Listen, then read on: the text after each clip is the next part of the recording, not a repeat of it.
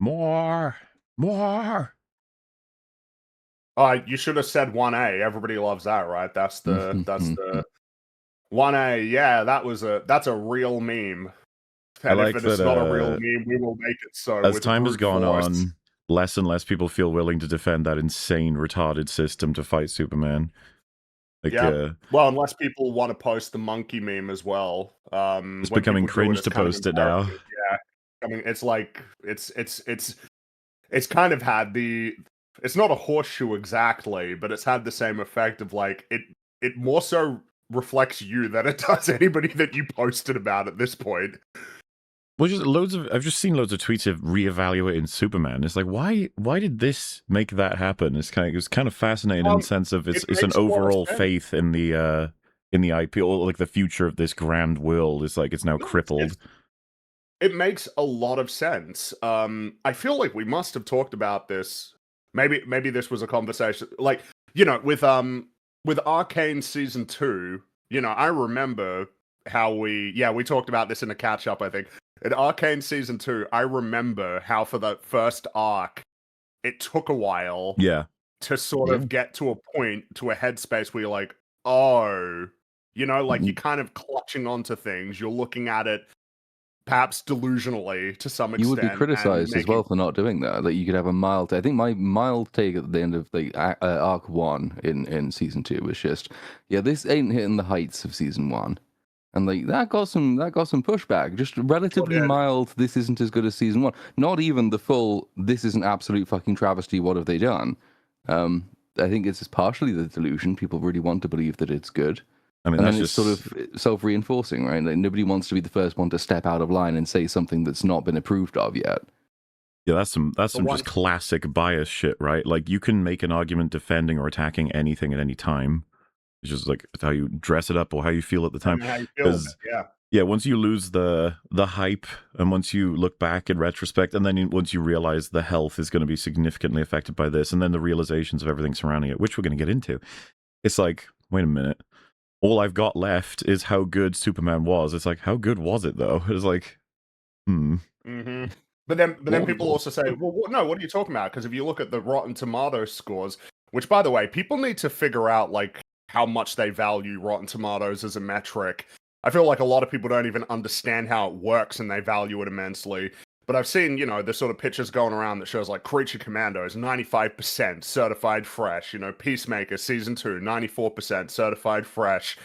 They both got higher scores than Superman, but they never come up in conversations about the quality of the DCU because nobody really fucking cares about those things. They don't matter. When it comes to the things that have mattered, there's these two movies, and it's like I think that there's no denying that the conversation around the DCU is pretty fucking toxic. Now, of course, I'm sure that there are people who will say, we know who to blame for that, right? That there's a couple of specific groups that can be pointed to, but you can do that. But I mean, at the end of the day, the conversation around this cinematic universe is it's not like a fun conversation, right? People aren't having fun talking about it. Even the people who want to defend it, it's like, well, they're pretty aggressively going to bat for it. And it's like, well, that can't be helping, that can't be helping the general vibes, especially when it's surrounding a film that's like kind of almost a stupidly positive movie in the sense that it's not very useful in the real world. Superman is not a very useful movie for people. In terms of sort of its we goals and messages say it and takes everything, but the gold trophy for like most ignored thematic through line by its own fans in history? yes, probably, because again, you gotta remind people, like, Superman's solution to, like, conflicts abroad is that American private military corporations should unilaterally intervene in them and assassinate the leaders of the countries involved.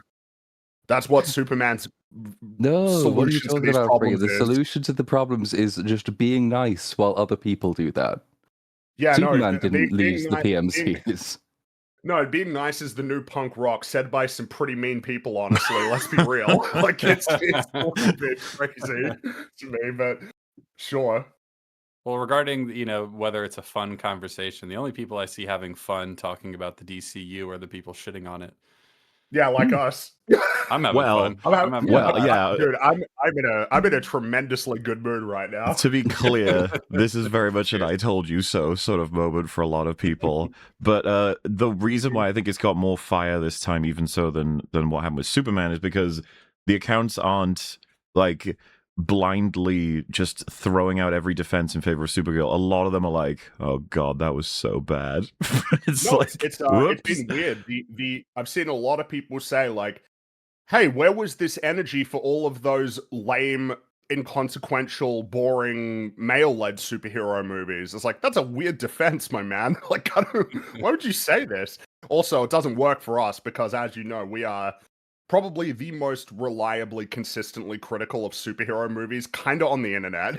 I think it will might actually be safe to say always that at this remember point. when we went on when at Snyder Cut and we got accusations of being Marvel fanboys when we were the ones that were pretty early on saying Marvel's dead because of Loki. Yeah, we were. I mean, we were saying it with Loki that it was over. Yeah. Yeah, We might have been qualitative. slightly early to that position, but it's not. It hasn't been an uncommon. There was a tweet yesterday, I think it was, or maybe the day before. I think that they did one of those. You know, they put the pictures of. I think it was this movie, Wonder Woman, and some other female-led superhero Madam movie. Web. Might have been Madam Web. The text of the tweet was like, "Funny how superhero fatigue always appears when it's a female-led superhero movie, but it's going to disappear when Spider-Man releases next month." It's going to disappear when I don't Spider-Man releases. think maybe that Supergirl and Spider-Man are on the same level of cultural footing. But then on the other hand, like it's not exactly as though people were not talking about superhero fatigue with, I don't know, Captain America 4, Superman itself, Fantastic Four, Thunderbolts. I mean, the list just goes on. Especially every superhero movie since Multiverse of Madness has had something like this said about it. It's it's just weird, man. The arguments that people are making in defense of this movie are just bizarre. But it's because it's kind of like it's recognized as something of a this is sort of a bit of an ideological battlefield is sort of what this movie is.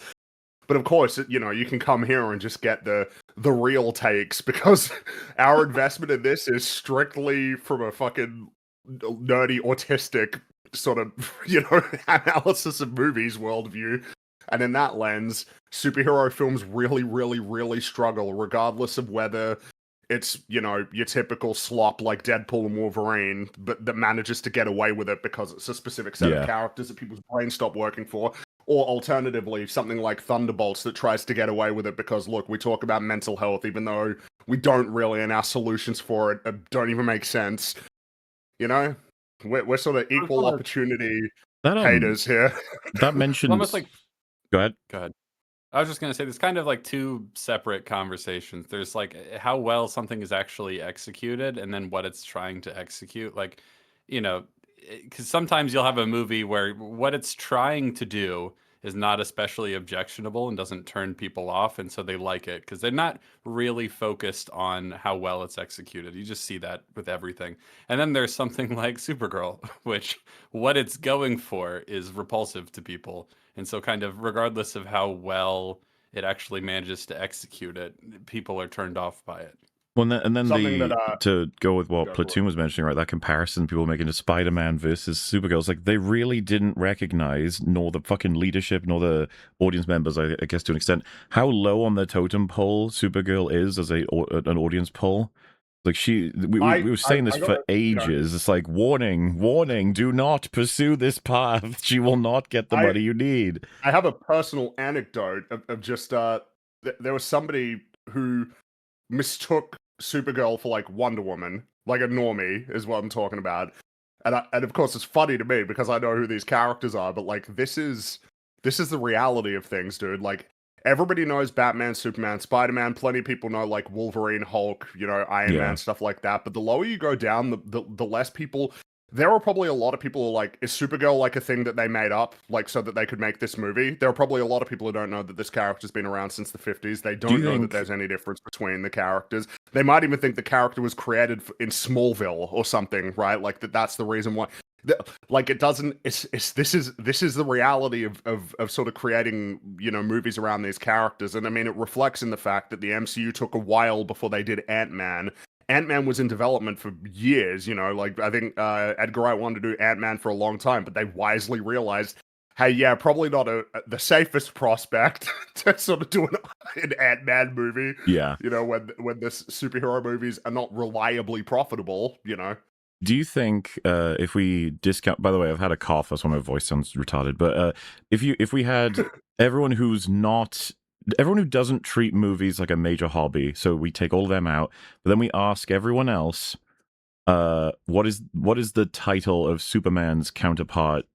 Is it Supergirl or Superwoman? What do you think the percentage split on that would be? I think it would be a 50-50? surprising one.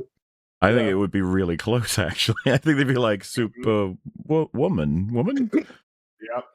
I think a lot of And, them would forget that Wonder Woman is even in the same world as Superman. So I think they would. Yeah, probably.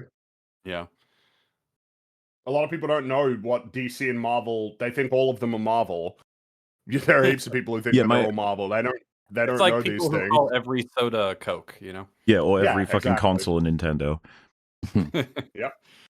I don't blame these This is people. It's okay to have different interests. it's fine. We love 'em. It's okay. And then I think there's something that has to be accepted, which has been really weird seeing people pretend that's not the case, which is I think it has to be accepted. Supergirl's like presentation in the comics and in media, from my understanding, which I will admit is limited, seems to be like pretty inconsistent. Like the idea that there is like, I don't know, a singular interpretation that can be pointed to as being the correct one, you know, feels like how is this an argument that can really? Whereas I've seen many people sort of try to prosecute the case that like this film is sort of presenting like an interpretation of the character that is correct, which is very funny to me because there was a featurette that they released where James Gunn was even making the case that this character has been presented in an inconsistent way in the comics. The reason why they're saying this is because it's based on a very specific comic book, Supergirl, Woman of Tomorrow, which I've read, and we can talk about that a little bit way later. We don't need to get into that now.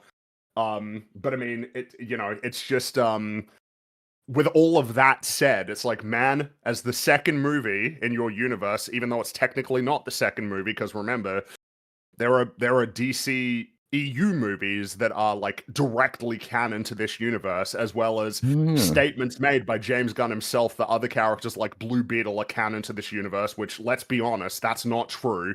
There's no way that character's gonna show up ever again.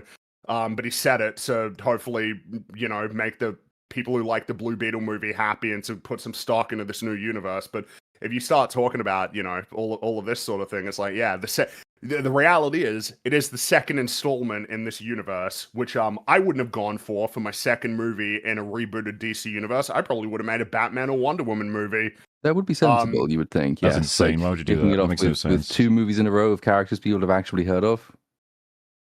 That's crazy. Yeah, but and yet on that front, that seems to be a big one that people are starting to realize, which is like, wait a minute, where is Wonder Woman? Because I believe James Gunn said in 2023 something along the lines to working on it in response to major like Wonder Woman content in the DCU, which is not, you know, emerged yet. And you know, in terms of the pipe, well, we're getting ahead of ourselves. We got a video to watch to sort of get started. I saw someone in chat, by the way, say I bet Friggy hated it, and it's like, dude, the internet hates it. Like it's like everyone.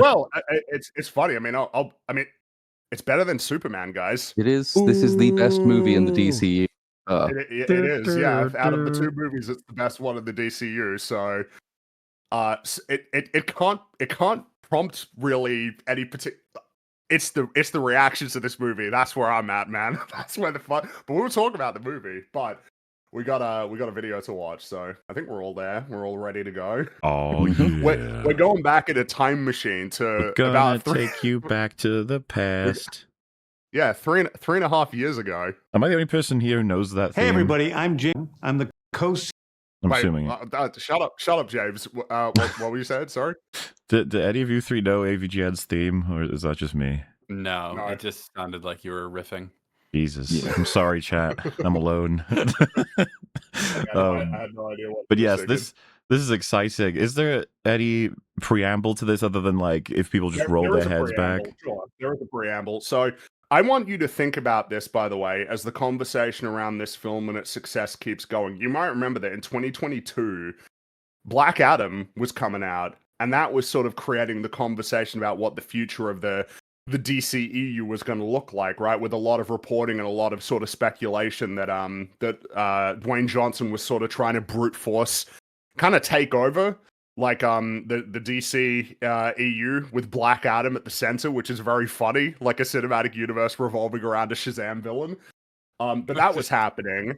That was a movie that was getting like a big. There was, everybody kind of forgets about that movie, but that was an expensive movie. There was like a big marketing push. He was really trying to hype it up. And it was sort of leading into, 2023, where there were like 4 superhero movies coming out that year. Which was leading into, I guess, what the DCEU was going to look like in the future, because unfortunately that cinematic universe had a big problem, which is Aquaman came out at pretty much the worst possible time. It was the best possible time for that movie because it made $1 billion inexplicably, but it was the worst time because that was the year after the original Justice League movie came out. And, if that movie failed, that probably would have killed the DCEU in a way that they would have rebooted sooner. But Aquaman made so much money that they persisted with this delusional expectation that they could continue to be successful. Shazam kind of contributed to it a little bit, and that kind of explains everything that came afterward, which was failure after failure after failure after failure, right? The Birds of Prey movie, Black Adam, and then the Flash, Shazam, and everything. Like it just perpetuated the pain for a lot longer for them. And Black Adam was sort of emerging as a bit of an inflection point, right? And then it didn't do very well. And when we say it didn't do very well, remember, it made about $400 million. That wasn't good enough. Nope. I just want you to keep that in mind. $400 million, that was not good enough. That movie was a failure. It did not do what it needed to do. And that was the end of that. And I think it was like a week, right? Like a week after that, that the announcement came that James Gunn and Peter Safran were going to be like the co-CEOs of DC Studios. What was the name with the plan of rebooting it? Wasn't the name of the hero team that Dr. Fate was on? Was it like? It was the Justice Society. Society, yeah. Yeah, I remember it being very close. Going all the way back to Man of Steel to now, it's like, what a mutated fucking freak the DC attempts have been. At least Marvel can claim it's like a rotting tree with all these branches, like the Kang branch, for example, the multiverse branch, or the attempt to launch different characters in different shows. Like, I see what you're doing. It's terrible.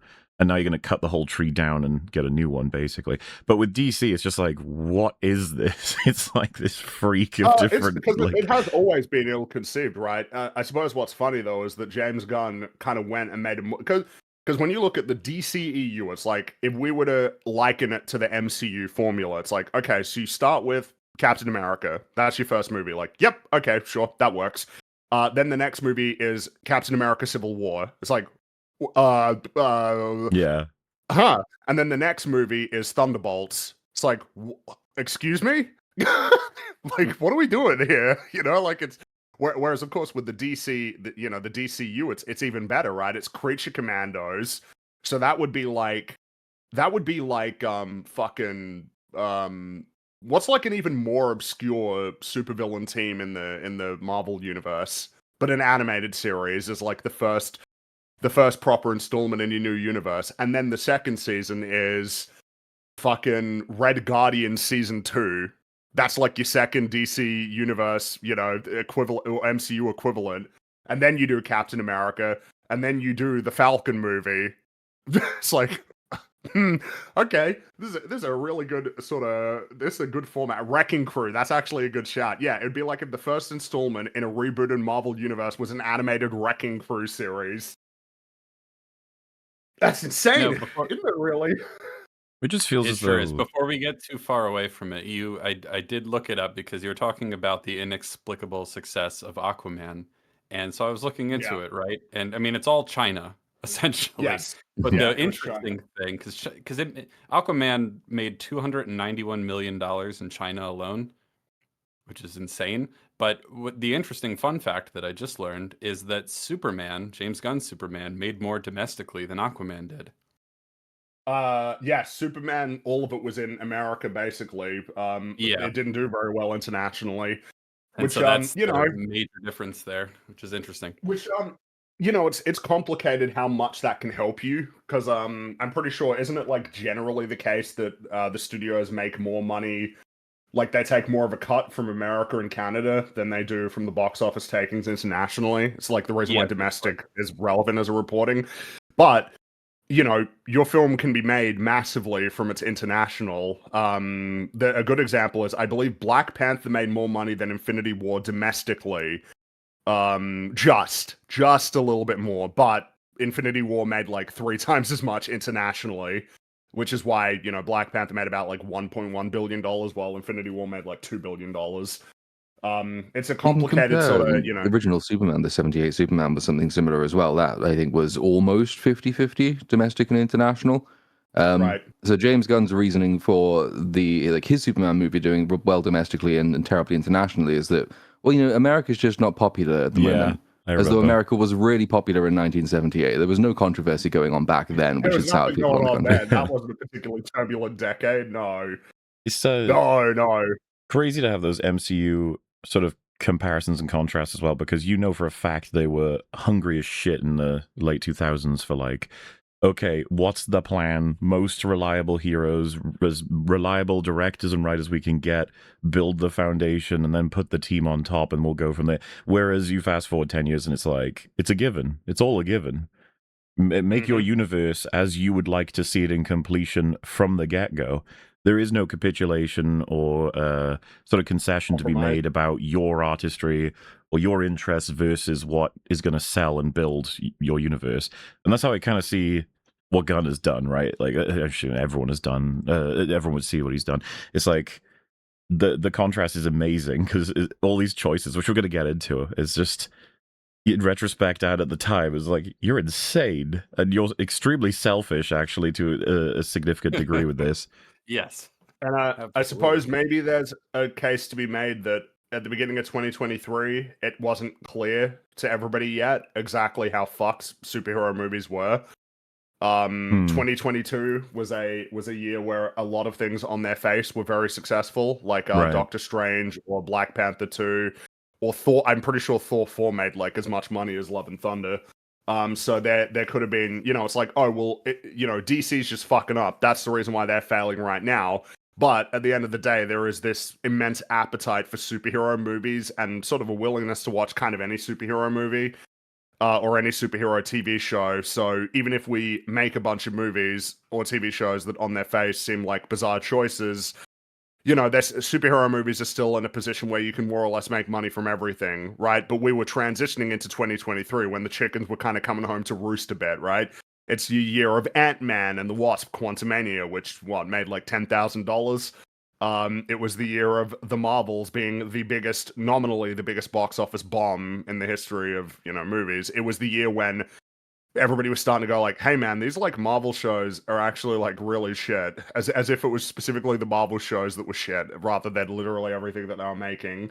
It was right when superhero films were sort of transitioning into the era that we're in now, where there is a genuine question of whether anything, aside from the most popular superhero media, like the most popular characters, are even viable, let alone profitable, like whether or not they're even in a position to make money, given that these films kind of have almost like a hard floor on how much they cost to make, or how little they can cost to make, and that number is an insane number.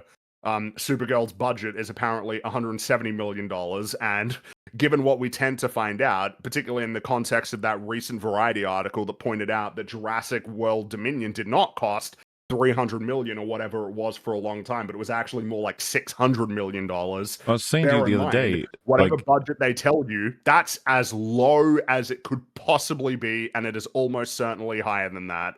saying from now on we need to have like a lying tax on all budgets from Hollywood, where we basically like at the end of the calculation times by 1.75 on average or something. Yeah, knowing the exact number is going to be difficult, but it is always higher than it's reported without fail. It's never lower. It's never exactly that number. Yeah, and it shouldn't even surprise you.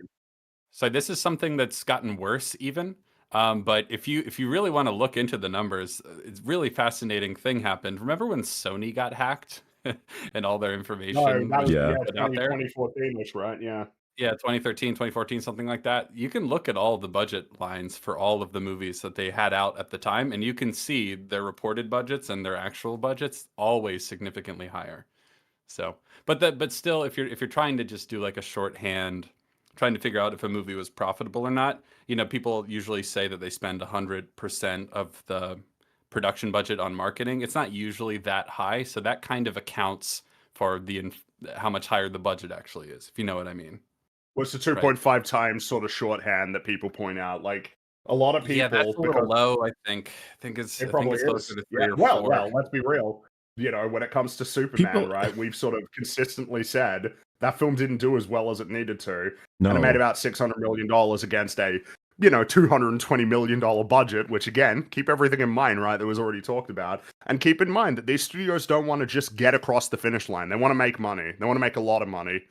That's their goal. That's what they get into this for. Yeah, we talk about all different things to do with it all the time, but like, despite that leak, for example, or different revelations for stuff like Multiverse of Madness or Jurassic World, all of those fucking films, people to this day still challenge any calculation like source, I made it up, source, it's just ignore where the numbers come from. I'm making it up because I hate the movie. That's the only reason I'm doing it. It's just like, dude, how long is it going to take before people start sort of, because we keep getting the reports like eventually for all these different movies, but the information never seems to catch up. Like the actual, I hate to put it this way, but the propaganda works like every It time. does work. It's very effective, and they're aided along by a contingency of really uninformed people who seem to think that as long as the box office is higher than the budget number on Wikipedia, like literally just that, then it's already a success. Like they don't even understand. Like they don't even understand that the film theaters take a good chunk of that money. They don't even understand 50 that to there are 60%, yeah. additional costs to making movies beyond just even the reported budget. There are a lot of people who look at it. This was what people saying for Predator Badlands, you might remember. Like, yeah, no, it's successful because the number there is higher than the number there. Not realizing it needs to be a lot higher than the number there, not just slightly higher. But anyway, we'll talk about all that. Anyway, take it away, James. Hey, everybody, I'm James Gunn. Hello. I'm the co-CEO of DC Studios. So as many of you know, DC has been disconnected in film and television for a long time. And it's one of, our jobs, mine and Peter's, is to come in and make sure the DCU is connected in film, television, gaming, and animation. The That gaming the characters one are is insane to me. I find it insane as a statement. Yeah, we're going to have like video game development run in a way that's compatible with a schedule for releasing movies. How are you going to do that? What does that mean?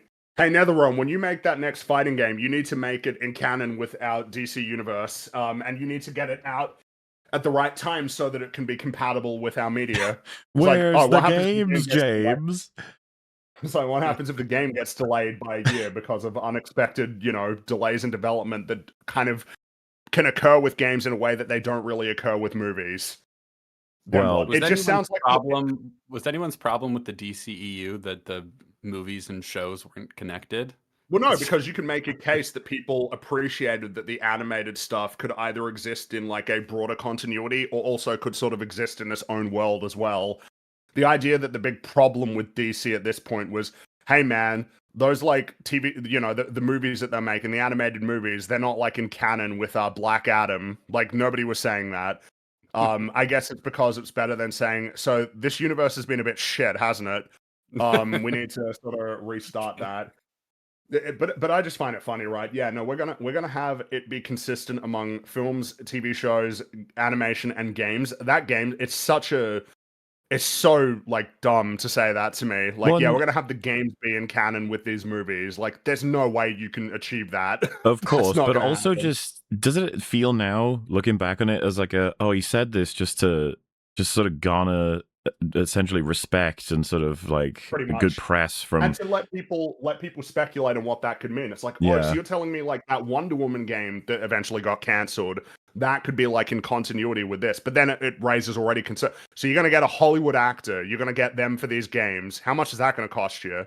right? Like, it's all of these sort of practical, or like you're going to get them for like a TV show that you release on Cartoon Network. How much is it going to cost you to get them to participate in making that?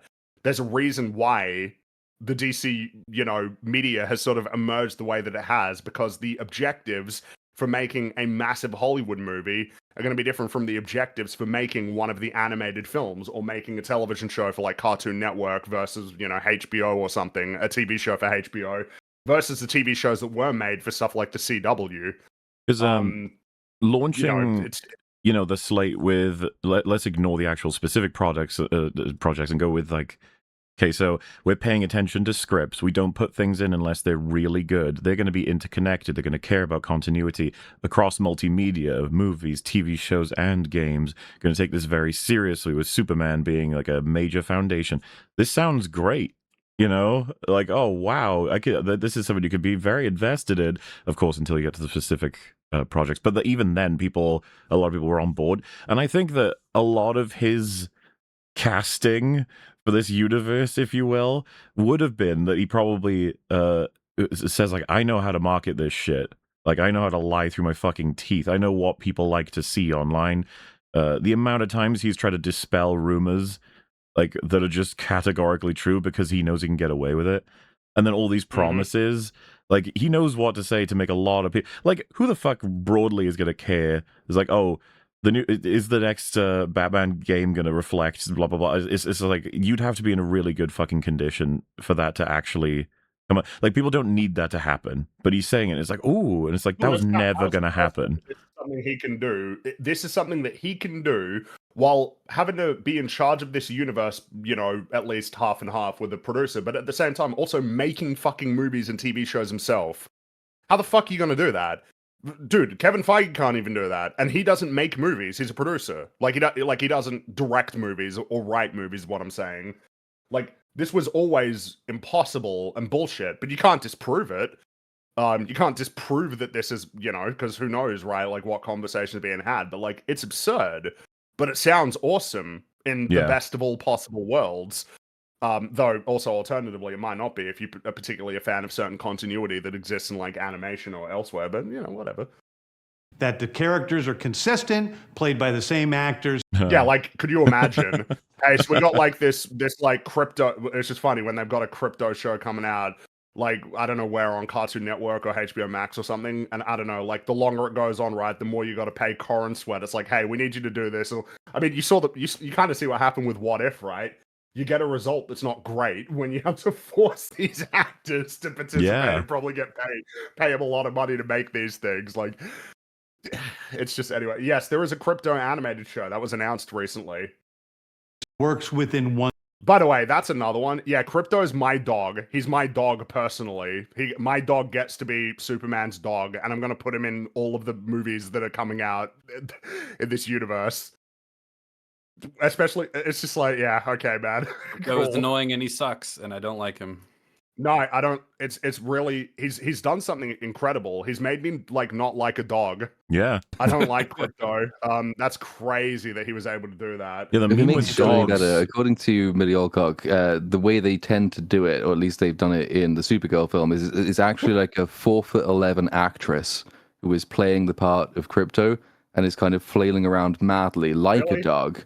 And then she has to perform against that. It's like a mime act, because, of course, they can't use a real dog, even when it's lying on a table unwell. That's not a real dog. That's an animatronic blended with CGI. So it's great. Crypto's wonderful. There's a Harrison Ford movie that they did that with, and there's behind the scenes of him having to deal with some guy in a gray suit, and it's funny as fuck. That's he's telling the truth, by the way. Like, yeah, Crypto is like 100% like CGI, like every time, all the time, 100% of the time. There is no real dog. It's just that it's based on his dog. Yeah. But yeah, I mean, to the point that, yeah, when even lying on the table, it's like, yeah, it's a fake dog, man. It's not real. And I'm sure that was cheap, animating all of that. Yeah, I'm sure this was a real cheap movie, Supergirl. Yeah, and go to all these planets with all of these big sets and blue screens. Yeah. No, super cheap. Yeah, it only cost $100 million. What are you talking about? That didn't last long, did it? That delusion.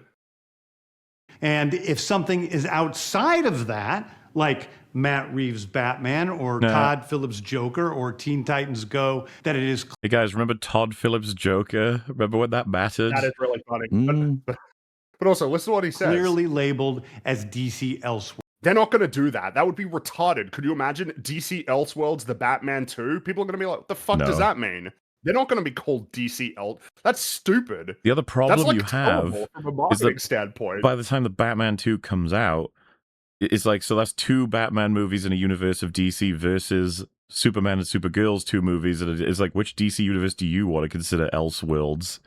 Well, yeah, and then the Penguin as well, which was an actually Yeah. acclaimed movie, acclaimed TV show that fucking got Emmy nominations. Even if the Batman 2 is abysmal, if you got Penguin and the 2 Batmans together, it's like that universe is way more promising than what we have with Gunn. Yeah, but hey, Matt, we're gonna call yours Elseworlds. You cool with that? It's like, The thing is, it will be to their benefit that actually most of the general audience has no clue what that word means and doesn't Yeah. assume that there's a difference. Like for any non-hyper nerd, hyper like in the game audience member, they will hear someone say, "Oh, that's DC Elseworlds," and they'll assume, "Okay, so you weigh 300 pounds and you smell," but I don't really understand what that word means. And actually, this might redound to James Gunn's benefit in the end, because when the Batman Part 2 comes out, and it's probably going to be way better received, and it'll probably be a way better movie than anything James Gunn has put out, then there will be a huge move to say, well, hang on, why aren't we making this like the basis of our DCU? We want this to make money. And the advantage there is that nobody understands that they're different universes in the first place. So great, just roll them together. No, I mean, that's true, but all I mean is, could you imagine if on the poster it says DC Elseworlds, the Batman 2? It's not going to happen. That would be insane. That you would be like, yeah, we're going to put a label on this that nobody understands that means that this isn't as canon as my canon. Like, you think any executive is going to say, yeah, do that?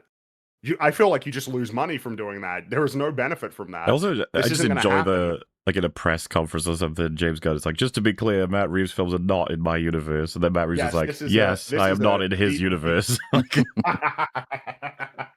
Yeah. glad we agree on that. We agree. outside of the mainstream DCU continuity. Now, Peter and I have gotten pretty lucky in terms of the 4 projects that are Yeah, Peter Safran is super lucky, honestly. It's kind of crazy that he's like in a position that's akin to Kevin Feige when like pretty much every single DC movie that he produced failed except for Aquaman. And I'm pretty sure the only reason that he was involved in Aquaman is because he works with James Wan. That, like, I don't know, that's just like a crazy upward failing in his case to me, that he's like in the same position as Kevin Feige just because he produced Aquaman. And then he produced all sure of those what- other ones that I'm not really failed. sure what, if anything, David Safran actually does. Peter personally. Safran, right? Peter Safran, sorry. Yeah, I was thinking of David Well, Safran. I think he you'll be does. seeing, yeah, with all of these execs, I'm seeing double here.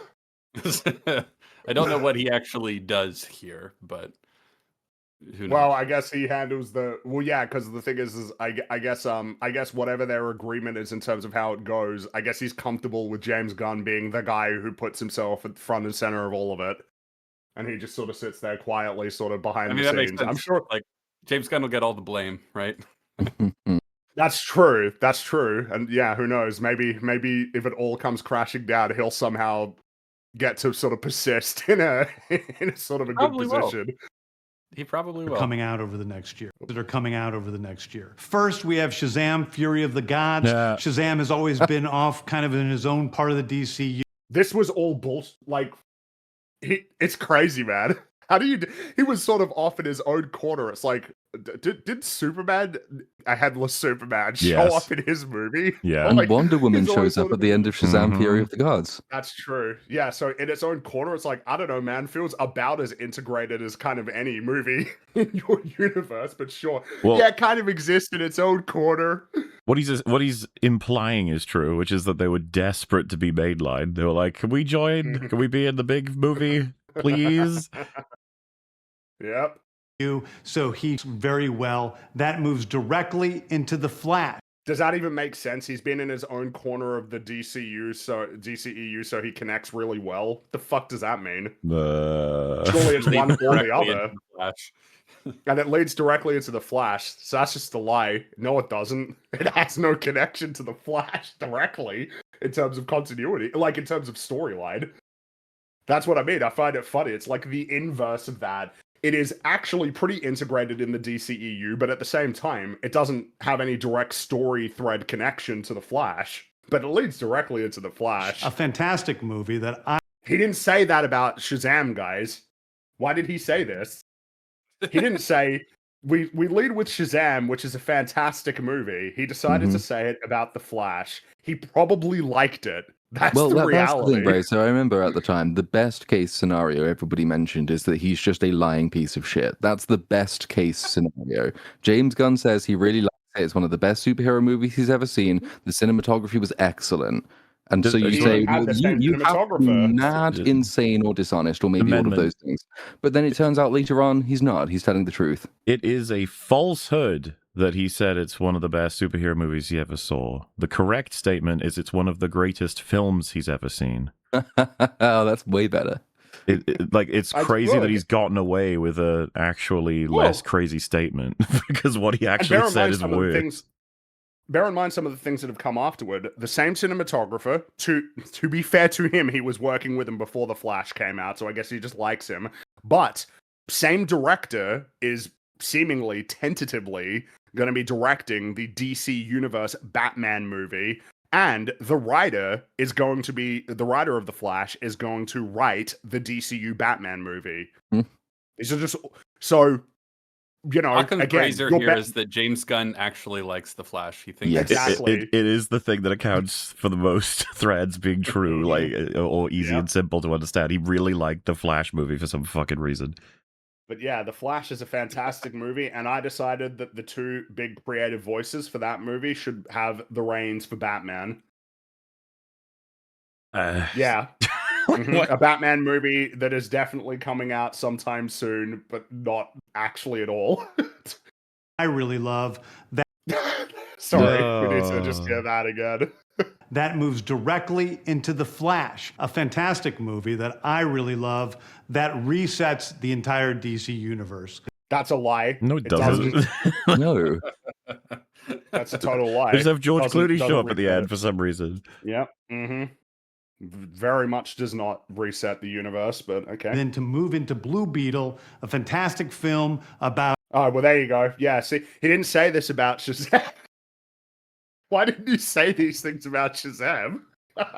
Sending it out to die. Which is funny, because, yeah, they're just terrible, but I mean, is there any more notably terrible than the movies that you made in this DC universe? A kid who's a marvelous part of the DCU, and then into Aquaman 2, which leads directly into our next few projects, which... No, it doesn't lead into it. That was the end. That was the embarrassing, pitiful, even though it made more money than all three of those movies. Aquaman 2 still had a bit of legs. It still failed, obviously, but that movie made like $450 million. Compared to all the other movies. It was actually their most successful movie of the year, despite basically being sent out just like, all right, we're done. It's over. Pretty funny. But yeah, leads right into our new DC universe. What are we starting with, James? I'm going to tell you about now. So, Peter and I, along with a group of very talented writers, have started to... Oh yeah, some of those writers is Tom King, right? He's one of the people that was sort of involved because he's one of the executive producers on the Lanterns TV show, which is being showrun by the dude who made the Watchmen HBO series. Isn't that extremely unpopular and bad? Yes, terrible. That's what I've heard. It's awful. Awful. You might have to check Lanterns out. Very talented group of people coming together to make a cinematic universe. Map out an 8 to 10 year plan of what DC Studios will be in film, television, and gaming. So they've gotten together in 2023 to come up with their 8 to 10 year plan. Hit us with the beginnings of this plan, James. This first chapter is called Gods and Monsters. Why is it called that? Why? It's pretty funny when Superman is very much intended to be about how he's not a god, that he's a person. Yeah, this so version is ironic. For sure, yeah. Is the name ironic? Because he's not? And it's funny because Supergirl has the same objective too. So why is it called that? Yeah, there has to be meaning for this outside of just adaptation. All at Gods and Monsters, like, yeah, where's Wonder Woman then? What the fuck is she? Hey, that means she'll come later in the chapter. It's a whole chapter. She just hasn't arrived yes, yet. right. And as for I guess monsters, well, there's one Creature kaiju in Commandos? that Superman movie, so that Creature counts. Commandos, I guess. I guess Be that them, too. yeah. Are there any gods in Creature Commandos that I'm not aware of? I don't know. I only watched one episode. No. Didn't like it. Now, this, what I'm about to tell you, is a part of the first chapter. It's not the entire first chapter. Uh-huh. It's a pot. What a great screenshot. image to Yeah. start. What a great image to start. It's such a with. like, wait, The what? first project is Creature Commandos. Creature Commandos is the beginning of the DC universe. Later on, he says that the true beginning is Superman, but the true beginning doesn't even make sense. There is only a beginning. The beginning of the DC universe, the original work, because all of these have, when you look on Wikipedia, right, the original work for the MCU, Iron Man, nice, strong, Yeah. great first installment. You look at the equivalent for DC, the original work is Creature Commandos. It is and forever will be the beginning of the DC universe. And you're already at the point where it's like, well, it doesn't matter if this thing is great. You're fucked if you begin with this. Like, this thing's got no chance. I mean, number one, it's Creature Commandos, which is something that no normal person has heard of, which is a big uphill climb. Number two, this is more unfortunate and just reflects the reality of our climate. It's an animated show, which means a lot of people don't care. A lot of people don't care if it's animated. And then of course you've got another thing as well of like, this is vaguely in continuity with your Suicide Squad movie that failed. Now, of course, there's elements of that film that are worthwhile. We've talked about that. But that was a failure, like, just categorically. Well, I don't like, what's the hook? Was there ever a thing of like, Creature Commandos is cool because, and then like a one-line thing? No, I think it was literally just like, oh, it's like a James Gunn like animated show about a with misfit some, like, group of wacky people. characters, and that's what he does. So you'll like that, right? He does that a lot. I mean, he's really lent into his fucking memes, hasn't he? Yeah. He knows one story. That's all he's got. Mm-hmm. Commandos is an animated series. I've written all the episodes.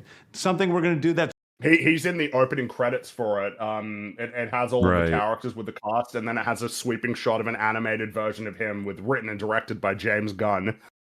But to me, that I feels like felt like noting that. half and half his ego, and also like I think he sold himself to DC as you need me as like a selling point. I'm gonna really help the marketing. You need to put me in. And they were so desperate that they believed it.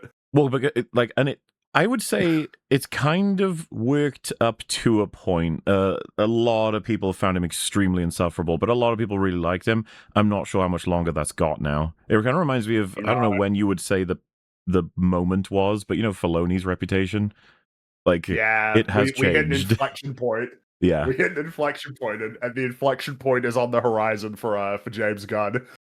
It's whenever a little Paramount bit different takes at over. DC. He's done. Well, yeah. I'm also talking about like social media what sort are of. you coverage. About? Yeah. What are you talking about, man? There was that quote from, I don't even think it was from James Gunn. It was from some other producer. Like, yeah, we've had conversations with Ellison, whatever the fuck his name is, and he's like pretty positive about it. He's sort of vibing with it. It's like. And then you can't help but remember hey, Gal Gadot, we love you as Wonder Woman. We're going to be making a Wonder Woman 3. Don't worry, you're safe with us. That was a real thing that she said, because I guess she realized that her time was coming up. So let me put a bit of public pressure. Or maybe they did say that to her, but nobody cares about her anymore. So it's all good. The funniest thing about that producer who said that, oh yeah, we met with David Ellison and he's really supportive of what we're doing, is that he immediately followed that up with, we got these projects. That horse has already left the station. Yeah, yeah, that's clear implication being that he can't kill those. They're too far along. He's gonna act. I don't know exactly what their strategy will be. It'll be very interesting to see. But James Gunn is done.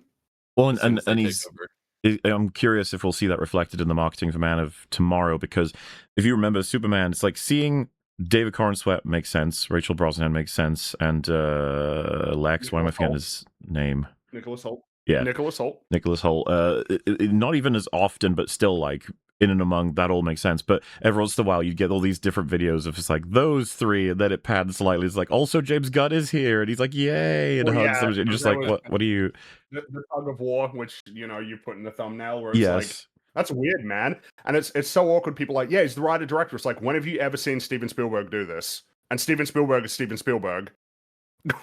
No, But yeah, how yeah, often yeah, do you yeah. see him I remember do people it? saying like Tarantino has been, and it's just like fucking does Tarantino. These are names that are like associated. They are like the selling point. You saying they? I think James Gunn wanted to be that, right? And probably Yeah, told but the DC problem he is, was that, and DC were like, all right, sure. But I'm curious if we're going to see that reflected in the next round. I feel like we're going to see a yeah, diminished James Gunn. I mean, Will they have been rushed different- production of Superman 2 ahead by like a solid 6 months from when it was scheduled to That's- start, because clearly they're Yeah. trying to get as much made before Before it's all over. before it's all over. Yeah, like it's funny because I think a lot of people would say, "What are you talking about? Isn't that indicative of success?" It's like, well, think about Superman, right? Superman gets announced in this video at the beginning of 2023. They spend the next year sort of doing all of the expected stuff. You got like your cast and everything. You're figuring everything out. It starts production like really early 2024, like January or February. Wraps like May, June, July, something like that. So you got a year post-production window. And look at what they churned out. It's a pretty bad-looking film with a lot of its visual effects, but that was after a year. And then you have this movie that only just started shooting like a month ago, which means it's going to be finished. It's going to have the same sort of schedule that Fantastic Four did. A movie that was obviously, they were trying to get that one moving as quickly as they could. It's probably going to finish shooting this movie like September, October, maybe even November for a release in July, a considerably more condensed window. Is that like a sign that things were amazing? Especially when it was a film that tried to, to some extent get the benefit from the market, which is something we'll talk about of like, yeah, no, we got finished scripts, right? We're doing everything, the right way. We're not rushing into these things. Like, we'll only greenlight a project if the script is excellent. Yeah. yes, that is one of his most devastating quotes now, and and it's funny because it was meant to be the one of like, yeah, we're way better than fucking Marvel. Yeah. What's annoying is that people seeing that quote, now they've seen Supergirl and they're like, well, he did say the Flash. It's like, yeah, he did. Where were you? Like, what the fuck? Yeah. He's like, And then people going, man, Superman. it's and also just people going, yeah, that is kind of crazy that a woman with literally one writing credit from 2018 for like an indie movie was made as the screenwriter for a tentpole summer blockbuster superhero movie. It's like, that was always crazy when it was announced, not when the film came out and it was bad. It was also What crazy happened, to guys? pre-announce that same person would be in charge of Wonder Woman and Wonder Teen Woman and Titans. Teen Titans. So Yeah. that's going to go well. But then, I think we've baked in that most of these things are never going to happen. I think there's a real prospect that the first actual pitch Paramount receives from James Gunn is that Jimmy Olsen and Gorilla Grodd TV show that he's announced. Yeah. The HBO Max. So can you? I just want to be in the room when he delivers this. I want to see little looks on the executives' faces But that's the before they thing. yeet him out the window. The only way I could buy it is that a lot of them are just sitting there going, "Oh, is that like your super gorilla man? Is that, do people like that?" And he's like, "Yes, people love it. You'll be surprised." And he's Yeah, like, "Oh, they love okay." him. And Like then they it's have no sort of idea what's like, going on. And then they're like, "What's with these You need numbers, one- James?" And you'd be like, "No, that's actually good. Those numbers are actually really good because let me explain." And then he gets like a fucking whiteboard and he's like that meme with all these like lines and fucking wires and shit. Then you need one person there who's like, Gorilla Grodd is a Flash villain. Right, James? It's like, yeah. So what's he doing with this Superman guy? What's going on? It's like, hey, look, All right, it all makes connected. sense. Dude, That's I can right, yes, I can it's totally connected. picture he likes being in the room with people who don't know anything about DC. So when that guy says that's a Flash villain, right? You can see him be like, "Why?" Oh shit. Like, Imagine David Ellison knew that. Wait, isn't that a Flash villain? James Gunn's like, DC. "Wait, you know who the Flash is?"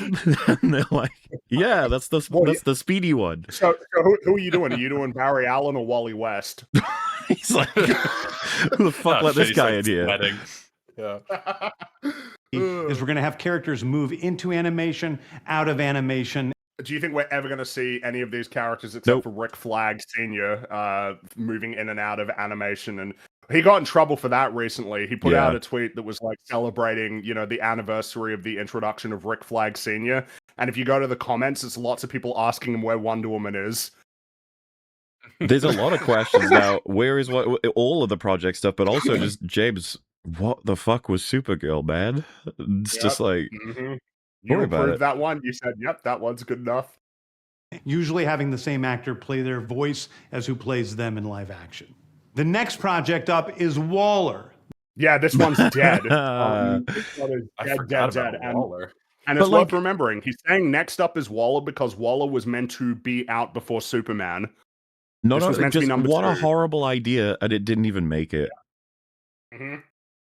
Fucking Waller, Is it- what are you doing? Crazy. I know a lot of you guys have forgotten this. This is why we need to watch this again. We need Yeah, to I totally remind you of forgotten. what was the pitch. This I don't was even the know what a pitch. Waller is. Waller was meant to be the second show. It was Viola meant to be Davis. the first live action property in this universe. Is it Amanda Waller? Is that her name? Yeah. Yeah. Suicide Squad, Viola Davis. They keep trying to make her That's- work. They are desperate for her to work for some Mhm. reason. This is a story of Amanda Waller, played by Viola Davis. Viola Davis is going to team up with members of Team Peacemaker, and this is a story that's been created by Crystal Henry, who did Watchmen, and Jeremy Carver, who created the Doom Patrol. It is a fantastic story that's out of this world, and I can't wait for Oh. people to see it. You'll have Why to did he wait laugh forever. like that? You have to wait for it. Yeah, that was weird. That was a He laughed. fantastic story. He thought that was very funny. Where's Waller, James? Where is she? It's Where's dead, the dead. Waller?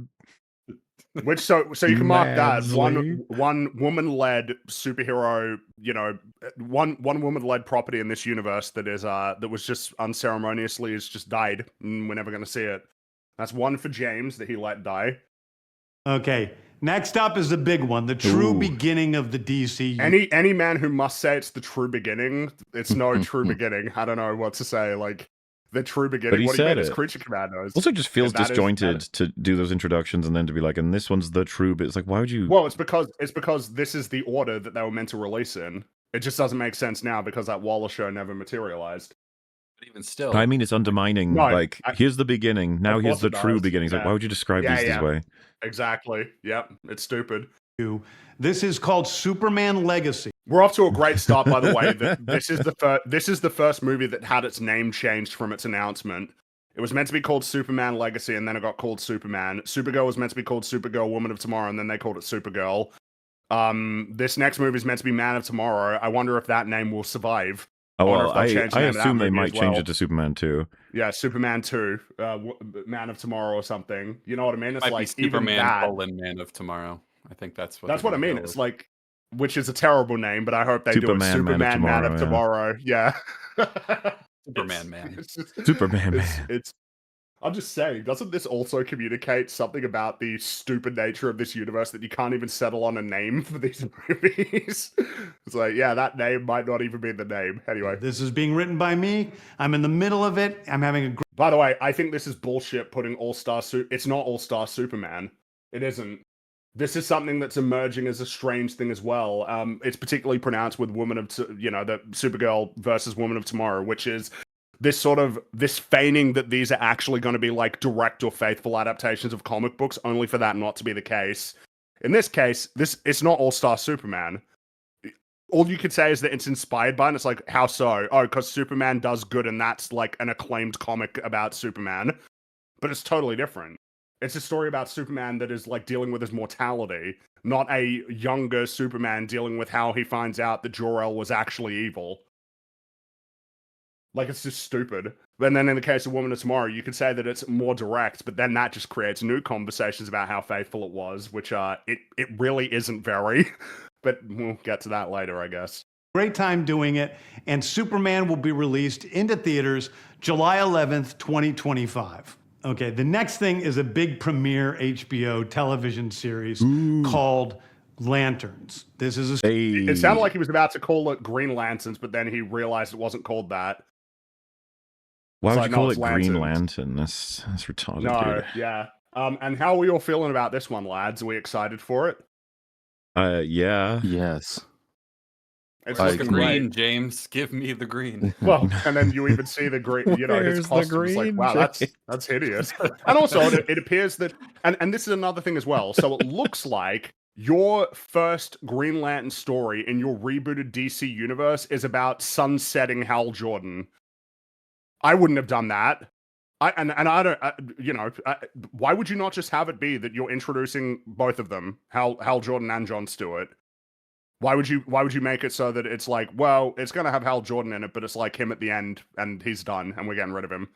That seems to be what it's going to be. I wouldn't have done that for my first Green Lantern story. I would give myself a little bit of room, so that I could have multiple of these Green Lantern characters, but, whatever. Also, why is he Cletus? Is Hal Jordan meant to be like Cletus? Is that what he's meant to sound like? Why not? I don't know. This is what I mean. It's all, and it looks great. I'm sure it's going to be a great show. I'm sure it's going to get rave reviews. I'm sure that people are going to respond to it really well. And it's not going to be another thing that comes out that is received poorly, really close to Supergirl, that really starts to make people think like, wait a minute, what is going on?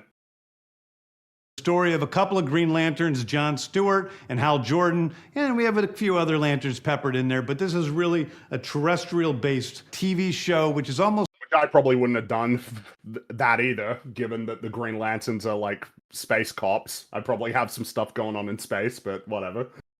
like True Detective with a couple of Green Lanterns who are space... Oh, and that's another thing as well. It's like True Detective, a show that at least some seasons people really, really like. That can just make people assume this is going to be great because you're like, oh, it's like True Detective. Yeah. It's like, well, that remains to be seen, doesn't it? But I'm sure it'll be Supergirl, just man, as True good Grit. as season 1 of True Detective. Oh, yeah, it'll be like True Grit. Yeah, that's right. But True Grit These is cops- good. Yeah, True Grit is really good, so it's kind of crazy that they would make that comparison. It's not doing you any favors, but all right. watching over Precinct Earth. In it, they discover a terrifying mystery that ties into our larger story of the DCU. We'll see. Ha! What a great thing to pause on. We'll see about that. But yes, this is a particularly notable one as well. The Authority. That was meant to be the second movie in the DC universe, The What? Authority, and he was setting it up because the engineer is part of this team. Absolutely insane fucking decisions. Yes, this is insane. The idea that you Literally know nothing about this. Yep. I would not consider myself to be like super familiar with DC, but I'm much more familiar with it than the average person. I had never heard of The Authority. If I haven't heard of it, what chance does a normie have, of having any idea who this is? Next is a big movie called The Authority. Big movie. Listen to his voice. He's ecstatic about this one. He's really excited about it. Dude, it's a misfit group. They're all working together to just do the best thing they can. Of course he's excited. Authority is a passion project of mine. It's based on the marvelous Wildstorm characters we are now bringing into the DCU and will interact with all of our primary DCU characters. The Authority are a group of superheroes who think the world is broken and they want to fix it by any means necessary. I think it's a very different... It makes you think, I think he got too gassed up when it was said, it's like a tree and a raccoon, and he turned that into a great IP. Everyone loves Guardians of the Galaxy. He's like, so do it again and again and again and again and again and again and again. And this is like, please stop. Mm-hmm.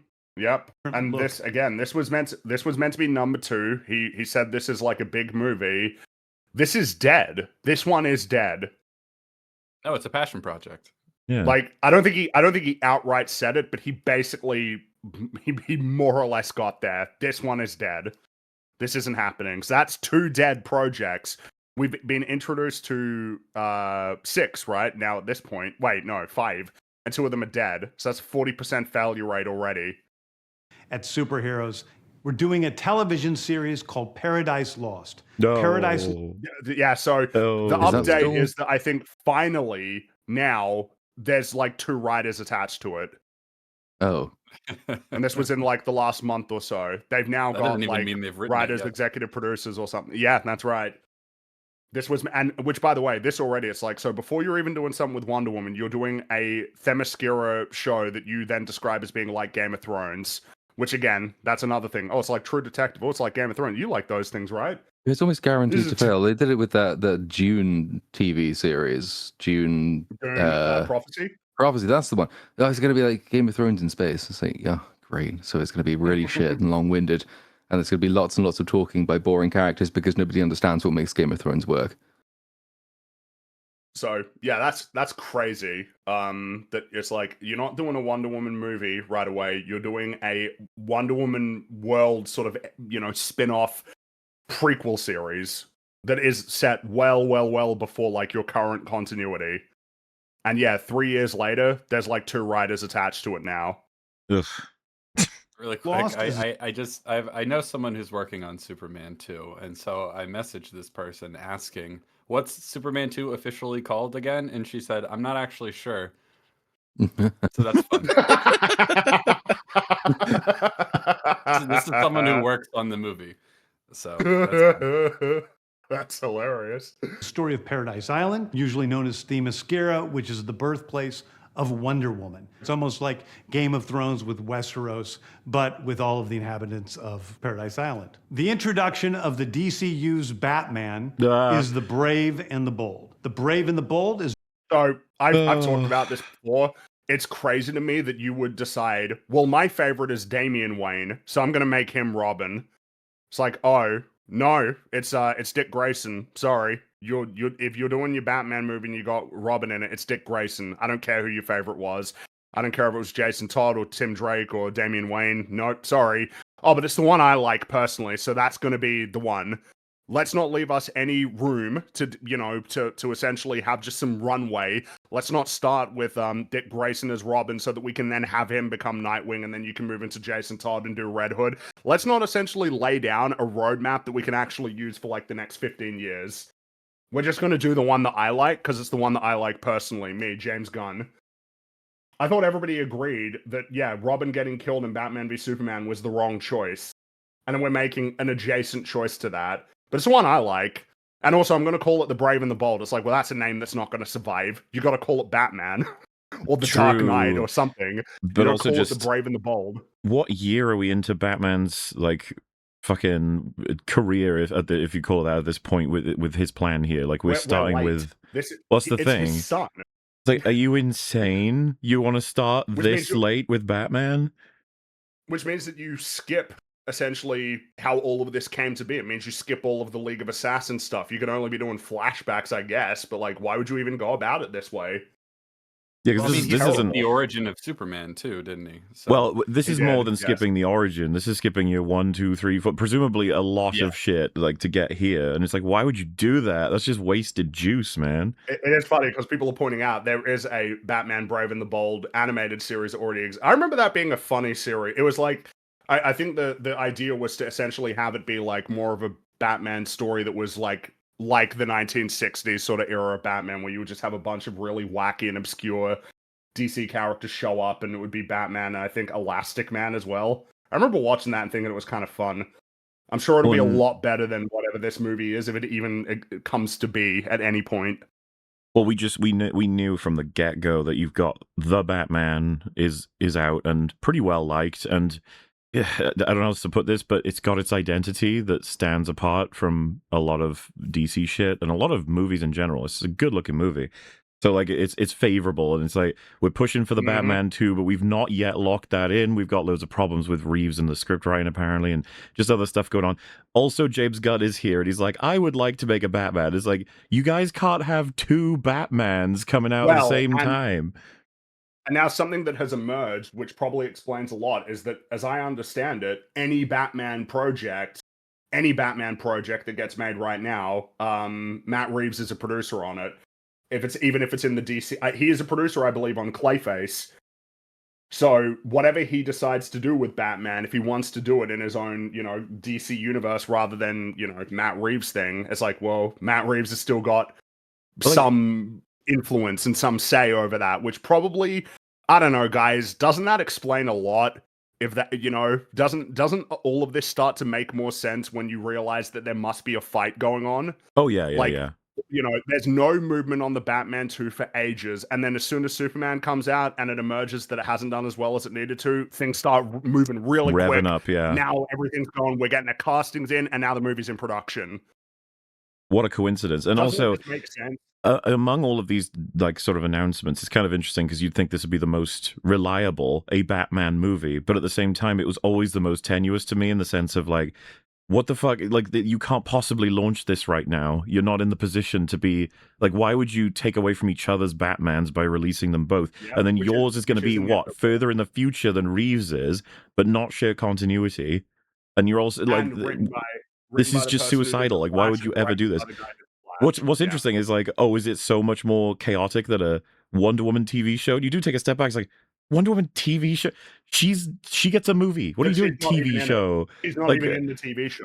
She's not a part of it. It's that's what I'm before getting her, at. so Like she's- these decisions, you so many people are so like, I don't know, just in the clouds. Like this is gonna be great. It's like this Batman was just never gonna fucking happen in this current state. And if the Batman 2 earns a cent more than Superman in the box office, which is very likely it will, oh boy, ooh Nelly. Yep. Mm-hmm. The story of Batman and his actual son, Damian Wayne. This is based on Grant Morrison's great comic book run. Damian Wayne is my favorite. It won't be. It won't be based on the actual comic book. They never are. Well, no, because again, it's become an awkward. The thing is that when the comparison becomes too close, you get into the problem that I said before, I don't believe that Supergirl is actually very faithful. I've read the comic, Woman of Tomorrow. It's all right. It's not great. It's okay though. It's got great artwork though. It's obviously based on it, but it's worse, which presents you with a big problem. It's like, oh, you adapted something, and the connection is much closer, but still not very close because there's a lot of changes that are made, and you made something that's worse than the comic. That is a comparison you don't want to invite, because that's a really awkward one to get around. Even for the people who are defending this movie, I don't know that any of them are in a position to say that it's better than the comic, because it's not.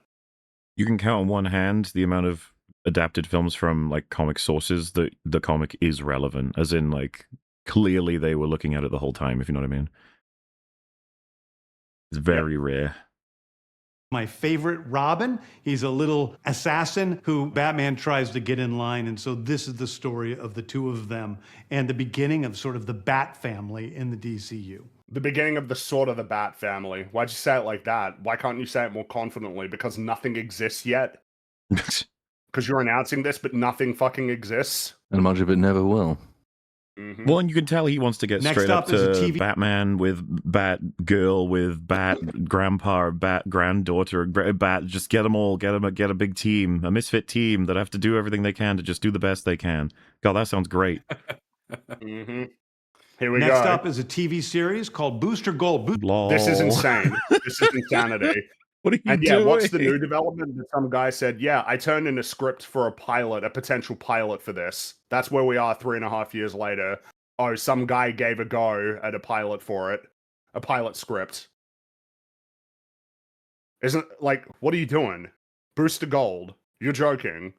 This is like a character that you can try in Phase 4 of your universe. Yeah, this is an experimental era where you're doing amazingly. Mm-hmm. Booster Gold. And also, you don't want to invite this right because he's a time traveler. You don't need that right now. Not when you're doing You don't Pocket need that Universe right now on and top of shit the like fucking pocket universe. It's cloning. Like they don't need that. Is one of comics' really popular cult heroes. He is a Well, if you're a cult hero, you're not popular. It's kind of like baked into the name. Like something being a cult thing means it's not popular. But okay. fascinating guy. He's a loser from the future who Oh wow, yeah. This is why he wants to do it. It's right up his alley. This kind of character. Yep. uses future technology to come back to present day and become a superhero so that people will love him. It is basically the superhero story of imposter syndrome on an HBO Max series. Wow. Yeah, see, like, that Autobiographical. sounds like totally, yeah, autobiographical, one thing. But like, in a totally disconnected thing, which is not part of any grander shared cinematic universe, fine. That's an interesting premise. I wonder what we can do with that. You can't really do time travel like that in a shared cinematic universe. Or never mind a shared cinematic TV and video game universe. As soon as you introduce that, the obvious question is just like, well, can we just go back and make Lex not a retard? Because then he might be happier and he won't be a villain. It's just, what even is the through line for any of this stuff? What unites these as a story? Things Is that he likes, it? yeah. He likes them. That's it. He's personally into it, so who cares what the sensible choices are? Who cares what the necessary, maybe even the choices that you don't personally agree with, but the ones that are necessary for building a This is the cinematic thing, man. universe that already has an established fan base that, you know, likes what they like. if you are put in charge and you're like, I fucking adore Batman, he's the best, superhero ever. Superman's cool, I guess, and Wonder Woman sucks. If that were like your position, not saying that's James Gunn's, it's like you'd still have to concede no matter what that you got to get those three running. Like, Exactly. doesn't matter. Those are your three priority ones, and if it's just, but Booster Gold's my favorite. It's like, that's too bad. Don't know what to tell you. That's too bad. That's too bad. One of my favorite comic book series from last year was Tom King's run on Supergirl, Woman of Tomorrow. Oh, here we and go. So we're going to turn that into a big science fiction epic film. Now, so think about the placement here, because what he is presenting, this is broadly the timeline for these projects. They are being presented more or less in order of when they were meant to come out. And you might notice Supergirl is showed up pretty late, all things considered, because it's now out all the way before Lanterns. And you will recall that the reason why that's the case is because the script was great, according to James Gunn. You need finished scripts. That's the priority for the DC universe. They need to be finished scripts. And this one was so great that we moved it up because it was done and ready and it was great, and now it's out. And it was so great that the woman who wrote it is now going to be writing Wonder Woman and Teen Titans. It's just all stuff to sort of bear in mind when it comes to this. Let me see if I can grab exactly the quote that he said, just to sort of color, the sort of conversation here as we progress. It's just it is just, man, it's just crazy. Like, this is like, well, this is how this universe has emerged. With all this context and with what's coming in the future and everything that he said, it's like you'd have to call this death by 1,000 sledgehammers at this point. Like, these are all extremely stupid decisions. But the reason it took that many sledgehammers is because it's hard to kill something with this much potential, I guess. But he's done it pretty fast. Good job. Yep. And I do enjoy that, because it is, because I've seen a lot of conversation around the film almost having to remind people that maybe genuinely believe that it was made by James Gunn, like that he's the writer-director. But the problem that James Gunn has is that he chose to make himself the face of this universe. He chooses to put himself in like the marketing material even for this movie. He is the lead creative voice for the cinematic universe that has the final say on what is and isn't made. So with that in mind, even if it's not your script, you said it was great. You stamped it. You said, yep, that's good to go. This will be our second movie because that's how good it is. I mean, what's he going to do?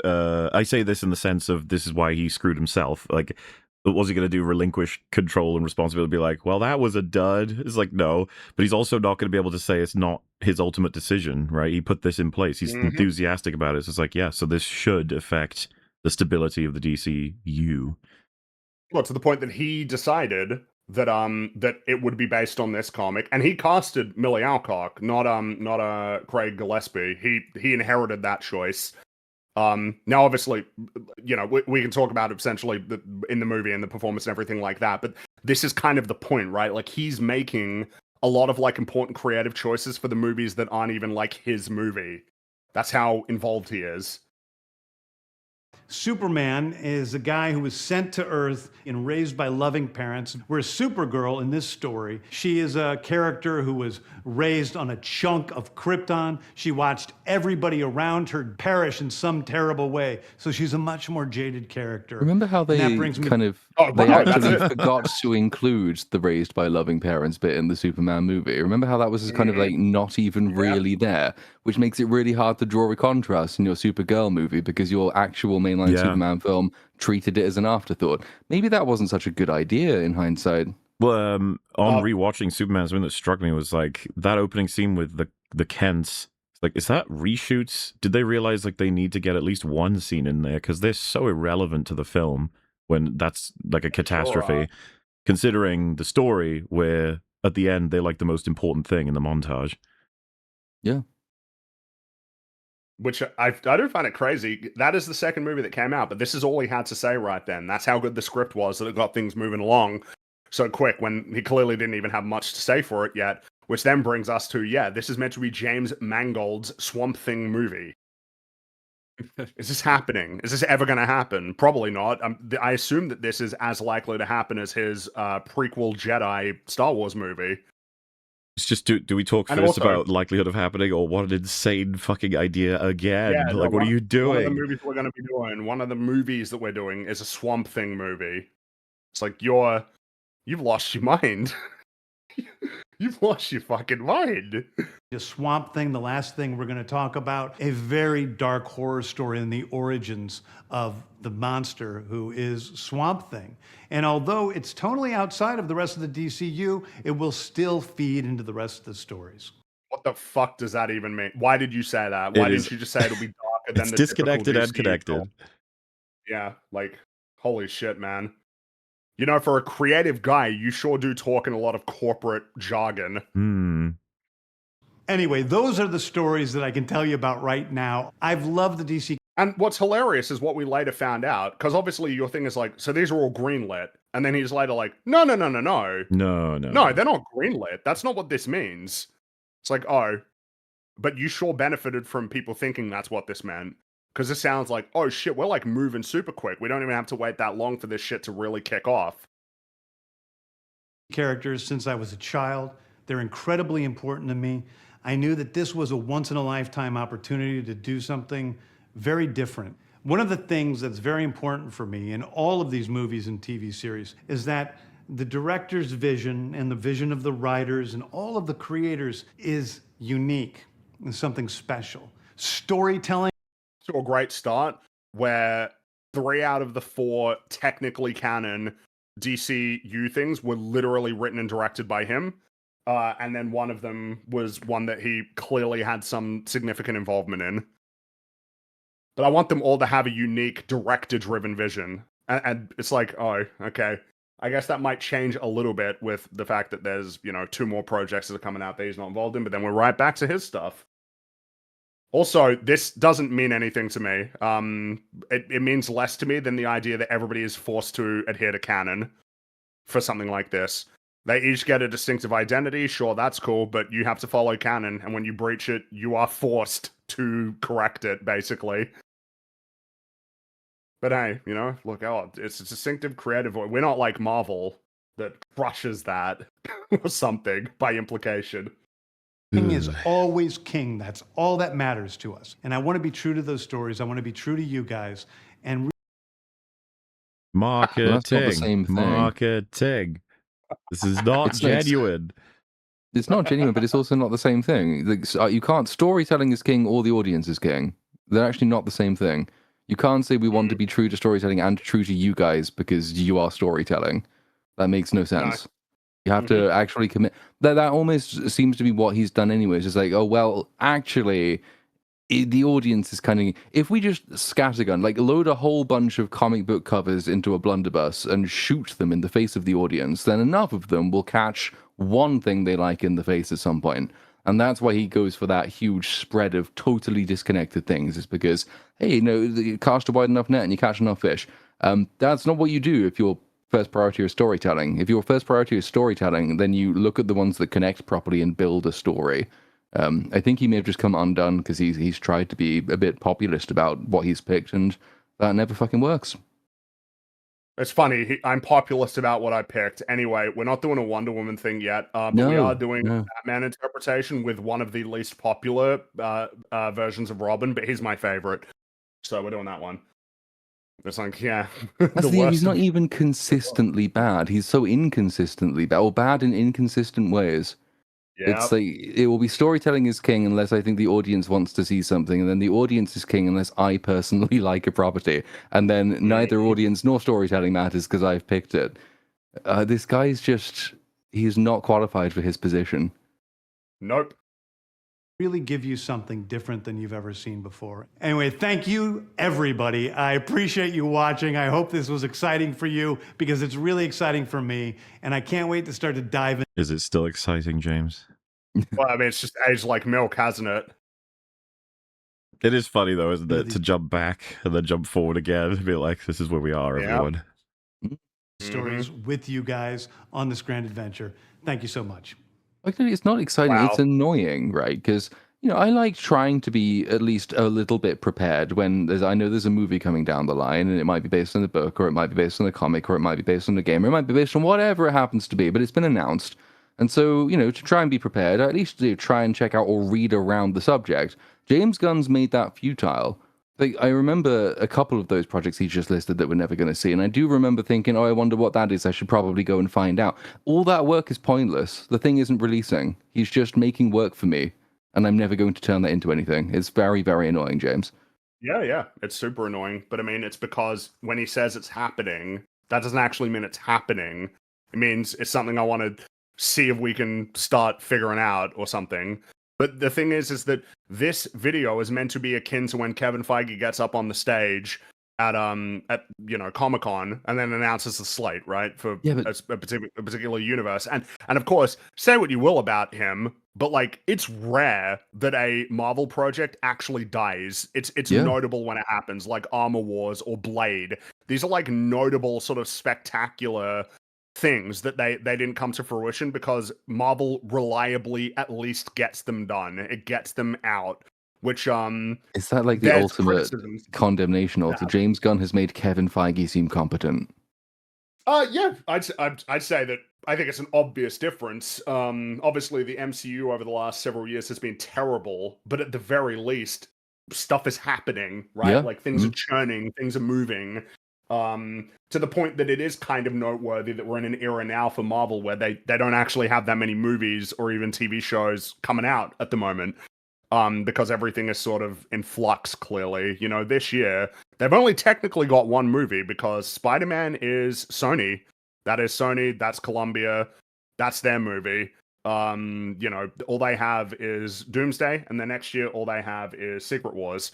And then I guess, and I think there are a couple other shows that are, but that's like what it looks like slowed down. But I imagine that they actually have real plans for that to pick up immediately. And when I say real plans, I mean like actual like projects that will be sort of moving, ready to go, ready to start getting shot.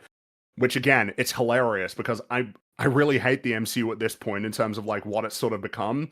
But even like the MCU at its most incompetent is still like in a sense more competently run than the DC universe has been so far. That's insane. Mm-hmm. That's insane. It's a universe in collapse, and it's doing better than a universe that's just started with a very specific and clear creative voice in charge of it. What is it like? What happens if Clayface is an excellent movie? What does that even mean? I think that's got to be a complication. It's like, so the one that was great was the one that was written by a dude who doesn't really have like any involvement with your universe. Yeah. Mike Flanagan made a movie, gave it to you, gave you the script, and it was a great movie. And he's out. He's not making anything more, obviously, right? Like he's gone back to doing his own stuff. I don't think that helps. And whatever success it finds is going to be limited. Of course it is. Because it's Clayface. It's a Batman villain movie before you even have a Batman in your universe. It doesn't mean anything. And of course, we got the Lantern show, which is probably going to be bad. It's probably going to be bad. And then you got Man of Tomorrow, which will, no matter what, it makes less money than Superman. That's a guarantee. That's guaranteed. And it also looks like it's going to be pretty overstuffed. Which is funny. I mean, Batman v Superman is a terrible movie. Don't let anybody convince you that it isn't. That movie is dog shit. But the criticism that it was overstuffed is pretty hard to say at this point with a straight face compared to even Superman, like last year's Superman. But I mean, it looks like this next one's going to have basically all of the characters that were in that plus more. That's insane. It's like. But anyway, that's we're jumping ahead of ourselves because we're here to talk about Supergirl, which I suppose now is the did anyone time hear to, that movie that just came out with the lady who can fly and shoot lasers? Yeah, that's right. Supergirl. Sometimes she can sometimes shoot lasers. Mm-hmm. Wow, look at that! It's Supergirl. What do we think of Supergirl? Let's go left to right. Let's get our impressions of this movie. Oh, it was very, very bad, and I didn't like it one bit. Whoa! All right. I found very little redeeming in it whatsoever. There are a couple tiny little pieces that I'm like, you know what, that's something. But it was just it mostly. it's very boring. It's just very difficult to actually watch. Here's the thing. You know, it will come up whether this is actually worse than it already did come up, whether this is better or worse than Superman. I think Superman is more of a disaster, but this is more worthless. I think there's very little of value to be found in this movie whatsoever, and I'm not surprised it's flopping hard. It's not good, and you shouldn't watch it. Oh, floppy, like a big old floppy thing. Like something. Yeah, so Supergirl's bad. It's just another bad modern comic book movie, like superhero movie. It's the plot is nonsense, filled with contrivances and stupid shit. It is, from a world building standpoint, it certainly don't help some of the problems that Superman had, which we could talk about. Thematically, I think it's a very confused movie. And you know, it's just in terms of the character writing, it's like, could it be said that there are fleeting moments where there's maybe a worthwhile idea or concept or sort of angle that you can go for with the characters? Like, okay, yeah, I guess, but film doesn't help itself in that regard. I would say that this movie is pretty much should convey, you know, something that could be said about Superman is it ain't like what you would consider a slop Marvel movie, right? It sort of exists in its own realm of problems, in the sense that, you know, what would be said for a Marvel movie is that it's slop that doesn't have a distinctive creative voice, sort of oppressed by the very corporate nature of the MCU, and then it means that you get kind of this sludge that is of the same consistency as everything else. This is different than certain things where they're bad in a way that has a distinct creator that's to blame for that. Like, The Boys isn't sludge, right? Like, it's not. It doesn't qualify as that. It's its own thing. And Superman is kind of like that in its own very catastrophic way. This movie is better than that movie, because that movie is, like, completely botched through and through. But this one feels more like a sludge movie. This one feels much more like a sort of sludge modern superhero film, which is not a good sign for what was even mentioned before of like, yeah, no, we're gonna have a sort of distinctive creative voice. Like, no, DC is fully capable of making just slop, which is what this movie is. It's a bad movie. You don't need to watch it. Those are my notes. But I mean, I've got a lot more notes than that, actually. We'll talk about it. Wait, is that me then? Yes. I described it to Cap as being summarized by this particular emoji. And there's a lot of interesting aspects to that. Okay, let me get it up on screen. Actually, this guy, he's been through a lot. This one, look at him. He's seen a lot. He's done a lot. But like I'm saying, the movie is this. It's like watching this guy. It's like you already know it's so fucked. Everything at every moment is just like really pathetically put together. The fact that his DNA is drawn in any way from True Grit is so embarrassing to me.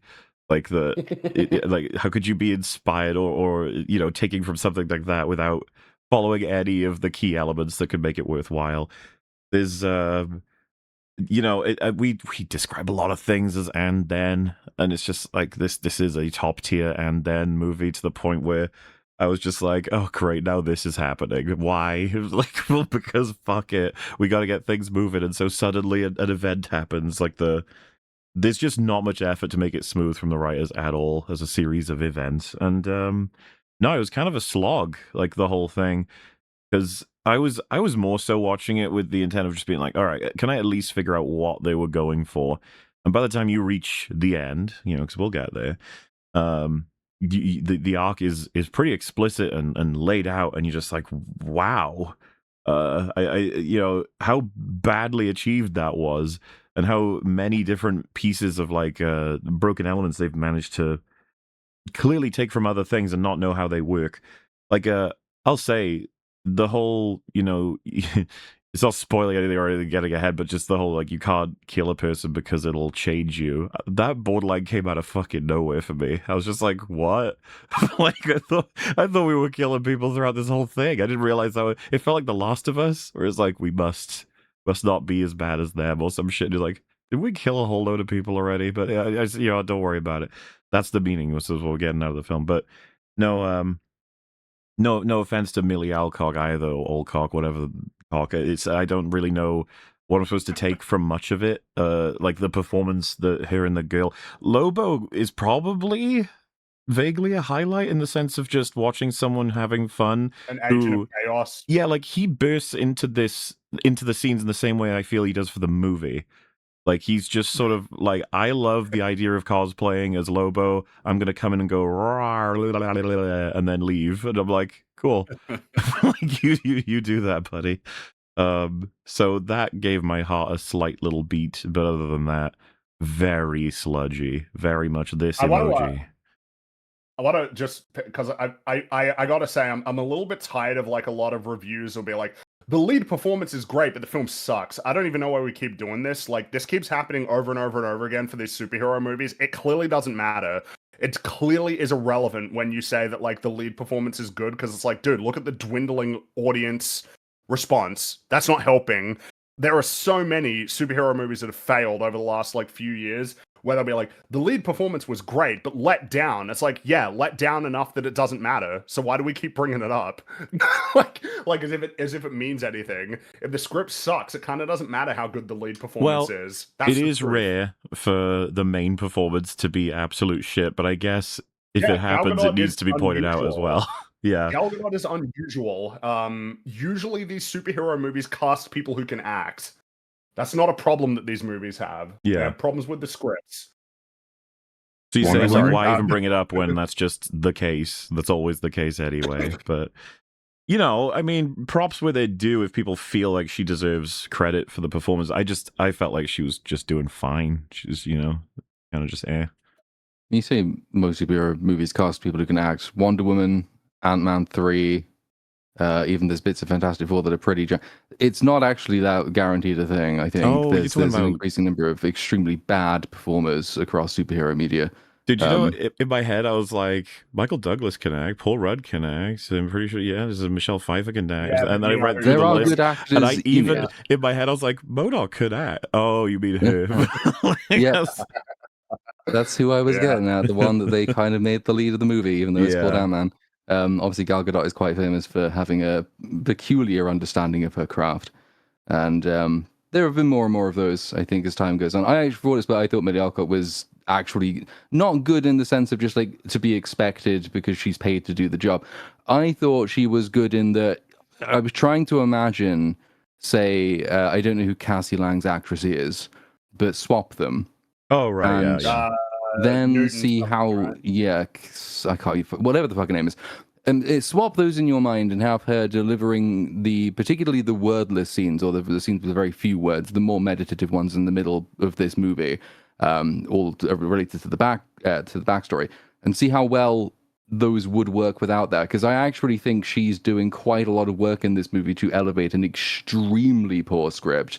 And the reason it doesn't seem almost more remarkably poor as a script, though it is remarkably poor, is precisely because the performance kind of makes you think, no, there is something here. There's some meaning trying to be conveyed.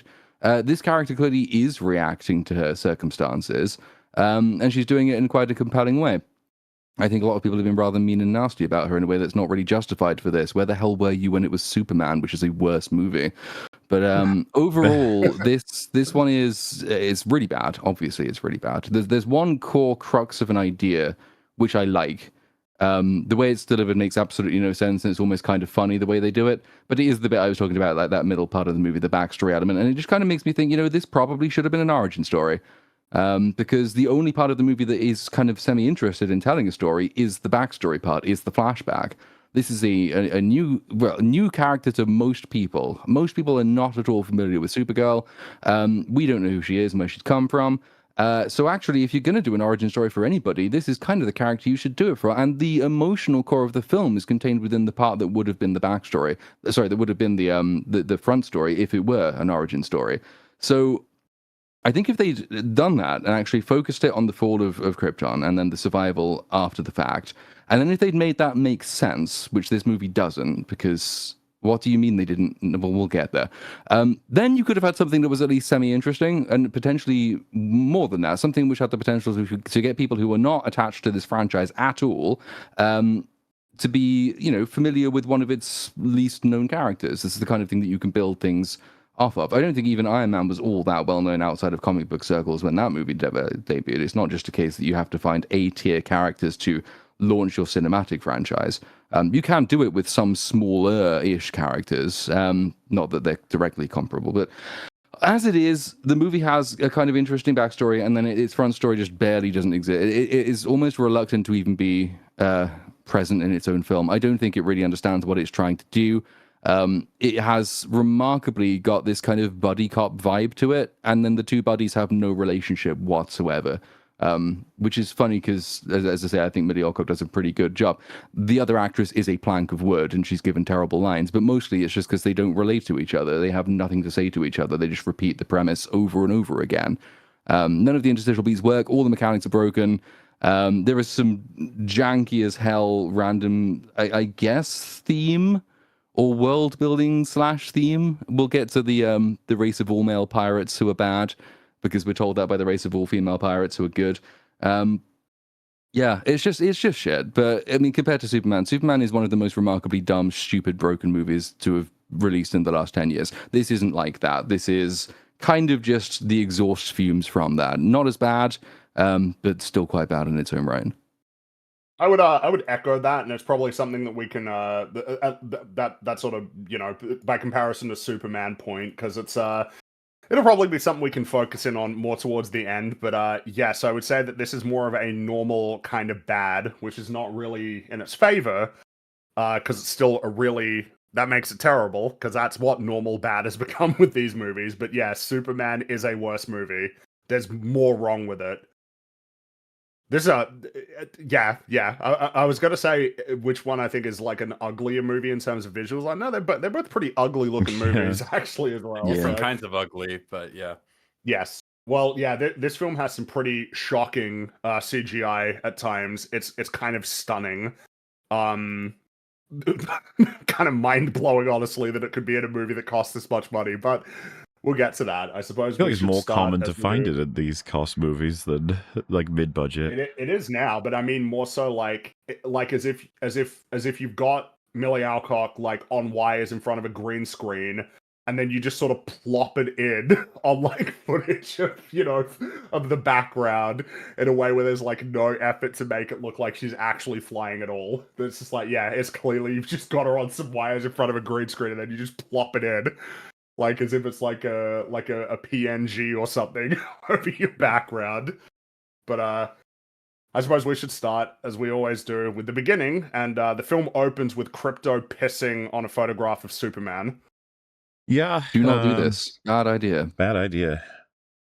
Read the room. Yeah. No. Yeah. What a loser he is, getting pissed on by James Gunn's dog.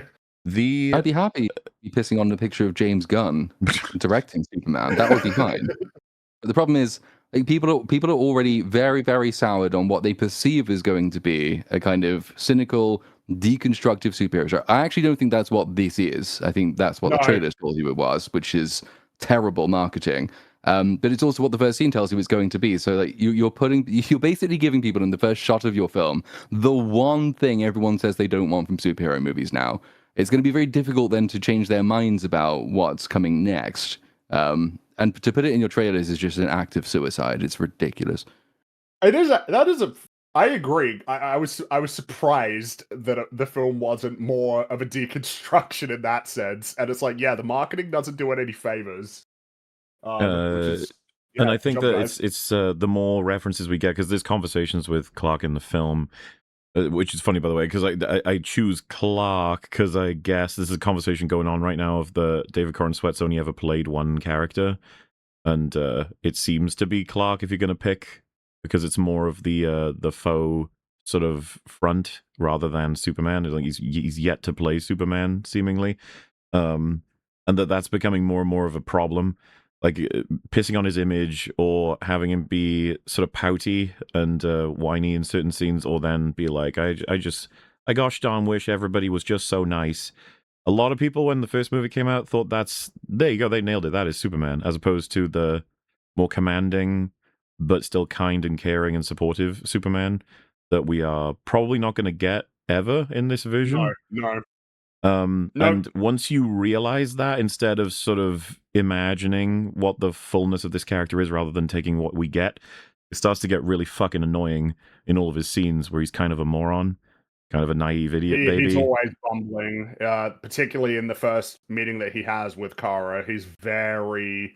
He is the bumbling version of the character that is the front, rather than like actually sort of a quietly confident person. But yeah, good stuff. So Kara's in her bed. She's hungover. She awakes to a voicemail from Clark, who's wishing her a happy birthday and wondering when she'll be coming to Earth. But she don't really want to listen to this, so she turns it off. She quotes Solo. Enters the cockpit. She or was that later? I couldn't get over the fact that she actually said the line from Solo. Eventually, when she talks to Clark. She didn't say that yet.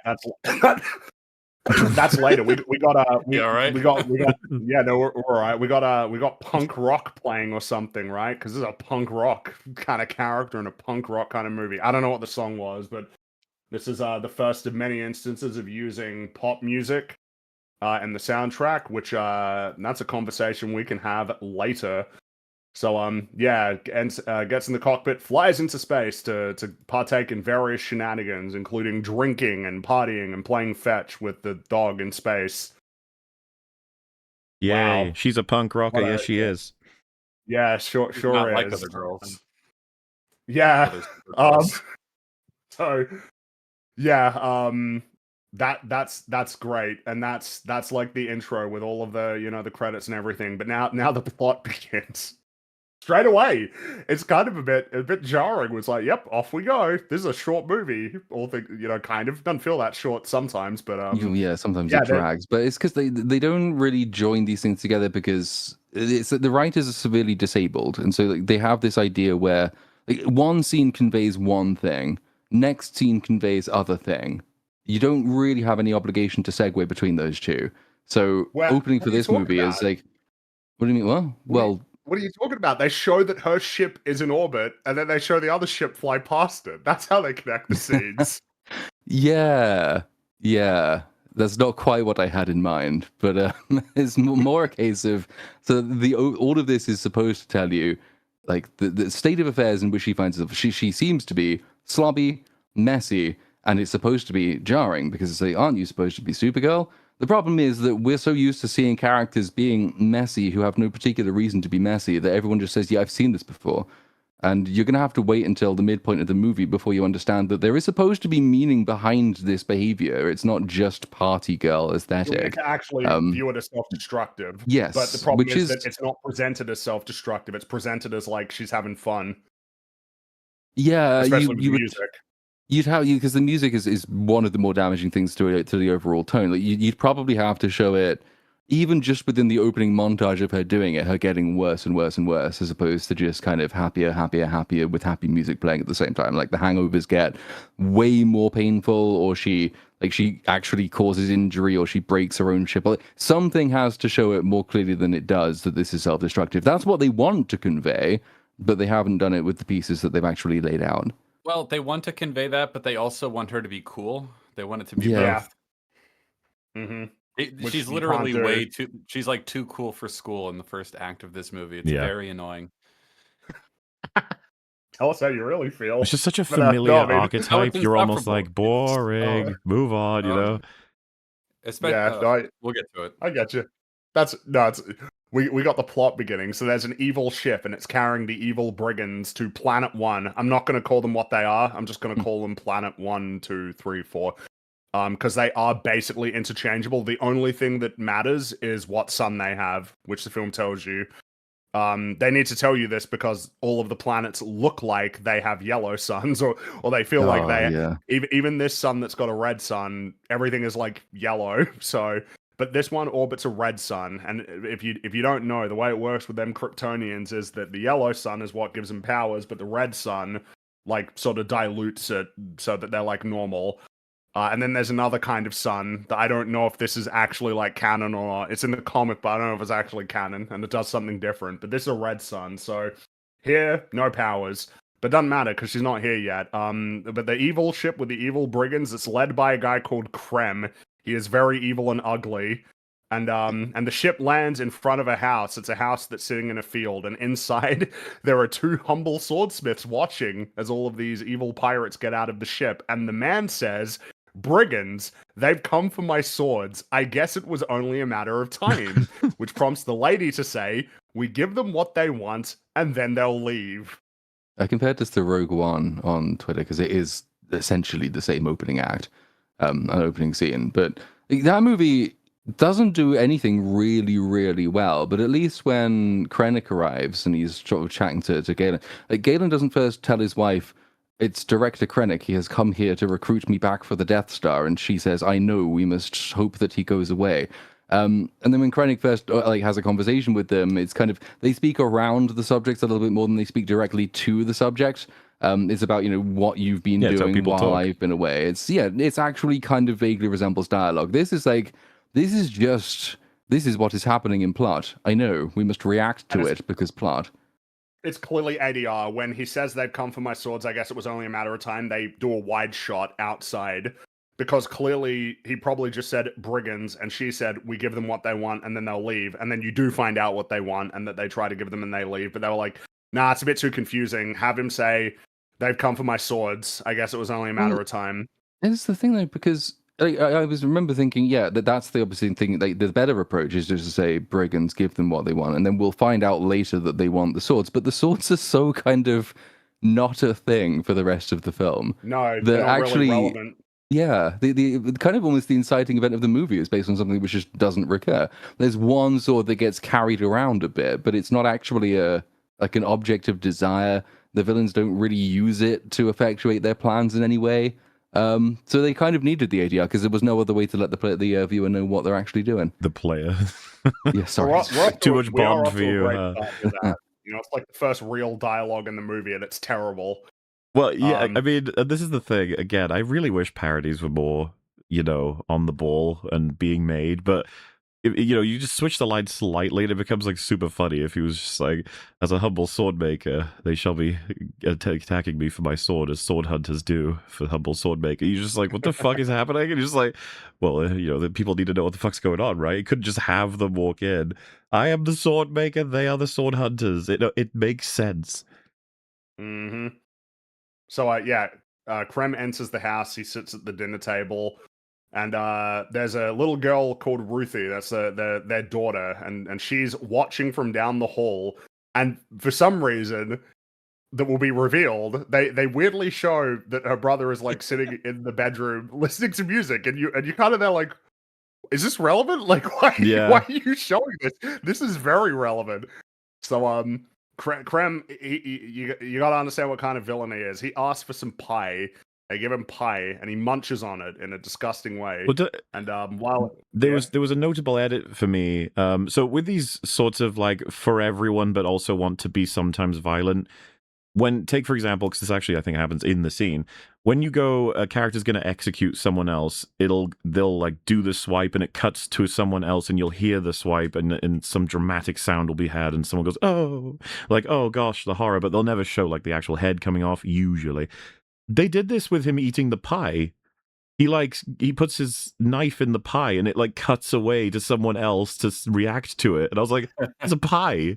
I think we can handle seeing him stab a pie." Like, I don't think it's okay. No, that's too graphic for a PG-13 rating. Rip pie. While he's munching on the pie, the guy, the dad, exposits, "I know who you are, Krem of the Yellow Hills." He then places a key on the table and tells Krem they'll find a whole bunch of cool swords in the shed. And in exchange for them, he's going to leave them alone. And it seems like he's going to do this. He as he stands up, though, Ruthie's brother that was listening to music, he saw that she was in the hallway. And so he decided to leap into the hallway to, like, scare her. And then Krem throws an axe into his back. So he jumps out and goes, "Brother!" And then he gets the thing thrown in his back and he dies. Axe in his back.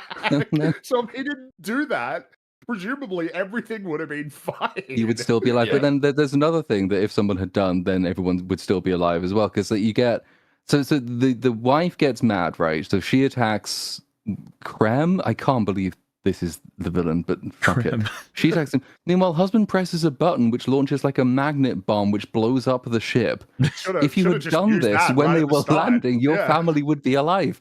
What? We're 2 minutes into the movie. Again, for me, with the pie, I was still thinking about it, and then the kid jumps out, and then he gets killed and explodes. I was very much like, oh, good God, everything's happening. I can't, what? Like, what's, okay. Yeah, it sort of sets a tone because it's all very rapid and choppy, and it's like, damn, you cut stuff from this movie, didn't you? Like, this is, Oh yeah. This was meant to be a much, because this scene is basically over in a minute and a half. But this is the inciting incident of the movie, and it's almost like a blink and you'll miss what happened. Because the events are here's the key to the shed. Take your swords, get out. Cool. Blah. Oh, I'm throwing an axe at him. Dead. Rah! We're gonna detonate the bombs. Oh, blow up the ship. Oh, now both the parents are dead. Oh, and now the house is on fire. And they leave the one girl alive because the movie needs her for later, but there's no real reason. Especially when you find out later what their race of people does with girls. Yeah. Like, there is absolutely no reason she should have been left there, but she was. But she was. And it also just like to highlight that, okay, if you have like evil space pirates who are coming to shake you down, do you want to tell your teenage son, like, hey, by the way, they're coming? Nah. No, leave him in there to listen to his iPod. Yet another a point to Rogue One by comparison somehow. It's like, okay, that's not the expectation, but that's fine. how far we've fallen, yeah.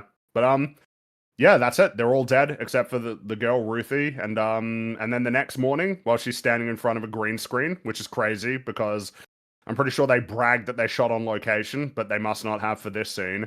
She's standing in front of a green screen looking at, her family's in the ground. They're all dead. Sad. And then she walks away. The quest is about to begin. But then we're back with Kara. She's in a nearby bar, very nearby on this planet. She just happens to be pretty close by. And she's very drunk.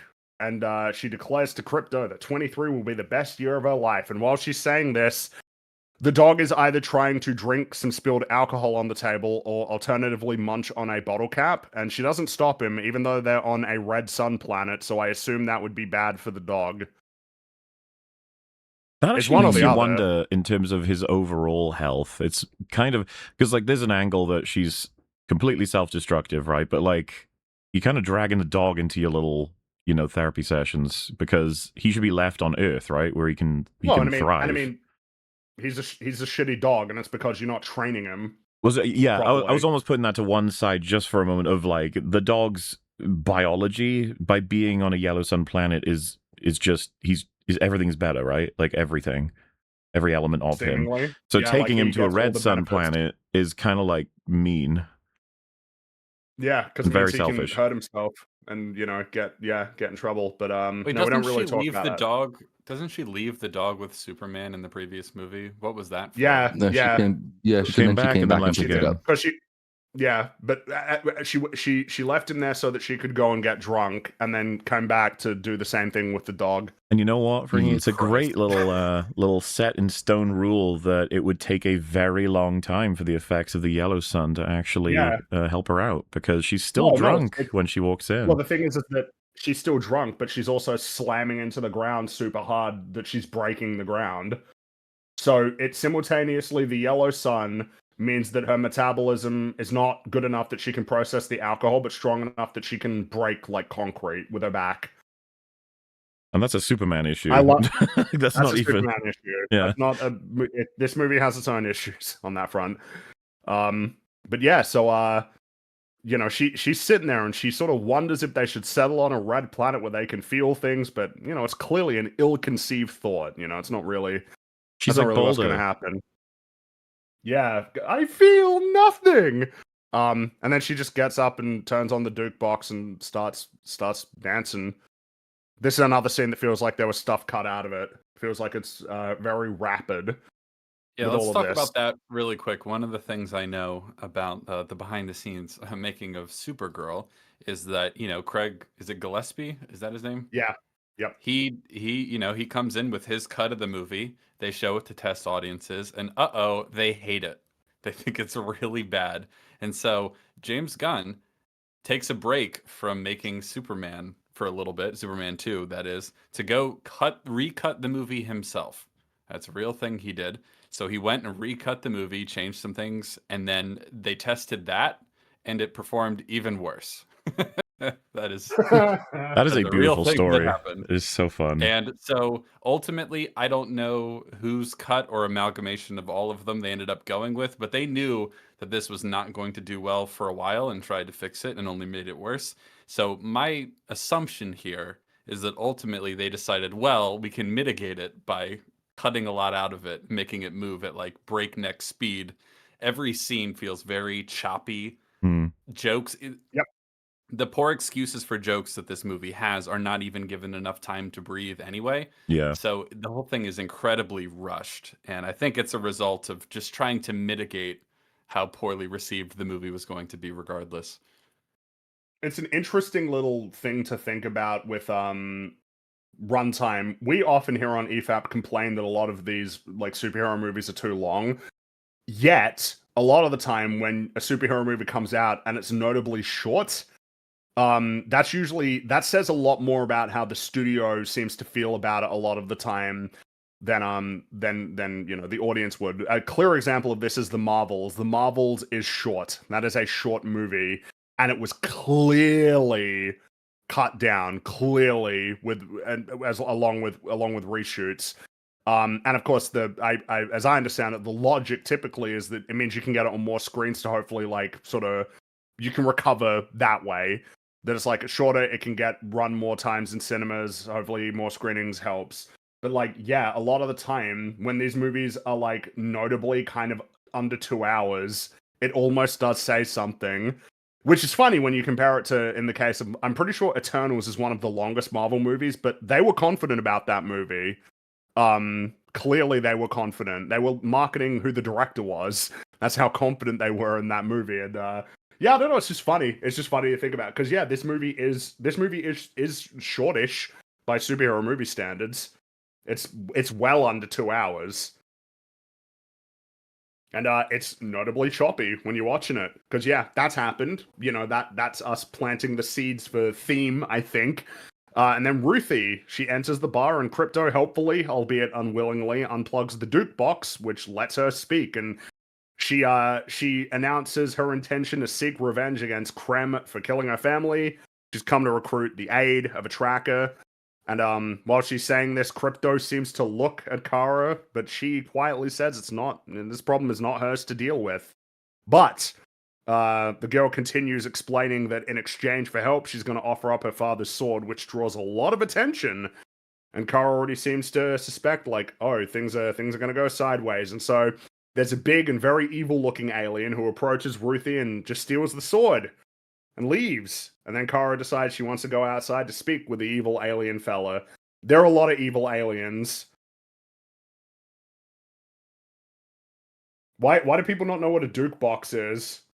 I thought it was I a have juke never heard box. that before in my life. Is it not a juke box? Yeah, juke. Did I say that? Jukebox? What'd I say? You said You juke. said duke, as in Did I the say noble Duke? title. Oh, okay. Yeah, it's a jukebox. A jukebox. I am the fool. I am the fool. Yes. Anyway, continuing on. That's stupid. So, Kara drunkenly explains, it's wrong to steal from a kid whose family just died, which is a weird way to put it. It's like, it's wrong to steal under all circumstances, but sure. That probably is a notably bad thing to do. Yeah. But the alien doesn't care, and he mounts his alien horse. And so Kara runs out of patience, and she does like a big spin and kicks him from his horse, which makes me wonder, okay, so on a Red Sun, how depowered are you? Because this is a big alien, and you were able to swing yourself around and swing up and then kick the dude off of the horse, and he's big. So how powerful or not powerful does a Red Sun make a Kryptonian? She's just strong and powerful enough that she doesn't have to take any fights seriously. So it's the worst of all possible worlds, as far as I'm concerned. Because she bleeds in the scene and she notes it, and she almost notes it in an approving way because it's just not something she generally does. But it's like, wait, so you are taking severe and serious damage, and yet you're 3 foot tall and the alien's 12. So How is this? You probably should be dead, actually. Yeah, probably. I want for you to be Weird. aware that someone said British accent moment for you, by the way. Okay. How now does you're that the work? fool. Everybody laugh at him. Ha ha. Stop laughing at me and laugh at him. Yeah, so they have a big fight, and Crypto runs out and bites the alien's balls, which disables him for long enough for Kara to smack him with an alien mace. I don't know if he's dead or not, because I was wondering in the movie, it's like, so what's the deal? Does Supergirl like kill people or what? I assume he's dead. Yeah, she She kills hit a him lot with of a people in mace. this She movie. kills a lot of people. So- Yeah. Yeah. So he's dead. And yeah, she returns the sword to Ruthie before heading back to her ship. And the next morning comes and she finds that she's got a big spike in her leg. This is the reason why she can't run later, just a bit later. Which is kind of funny to me as a solution. Yeah, your leg hurts. So there you go. And so there's a call that comes in from Clark, and he says, "When do you think you might be coming back? I'm worried that if you keep going off-world like this, you're never going to find your stride in Metropolis. I'm worried you're not going to find your people."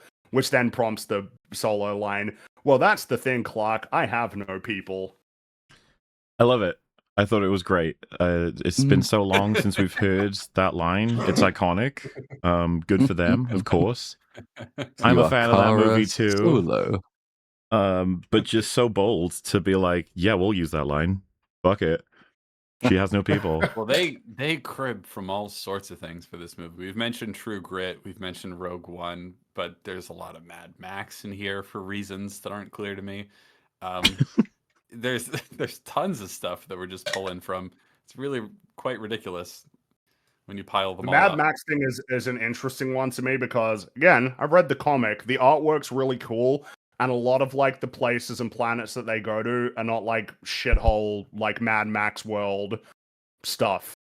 But that's something that they've decided to consistently be the case in this movie, is that pretty much every planet is like grimy and gross, and all of the aliens are like evil looking.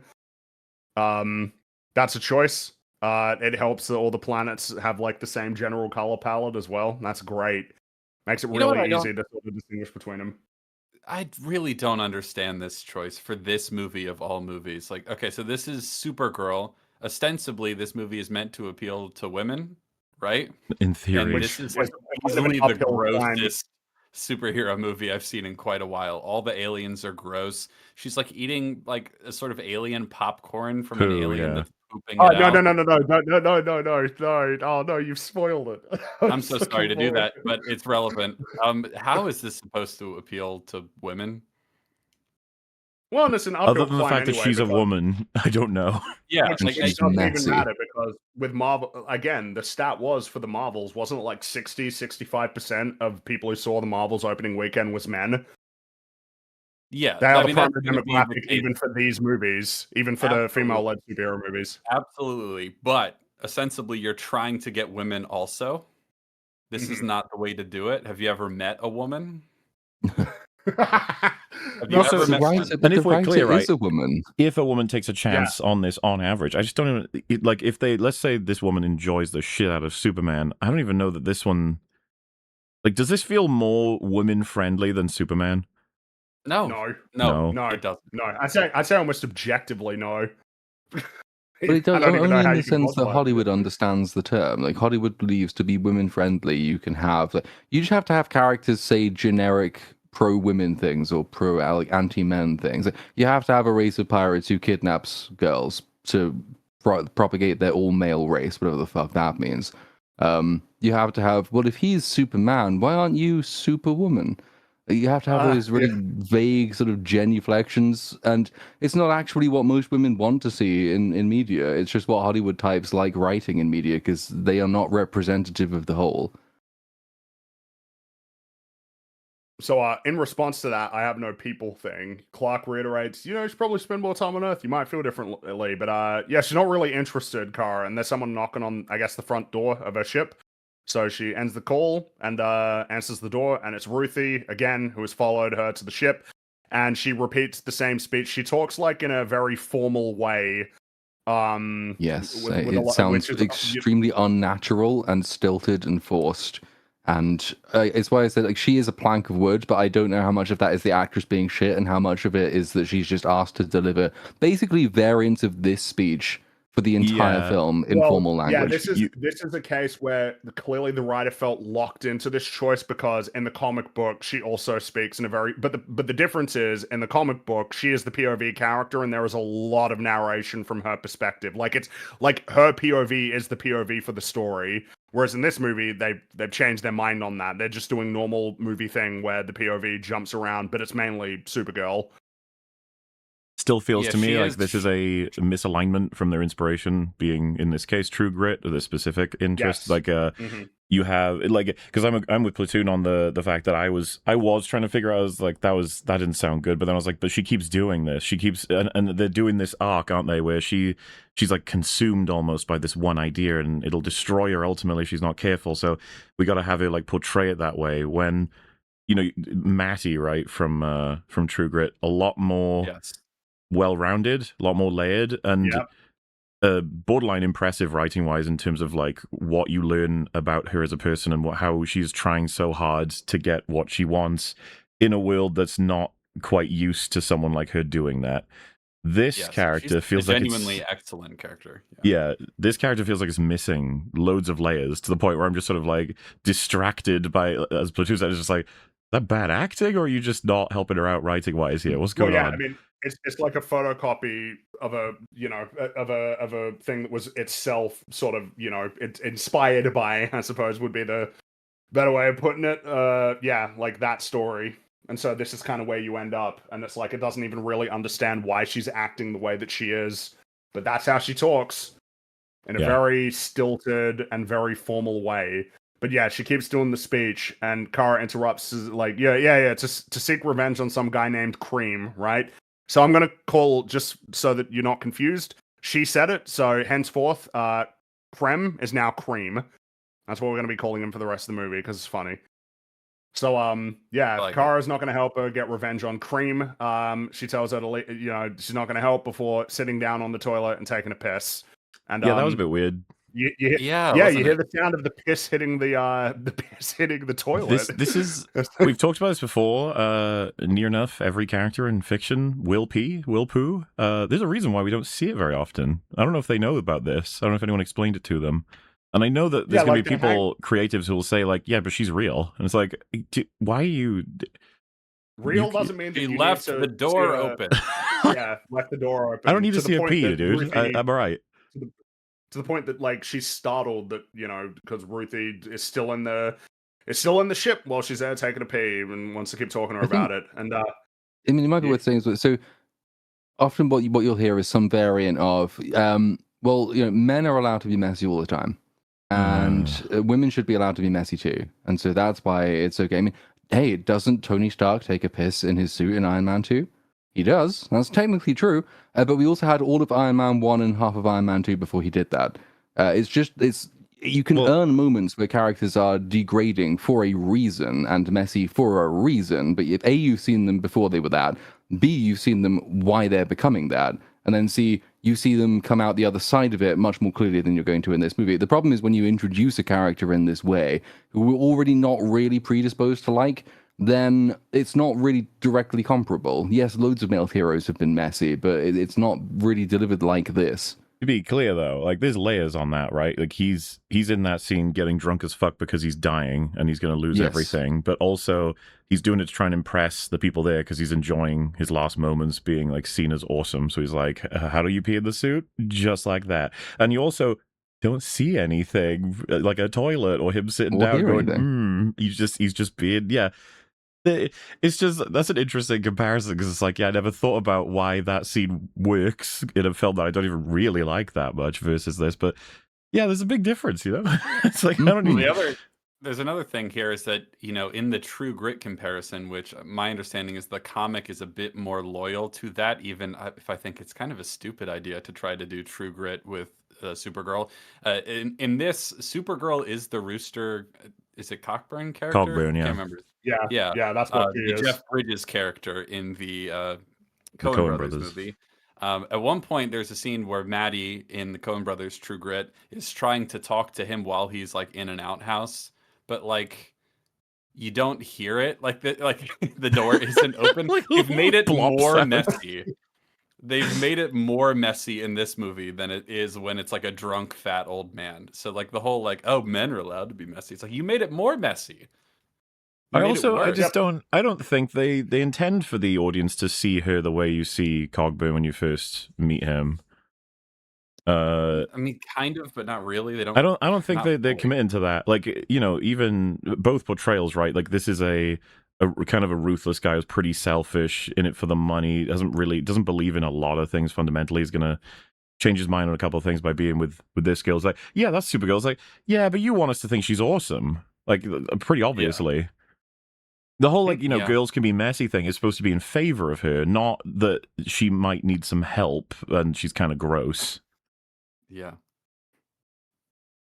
So yeah, that's while all that's happening, which again it is funny, right? The Ruthie sees the super suit, the costume there, and that's also accompanied by piss, just like with Superman. It's kind of a funny connection, but that's relevant because that'll explain something later that isn't even that important really. But yeah, while leading Crypto out in the field to take a shit, Kara explains to Ruthie that she's not interested in helping her become a murderer. That's like the reason why she doesn't want to do it. You know, you don't need to be doing revenge. Revenge is bad. That's and it's like, okay, I guess we're establishing that as a thing that we're going to be running with. How about And then justice? well, we'll get to that. We'll get to it. So suddenly, Cream and his evil buddies, they're here. They're just here. They it's like they've spawned here, and they effortlessly enter Kara's ship, and they're gonna steal it because their ship was destroyed. So they need a ship to get off world. And Crypto notices this and charges towards them. And Kara notices, but she can't run after because she got that spike in her leg, even though she wouldn't be able to outrun a dog anyway. So it's not even really that relevant. But yeah, Cream shoots Crypto with a dart, and he falls to the ground.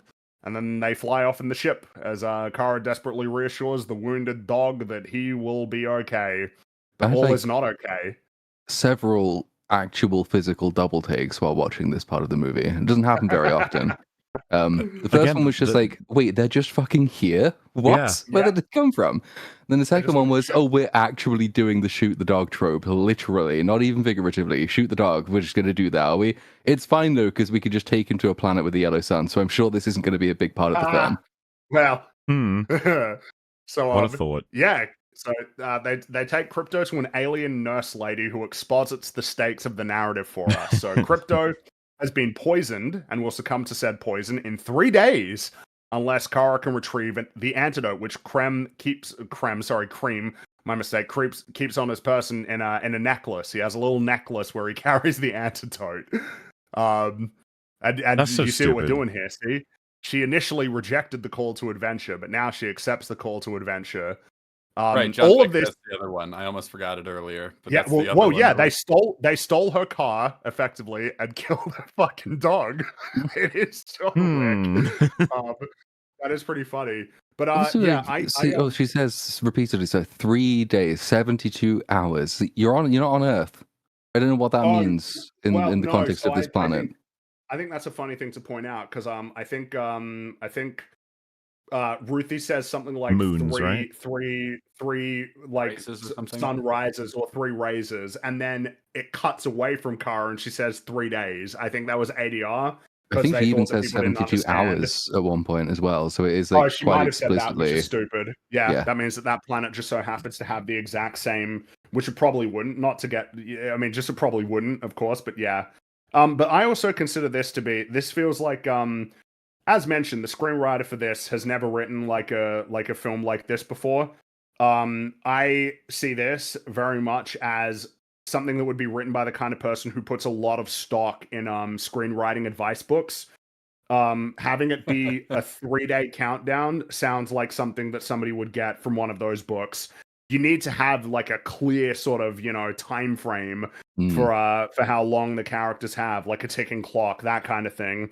By comparison, you can describe it as by way of trope, and the entire thing is constructed of cliche. You have a 3-day ticking clock to save the dog. That is the plot of Supergirl. Yep. It's one of the most tried and tested and ultimately boring things you can do.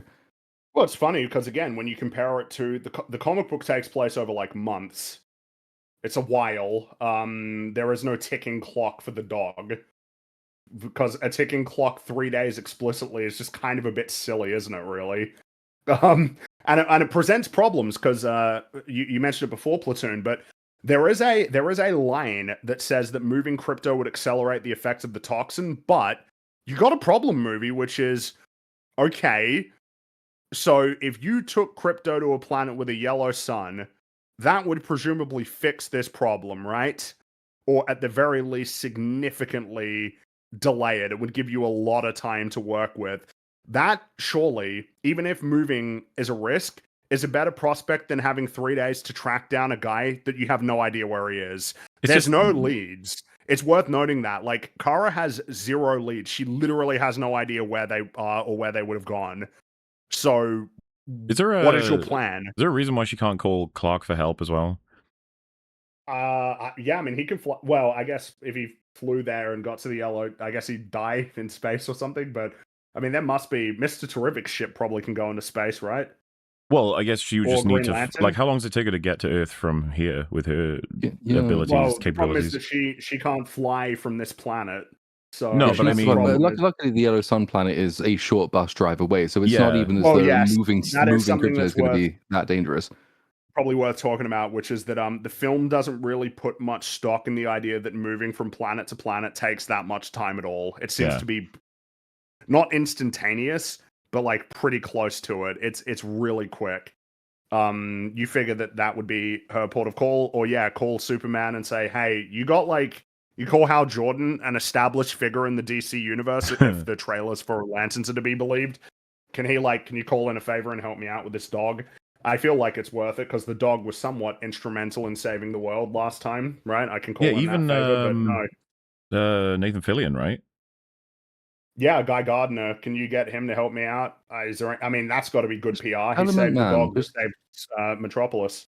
Get someone to fly Element Man over and he can create the sun again. It's Yeah, that that's easy. right. Mm-hmm.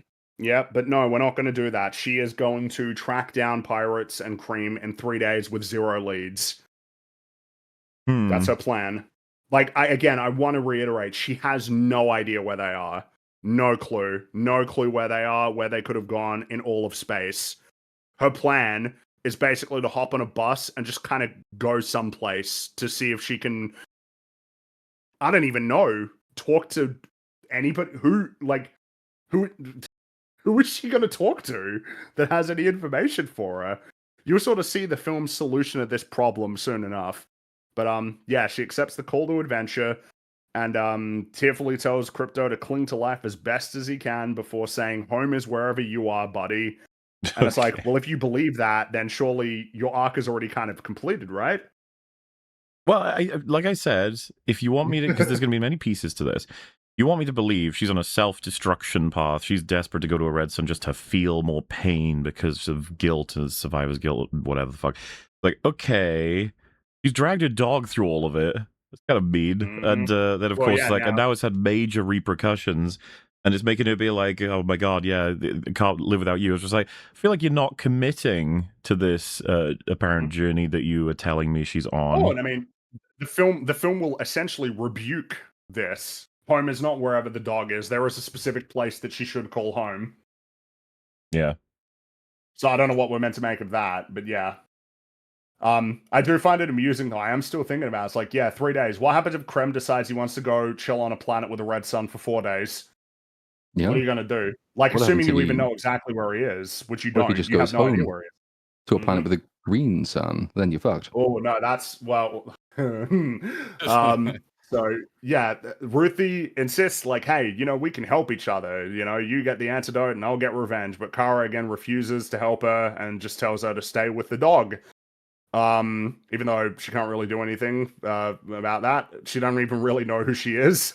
So I don't know why you would trust her with your dog. But also, obviously, she's not going to stay with the dog, obviously.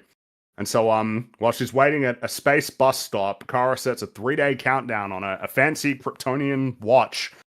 3 days. Got it in there just so that you can know. You got a visual reference. You need a visual reference. I'm sure that was in a screenwriting book that's terrible. And then she has a flashback to first finding Crypto on Argo City during a funeral procession. But we're not doing the flashback yet. We're just going to give you a tease of the flashback. But there's the dog. There's the fake dog. And so Kara boards a wacky space bus, which is filled with an assortment of mostly ugly and gross aliens. I will say there are and way more aliens in this than there have been in all of Disney Star Wars, and so Yes, it's that kind is of pretty wrong funny. and backwards. I don't mind that Mhm. they're including so many aliens in it. It would be nice if they were a bit more like different, I guess. But And one of them the was like a good guy instead of yeah, them oh, all then being there's bad one guys. on the bus who's okay, right? It's the James Yeah. Gunn alien who has no Yeah. balls. That's true, but I mean, it is funny that because I normally like my wacky aliens, but in this case, it's like, yep, there's a whole bunch of wacky aliens. None of them are important characters, and they're all gross. But there they are. They're all on the bus, and it's en route to Planet 2, I guess. And Kara sees that Ruthie has managed to get aboard the bus. I'm not really sure how exactly she wasn't aware that she was on the bus because it must have been traveling for some amount of time, I assume.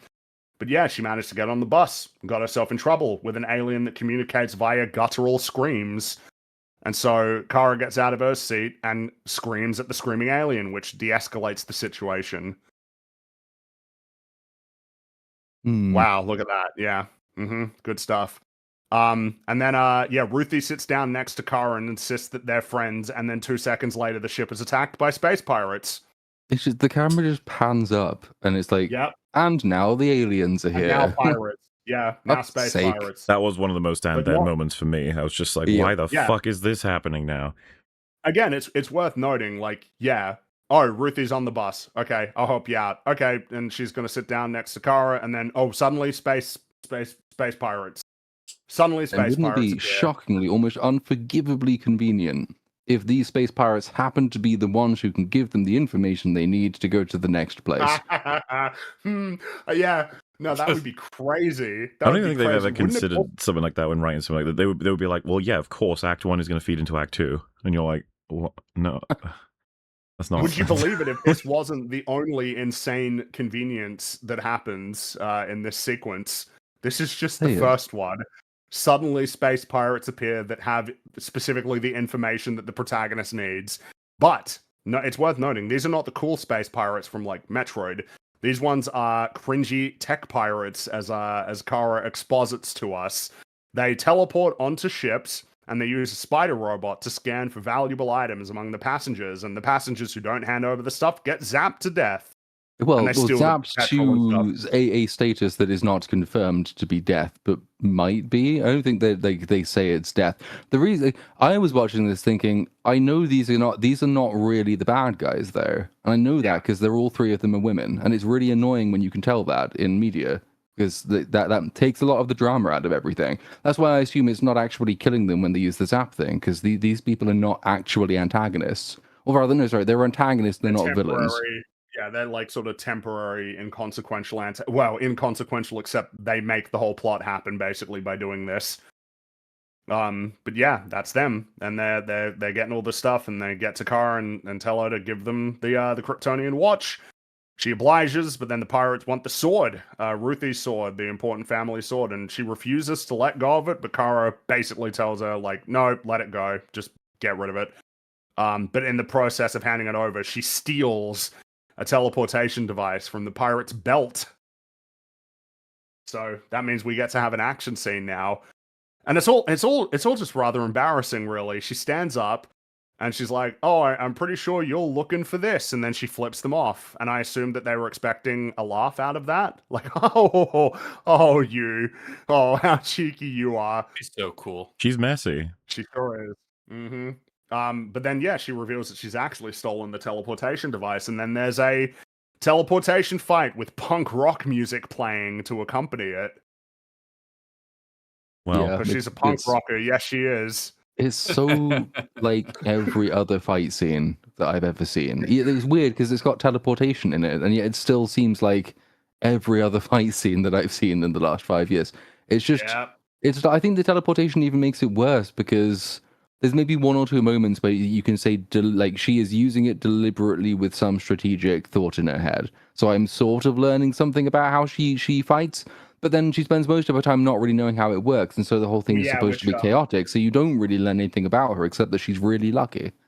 Which, yeah, incredibly lucky, because it does seem like she doesn't know how to use it, which is like, oh, damn, lucky you're not teleporting yourself into space where you would presently die, because you don't have any powers right now. So, like, if you teleported yourself to space accidentally, which seems entirely possible, it's not very big bus, you'd be dead. Also, again, teleportation makes, it's like, so is this killing you, or what's the deal? Or how does this teleportation works? Is it deleting you and then placing a copy of you somewhere else, or any thought given to this? Nah, it's all good. You're just teleporting. And yeah, they have like a one take where they keep teleporting around the bus, and they think it's cool. And all I can help thinking is, so why can you teleport yourself through like a chair or a person? Because she does teleport herself like behind a fat alien, and does make you wonder, like, surely it would be entirely possible to teleport yourself like through a physical object. Yeah, But you think so? nah, doesn't work like that. But look at her go. She eventually loses though, and Damn it. then she gets put in put in the airlock. The bus the airlock. She gets chucked in there, and the pirates keep doing their stuff. But Kara asks the bus driver how close they are to a yellow sun, and very fortunately for her, the yellow sun is super close. Yep. Super close. But So not close but enough. but not, which temporarily. doesn't even really make sense to me, because Yep. like, how would it work, right? Like, if you're in the solar system, even if you're in Neptune, like, there's a yellow sun there, and that's the closest sun to you. Would it power you up there? Do you get more powerful if you get like on Mercury versus Venus versus Earth? Like, Well, if the there's a yellow potentially sun more is there is a potentially more damaging implication because of what happens, like the way she actually the sun is basically just across the horizon in this planet. Yeah. So it's in they're not even like the other end of a solar system. It is just behind a In it. planet, but it's not affecting her. So she thinks they're not close enough. Now, one thing everybody basically understands about most planets is that the sun kind of day is a thing. The sun will naturally bridge the horizon of its own accord in due course. So you just have to wait for it. You getting like 5 centimeters closer isn't going to speed up that process. So the entire thing of her trying to manufacture a way to get closer to it makes no sense. She doesn't need to. But the potentially damaging implication is that if we're now establishing that her powers require direct line of sight to the sun, then does that mean that she loses powers at nighttime? night, exactly, which that's not the way it works. That can't be the way it works. You don't want that to be the way that it works, No. but the film kind of consistently reinforces the direct sunlight angle in a certain sense, that like every time the direct sunlight is the thing that super helps, which is funny to, because in Superman, the big thing that helps is like concentrating it significantly, right at the beginning when he needs to get a big blast of it. But no, we're not dealing with that here. It doesn't really make sense. On the one hand, it's insanely convenient that you're close enough that the film says you are going to get superpowered, like fully ready to go from this, but at the same time, it's inaccessible to you somehow, even though you're in space and there's light in the bus, and some of that light seems to be like coming from outside, but it's not having any effect on you because you're behind the planet. Pretty stupid, but very convenient.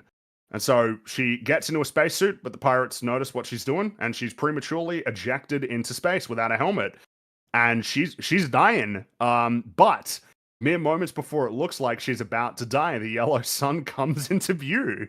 That's and crazy. she's Who'd all have good thought? now. I just want to She's say all that good. they, of all the things to like spend a lot of time on, I mean, and it's not a lot of time, but they chop and edit so many things into oblivion in this movie, but they really milk the like, oh, is she going to be dead here? It's like, it's 20 minutes into the movie. Yeah, Like, you can't do this yet. it's I mean, pretty you can silly. barely do it later in the movie, but this early in the movie, it's like, oh my God, is she going to die out in space? It's like, just hurry it up, please. No, it's all good. Yeah, and nope, she gets super powered up, and then I don't really understand exactly what's happening, but like there's a bunch of the spider things on the ship, like on the outside of the ship. I assume it's like about to sabotage that bus significantly, or maybe even destroy it. But she gets there just in time. She starts ripping off them spiders. She's saving the bus full of people. But the pirates, they blast her with a laser. But they see that she's flying towards the yellow sun. She got to get closer to it to get even more powers.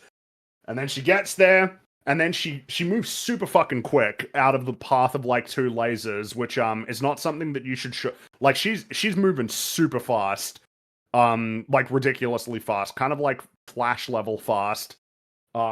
Which again, you don't want to show that because there are lots of other times in the movies where she is a lot slower than this. Yep. So I don't really know like how that works, but yep, dodges out of the way and destroys the ship. Look at that. Wow, she did it. She stopped them cringy tech pirates. Yay. What a Yay, riveting I'm invested in sequence. Mm-hmm.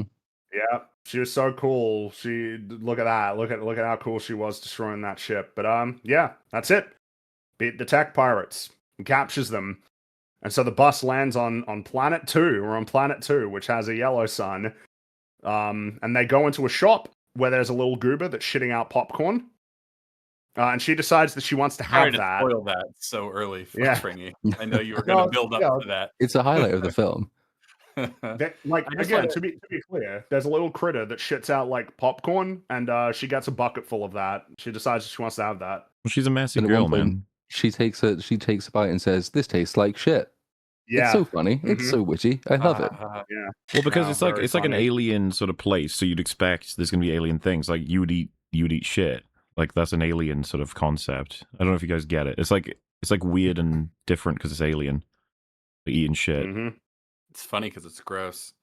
I think it's a real missed opportunity that this movie basically does nothing with the time that she spends without powers, in that like she's not vulnerable even during those times, really. No, Like really. what an insane missed opportunity there to tell a story.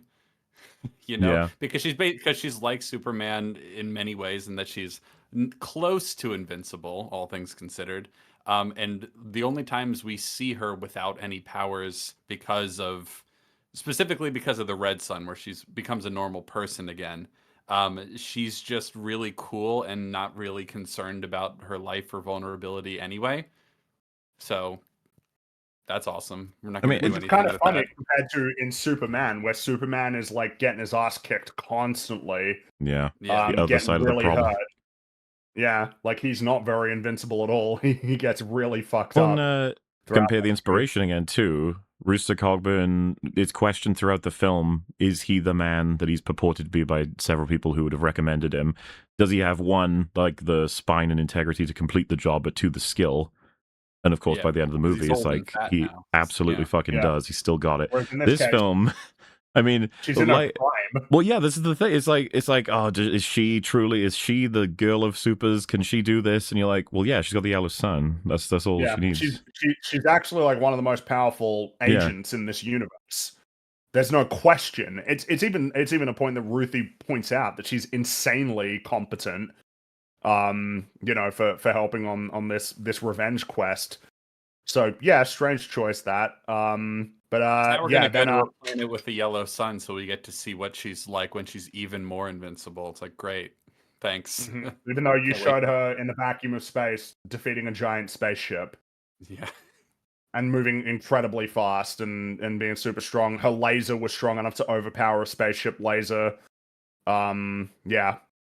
But and then this prompts Kara to exposit how her powers work: red sun, yellow sun, all that shit. Even though we've already heard that in Superman and we've already seen it in this movie, so you don't need to explain it again. But it's not even that complicated. But yeah, she's gonna help her on this quest. And then Kara asks the bus driver if he knows where Cream is, and the bus driver says the cringy tech pirates probably do. And as mentioned before, they do. This is incredibly lucky. She had nothing. She had no leads.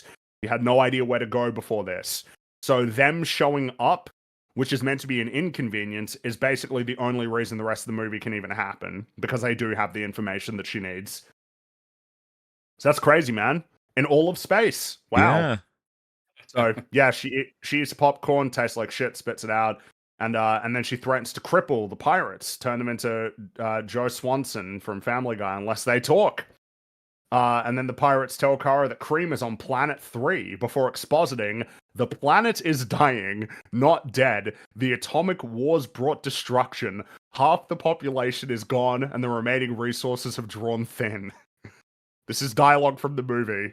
It's like, I thought they okay. said, I thought the line was more confusing. I thought the line was the remaining resources have drawn people in, the worst sorts of people, the brigands. Oh, I may have misheard that, but no, you might be right. Yeah, that. I mean, your version's better because your version makes way more sense.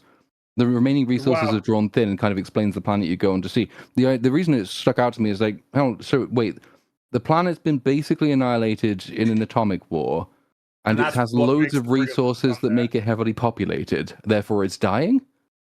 Yeah, no, that's it's kind of a good point, because yes, the point is that the pirates, the brigands and Cream, they do want to go there. There is something that they want there. And the space pirate explains. Well, yeah, so this is what the evil guys are up to, basically. Cream and the brigands are on Planet 3 scavenging for girls, which he intends to use to help brood and perpetuate an all-male brigand race. I think it's worth sticking on this for a bit. Kara's reaction to this information is bizarrely understated, given that it is incredibly grim. They're using words that kind of almost obfuscate what's happening here. It's like Cream is a sex trafficker. That's what he is. Well, he's and a rapist. presumably he disposes of them once done if it's all male. So he's like rape if it's going Hitler. to be an all-male race, and also that means that if the babies are born and they're boys or they're girls, they die. So the point being made here is Cream is like insanely evil, and what he's doing is horrendous. This should completely change the stakes of the story, in the sense that any personal vendetta that Kara or Ruthie have, it kind of doesn't matter anymore. Yeah, Now he's an you existential transition threat. to a different thing, which is you need to stop him before he keeps doing more insanely evil things like what he's doing. The reason why I want you to keep this in mind as we progress is that I don't think that the film treats it like he is what he is, and like his plan is what he is. They're like, yeah, no, he's kidnapping girls to make them brides. It's like, yeah, okay, change the words around so that the characters and everybody is realizing like what he's doing. He's Space Epstein, like is what Cream is, and it's not. I don't And think it that the doesn't film change the treats tone it. of the movie. It, No. yeah, it doesn't change it. This is still, we're doing, oh, the punk rocker, haha, we're having fun, isn't she cool movie, rather than like what it actually is. Just keep that in mind as we progress, because this, as a revelation, it should change things. Before, you had the personal motive for revenge with the dog and the family, but now it's changed to like, well, the brigands need to be stopped in and of itself. They need to be stopped. Just keep to it be in mind clear, as we I progress. don't even think it captures it fully as Space Epstein. Like that he does a little bit Considerably more worse. than that, even more A like lot evil. more than Well, that, that's why I was even. calling him Rape Hitler. That's like closer, I think. Oh, Yeah, no, I think because it is. that's I think it is. Jor-El is rape Hitler, so we have to be careful about reusing that title. You need to be sure of like the specific one. But Rape yeah, Ava like Braun? I her- don't know. For me, Rape so for Hitler. the comic, like is Yeah. Cream rape Hitler in the comic? in the comic, like the way that it works is that he's like not really part of the brigands, but he becomes a part of them because they are like a sadistic pirate group, and they'll go on like genocide planets and stuff. They're like super evil. But the thing is that he's kind of like, I'd almost say that the character, he's somewhat hapless in the comic book. Like he's a terrible person. He's a piece of shit. But like it's almost like he's sort of a roaming bastard, basically, who will sort of just link in with a group that as evil just so that he can like survive and continue. You know, like a sadist space kind of. But yeah, this Or like this True Grit, plot with actually. the abduction. Well, yeah, I'd say that the influence of True Grit is more apparent in the comic book, even for whatever problems can be had with like power scaling and all that sort of stuff and changes, than in this movie. But yeah, the kidnapping, the brides and the rape and stuff, that's not. I think understandably that they decided they didn't want to do that in the comic. Because it kind of changes the tone in a way that means that you can't really present as like a fun summer blockbuster, Yeah. you know? What people in chat have to say Ray Pitler because there's no way YouTube's gonna let them type out.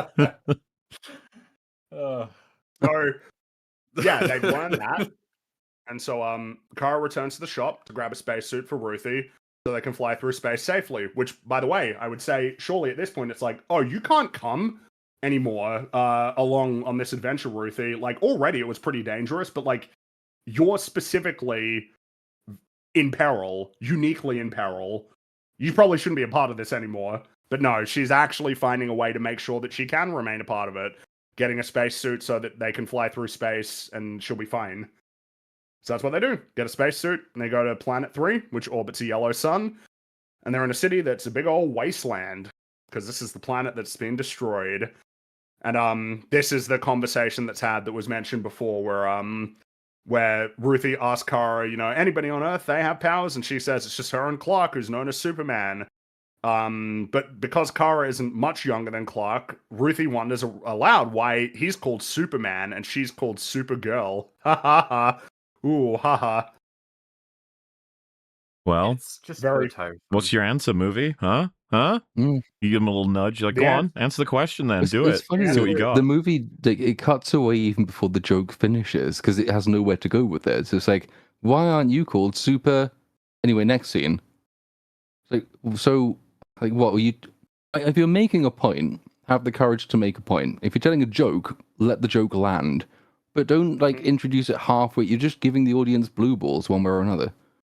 Yeah, and also don't use it as your marketing for the movie then. Don't have your movie called Supergirl. Call it Kara Zor-El and see how well you do. You probably won't do that much worse than you're doing right now. Call it Woman of Tomorrow. Go on, do it. That's right, yeah. Do it. Do it! Anyway, so the two of them enter the first bar they come across. It's filled with evil aliens, and they all stop what they're doing to look at them. And an evil, bug-eyed alien sits down at the table and tells Kara to surrender Ruthie to him in exchange for her life. And in response, Kara asks the bug-eyed guy if he knows anything about the brigands. And he does. He does know stuff, but it's got to cost her. And so it's wagered on an arm wrestle, you know? If Alien Man wins, then he can take both of them. But if she wins, she can get the information. And he agrees, but he's shoved aside by a much bigger alien guy. And so Kara breaks his arm, which Yeah, we do the prompts all of fly. them to aim their guns at her. It's Yeah. the fly. Breaks his arm. That's right. Well, yeah. Didn't And this make it into a it's trailer as extremely well? stupid Great moment. because it doesn't the justification for this is like, well, she's in a rush, she's impatient, she overstepped there.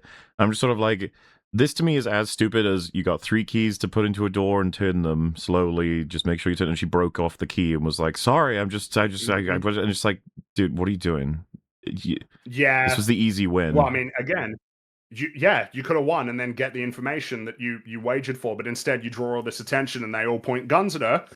And then she does kind of like a discount before we get started. Does anybody want to get out moment? Yeah, It's really lame. Like, anybody want to leave? Well, Anybody? it's what Cap was saying, It's is right. wow, It's like, this is- if the scene we know she auto wins, it's like, why am I even here? Yep. And It's then, like, no, it's a red zone, or there's a limited power. You're like, no, not really, is it? No, The way to inject she's the yellow drama sun. into the scene is that obviously Ruthie is still there as well.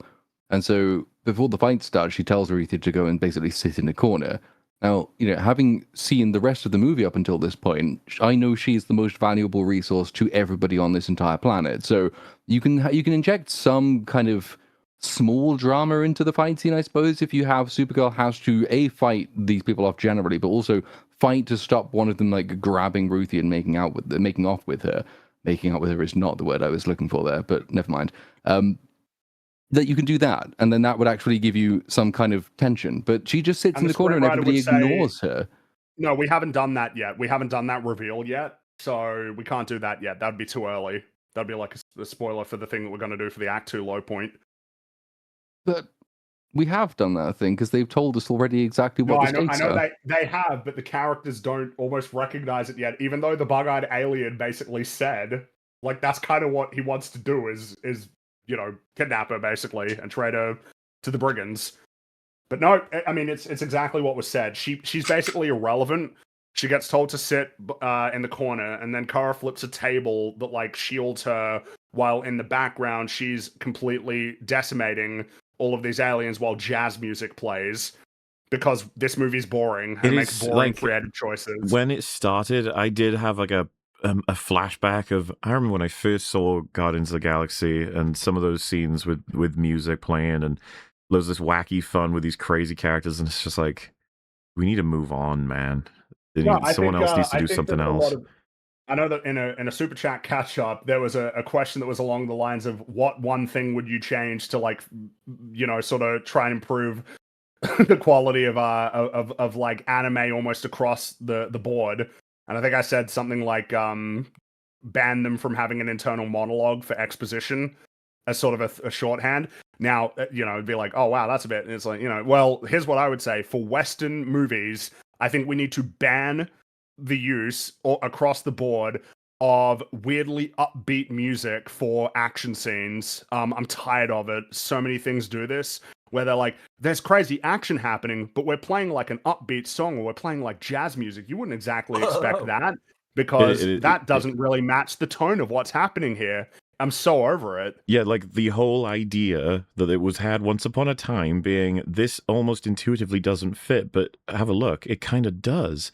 And now it's like, that's all that fits. Why don't you try something that conventionally fits? Yeah. Maybe that'll surprise people at this point. Well, you know, and I mean, part of it is, you know, I don't really like punk rock as a genre, and I think it's lame when people say that they're punk rock or say that something is punk rock. I think that's embarrassing. It's like when what's his name, like, conservatism is the new punk rock. It's like, that's embarrassing. You shouldn't say that.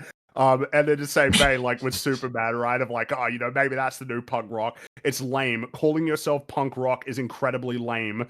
And what makes it even lamer is, again, it's not a genre that I'm even that interested in, like, as a thing. So maybe we need to be sort of getting rid of that as well as like a this weird fixation. Yeah, man, punk rock's so cool, and we're gonna have punk rock in our movie, and it means that we're super cool. It's like, dude, it's just. I'm pretty tired of it. I mean, it's feel like all you like need to ban a lot of an aesthetic of rebellion, despite being, you know, this studio with this amount of money. And again, I don't know. It feels again appropriate with Mr. Gillespie and James Gunn. They are both Gen X again, which punk rock is very much a Gen X thing. This aesthetic that at this point is very lame. It's become lame now because of all of this in these movies. It's just embarrassing. And yeah, I think that maybe a good shortcut to fixing a lot of these movies is to essentially prevent people. No. It's to prevent them from using pop music. Listen, Cap, that's the long-term plan. You have to use you're only allowed to use score music. You're not allowed to use pop music or any of this. You're not allowed to use 70s music or 90s music or anything like that. You have to use a score. Don't rely on songs. Something else that you know, the hits with certainly I noticed it with this film, but also like it popped up in Stranger Things and just loads of high budget modern stuff. If you've got your action scene on the way, it's like a oneer is now just guaranteed. Like, you have to. Yeah, exactly. This movie has a couple of oneers. Yeah, it's just like those choices with music. Yeah. It's actually mind numbing because it's never for a creative reason. It is because that is what you do. That is what you do when everybody you make these said scenes. That it was impressive in Children of Men when it had those incredibly complicated one take scenes that were actually shot in one take rather than terribly stitched together. That had a shit ton of moving parts that were trying to ground you in a certain perspective. In Stranger Things, the behind the scenes where they were like, yeah, don't worry, there'll be a thing there, and we'll just put stuff there. It's like, oh, did that work? Is that it's like, it's just it's all one take. A lot of the time. Send something running in front of the camera so that you can stitch it together, as opposed to actually doing it in one take, because that would be too hard. And it's like, yeah, but the whole point of praising it is that it's complicated and tough. DNA of what you were talking about, right? It's like, I am absolutely not anti-oneers. They are awesome, but you know, I'm not anti-pop music or discordant, you know, like music that doesn't actually match it's like CG versus practical. It's like, it's not none of these things are problems. It's when they are executed I think the shitty. way that I put it is almost like you need to earn director points before you're allowed to use it. You need to earn writer points before this is something that you're allowed to do. Use any of these things because you had the idea to use it in that moment, not because it's in the fucking book of things you do. Yep. Mm-hmm. Is it the best there- expression of what you're trying to do, and are you capable of pulling it off? It's just, Mhm. isn't there? There's a one in Echo, right? It's when she Yeah, fights yeah. Daredevil, and they led with that. They really were so proud of it. They released it on social media to say, "Hey, this show is definitely worth watching. Look, it's got a Wanna in it." It's like, yeah, but that fight scene's incredibly flat and boring. It actually wasn't the best use of the device. Like that technique ensured that you were limited in what you could do in that fight scene. You made the fight scene worse. So just doing things because it's difficult or it has a reputation is not what any technique's supposed to be for. Is it the best way of conveying your idea or not? That's what you should be doing. Mhm. And But then yeah, the other thing you know what to consider and keep in mind is if things become really oversaturated, if certain techniques and stylistic devices become really oversaturated, even if it is the perfect thing for your movie, just know that you have to like climb an uphill battle against a general sort of distaste for, or the fact that people are sick of them. You just have Well, to keep yeah, that in yeah, mind. exactly. It's kind of like it's almost like, yeah, now like if you want to do, it feels like adjacent to that, if you want to do a deconstruction of a hero, that's going to be a tough prospect at this point because Yeah. a lot of people are just sick of that. Of course, you could do an excellent job, but yeah, you do have that uphill battle that people aren't in the mood for it. Conversely, you don't even need to do a particularly good job of just having like a normal archetypal good guy. I mean, case in point, fucking Superman is a terrible movie. But like because he's an archetypal good guy hero man, that in and of itself earned the film massive points just because that is what he is in that movie. Regardless of the fact that it's written poorly. You know, you got to be aware of your time and place as a bit of media. I mean, you have to. I mean, that's something that's relevant to art. But yeah, no jazz music for a fight that's happening in the background. Wow, amazing, good Also, stuff. just worth saying that the use of music in this movie is like really incoherent in terms of like having a consistent style. Guardians of the Galaxy had a very consistent musical style across. It pulled from a specific era and a specific genre or two of music. And this, man, we have some choices that just don't even fit together. Could you imagine someone buying the soundtrack to this movie? Like, Well, I look trying to forward Well, to when we listen get that to the on iconic vinyl? one, but I mean, Yeah, well, that's I a don't wanna funny spoil story that in and one. of itself because I'm pretty sure that the person who did the music for this was the third hire, and was very recently brought on, which I think explains a lot about the actual score music itself. That it leaves no impression or impact at all. Oh, I didn't even mean the score. I just mean like imagine someone The music buying like choices, a yeah. vinyl of like all the pop songs used in this movie, like you might for like Reservoir Dogs or Guardians of the Galaxy. It's like no one would ever do that. Yeah, no, that's They right. I don't fit mean, together. you think there are no super They certainly fans don't. of Supergirl out there? Not one? What about No, that I guy, Yeah, Joe 'cause- Russo? He's a super fan. I apologize on behalf of all men. yeah, I'm just reminded. So Ramin, oh my god, why am I pronouncing Ramin it? Game of Djawadi. Thrones guy. Yeah, he was going to be composing it, but then he got replaced by Junkie XL, and then he got replaced by Claudius San, who doesn't have a Wikipedia article. He should never be replaced. If you get him for a project, commit. What the fuck are you doing? Like, why would you replace him? Well, What he's... Yeah, and that was in March is when she came on. So 3 months turnaround for the soundtrack. Mm. Probably explains a bit. That's why it was so impactful. Yeah. So the fighting ends, and Ruthie points out that breaking the guy's arm was stupid. And Kara half-heartedly apologizes, like she's not got much patience because of the dying dog. So Which, like I said, it she's just a doesn't bit out of control. doesn't really work for me. It's like it's like a that. So you've made it so that you're less likely to get the dog. So what does that? That doesn't make any sense. And she didn't seem impatient. She seemed like she was having fun. Yeah, she wanted to have fun beating these guys up. Yeah, It's just so a it's like, bullshit intuitive thing for a writer, right? It's like, how does she screw this up? It's like, well, she actually goes too far because she's so into getting the dog. And it's like, to get the dog here, she has to put in minimal effort. If she puts in more, she will not get the dog. It doesn't make any sense to have her, like, break his fucking arm. It doesn't work. Mm-hmm. All you do is just have them fucking embarrassed, right? The alien from losing, and then he goes to swing at her or something. They wanted that for the trailer. They wanted it's not going to end well for you guys. Haha. They put that in the trailer. They thought that was a great joke. I don't know why. It's funny. Once all of this is done, we'll have to recap like what happens throughout all this sequence because it's kind of insane when you actually think of it. Because that's done. We've done that part. So now we move into the next part. There's these two barkeepers. They introduce themselves to Kara, and she asks if they know anything about the brigands. And this prompts Lobo's here. He's just been here this whole time. Hey, Lobo. And he loudly reveals his presence with this. And he passes the table with Kara and Ruthie. And while that's happening, Kara exposits that Lobo is an immortal with a god complex who killed off his entire planet. Thank you for There that you go. information. Very helpful. Well, because you Yeah, wouldn't that's get who he that is. from anything else in the film. He's barely a character. He's Jason Momoa doing a variation on himself again. So there's nothing in the movie that would otherwise tell you that this is his backstory or what he's done. He's not even especially... You're putting him in a movie up against a guy who's played like a clown, but whose whole motive is to go and kidnap girls and use them as sex slaves. He's not going to out-villain them or even, like, he's just not significant. He just is there. Yep.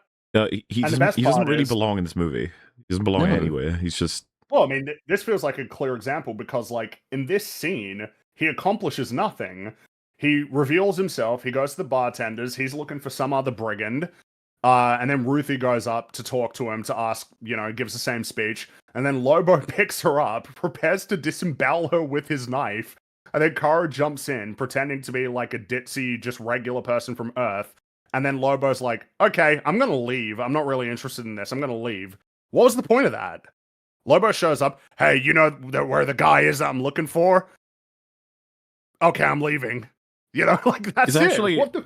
It's kind of weird, too, when you What's consider the archetypes. Like, wait, should Lobo be Cogburn at this point? Like, why are we made Supergirl? Yeah, I mean, well, I think, as I understand it, in the comic book, initially the plan was that he was going to be in it, and I presume the point would be that he would be Cogburn, but yeah, no, I'm not. But he isn't in the comic, so it's like it's almost backwards. Like, well, he wasn't in it, but he was maybe going to be in it. But we can put him in this movie. Here he is. Hey, do you know where the guy is I'm looking for? Oh, you don't even get to answer me because this girl interrupts, and then this other girl interrupts, and then I'm just going to leave. And that's him gone for a little bit. He'll show up later. Because they never What's the actually point of that? become a trio. That never happens in this movie. No. Which, again, No, with the he is influence, just you're sort like, of what are an you agent of doing? Chaos. Which He is I don't know just why this they agent of chaos in the didn't. background. Why not? It would have... I mean, you might as well. And then it gives you more justification to include him even more in the marketing. Because here, his presence in all of the press tour and everything, it's like, it's a bit weird. Because he's not actually in it. He's in it enough, but he's not in it that much. Like 15 minutes. I definitely wanted more just because my eyes weren't glazing over when he was on screen slightly. I Well, guess there's that. I guess this is a noteworthy difference because things do happen in a certain way when he does show up in other instances. He creates chaos for the whole sort of for like the stakes to actually get a little bit more real in every scene that he gets involved in from an action scene, which is very funny to me for a character that is in a sense also completely pointless. So yeah, Lobo leaves, and then the bartenders, they immediately invite Kara and Ruthie to wait at their house while they go find their friend who knows about the brigands. And of course, you're like, well, that's very suspicious, just Yep. on its face. But this is not something that Kara seems to notice or care about. And so to recap, this is the bar, okay? So they land on this planet. They go to the first bar that they find in this planet. They go there. Do you know where the brigands are? I'll arm wrestle you. Cool. Oh, broke your arm. We'll have a fight. The bartenders. Do you know where the brigands are? Lobo shows up. Do you know where the brigands are? Okay, I'm gonna leave now. And then the bartenders. Yeah, we know a guy who knows where the brigands are. Come to our house. What is this as a sequence? It's The this fuck is longer, that? slower, and less efficient version of Mando showing up on Shikari and meeting Martin Scorsese and saying, "Do you know where Rose of the Hutt is?" And he says, "Yeah, he's on that picture." It's like it accomplishes much the same thing. Just takes longer to do it. It's slightly more objectionable. And then, of course, it adds the additional element, which is it shouldn't fucking work because, as you say, this should be extremely suspicious. And hey, remember when she said the reason she did the arm wrestle and broke the guy's arm is because she's impatient and trying to save her dog? That obviously means that if the bartender people say, you should have a rest because you look tired, she's going to say no. She's not going to agree to that because she's in a rush. We've been told this already. So, oh no, she's taking a rest. Okay, we have to have some backstory now. Well, yeah, that is what it is. This we have entered backstory portion of the movie. They're sitting there waiting in this incredibly suspicious circumstance, and Ruthie asks Kara about Clark, whom she describes as a nerd who is very much unlike her. She says, "He sees the good in everybody, and I see the truth." A line that a lot of people on Twitter have praised, even though it is incompatible with that other movie that they praised for its morals. Yeah, if Clark's got the top tier clear view that everyone loves and aspires to, then enjoying her commentary, which is that he's wrong, doesn't really match up very well. Yeah, And she her does basic continue. point- Go ahead. No, go for it.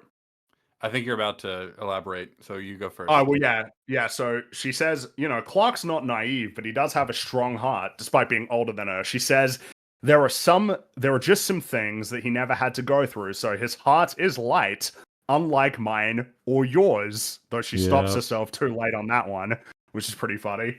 Basically, her point is he's too privileged to 100%. I got flashbacks to She-Hulk. It's like, yeah, we've both been through pain, but mine's more than yours. It's like, okay, I don't even know why you needed to bring this up, though. No, it's not as egregious as that, in the sense that obviously no, we've it's not seen, as egregious. No. You could just do all of the clips of Bruce saying, I put the bullet in my mouth and the other guy spat it out. This one, that you can still make an argument that she is correct in that one, and the movie is going to try and do that.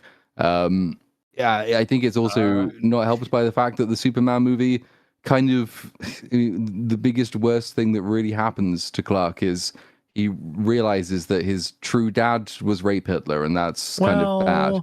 I'm not one to go to I bat agree for with that. Superman, but he does have like a best friend, quote unquote, executed in front of him. He gets brutalized throughout the whole film. I just refuse to accept that I A happened, know. or B that is his best friend. It's just a random guy. Okay, the guy clearly said, you ate what's on my food I suppose at some the point. that So Noel was making is that in the best of all interpretations of these worlds, you're not meant to conclude that Clark didn't suffer anything in that movie. You're meant to conclude he actually went through a lot. You don't need this in the script. Why even bring up this conversation? Why make it a fucking competition? It's like, but Clark who has the most trauma. Clark sees the better things because his heart is just so big and young because he hasn't experienced the troubles that I have. He hasn't gone through what I just like. You had to go there. Why Yeah, did you because go I there? mean, what if Clark decided? Couldn't I make a case for myself? You at least got to experience like the Kryptonian world. I got nothing. I have no idea. That is the only link I have to that is through an evil dad. That is like all he has. Jor-El and is his connection, and Jor-El is a piece of shit. She also so he could make a case that way. Very much at this point, because I assume it's about to change, but she at this point barely knows anything about him. Like she doesn't care about him. What we will learn is that she has only known him at maximum 3 years, presumably a lot less than that. When she meets him, he's already Superman, which remember, that was 3 years before that movie set. He's got the Fortress of Solitude. Like it seems like she's probably not actually spent that much time like on Earth with Clark at all. Like she probably doesn't even really know him. But not really. And it just follows this theme of, it's annoying for me because I don't even like this Superman, but I just don't like him getting pissed on, literally and figuratively, all the time. It's annoying. Yeah, no, it's a bit awkward because but that's what we're doing. It's what you'd almost need. And again, go back to the idea that this would have been way better as an actual origin story, I think, than as the movie we got. If you had the origin story in which you showed her experiences, and it was way better than the version we actually get, and longer than the section that's coming up in this film, then in a subsequent movie, it's not her movie or his movie. It's a movie where they are both kind of central billing. Then you have the time for that argument to come out. Like, how much of this from her is jealousy? How much of it is her, like, she doesn't understand his own particular life? How much of it is, as you say, like, at least she got a chance to know her family that he never did? You have a chance for them to have the argument and to find that sort of compromise position at the end. The problem is that it does feel a bit like bitching about him in a way that he can't defend himself when it's separated out so much. I mean, I think this next bit is the strongest bit in this entire film, and I like it as an idea for her character that does differentiate her and her worldview from him. She needs more of that. But the problem, as you say, is that it is pissing on Superman again, and it's pissing on in a way that can't actually really be redressed by this film. You need them to have a conversation about it in order for this thing to really work. Well, I think fundamentally she doesn't behave in any way like she would given her backstory and her situation and everything that's happened to her. This is basically not really commentary from a character who's gone through what she's gone through. This is just sort of like a kind of annoying feminist impulse on the part of the writers. Like that's what it really comes across as. Same with the like, oh well, why does he get to be called Superman and you're Supergirl? Like none of those things really feel like what the characters ought to say given who they are as people. It's just kind of it's a meta comment. I That's all it see really what like seems because to be. it combine the rape Hitler with her backstory. This film doesn't feel representative of that at all. Like what we're dealing with all the time. It's like there should be way more in depth. It's how I felt about the character by the time we hit the end of the film. I was like, I'm supposed to believe she's like doesn't barely even sees a reason to live. Like she's lost everything, the survivor's guilt shit, but simultaneously. The tone just doesn't match that, not just for the film, but for her, like the way she behaves and the attitude, commentary. It's just what Cap said. I didn't feel Does it. she feel like she was raised in an alien civilization, No. or does she feel like a generic, like kind of brooding, depressed Earth? Well, I mean, she seems like she comes from Earth. Yeah, exactly. Yeah. And so this the general problem I have with the entire movie is that she doesn't feel like the person she would actually be given what think of, happens to her in this movie and her backstory. How Jor-El like comports himself in the Reeves movies, right? Like any sense that there's a Kryptonian identity for her that we get more than we get with Clark is like no. In fact, it feels like there's less, if anything. I agree. Yeah. But hey, we're going to Krypton now because Ruthie asks what Earth is like, and Kara admits she's from Krypton and says Krypton didn't die in a day. The gods are not that kind. So it's flashback time. Yay. We're jumping like 30 years into the past. So Kara exposits that her father, Zor-El, and his brother, Jor-El, Bradley Cooper, warned the council that Krypton's core was unstable, but they didn't listen. We didn't listen. And so, yeah. How much of this is literally because I was immediately not having that. There's a few bits about this backstory that are just like, no, I don't believe you.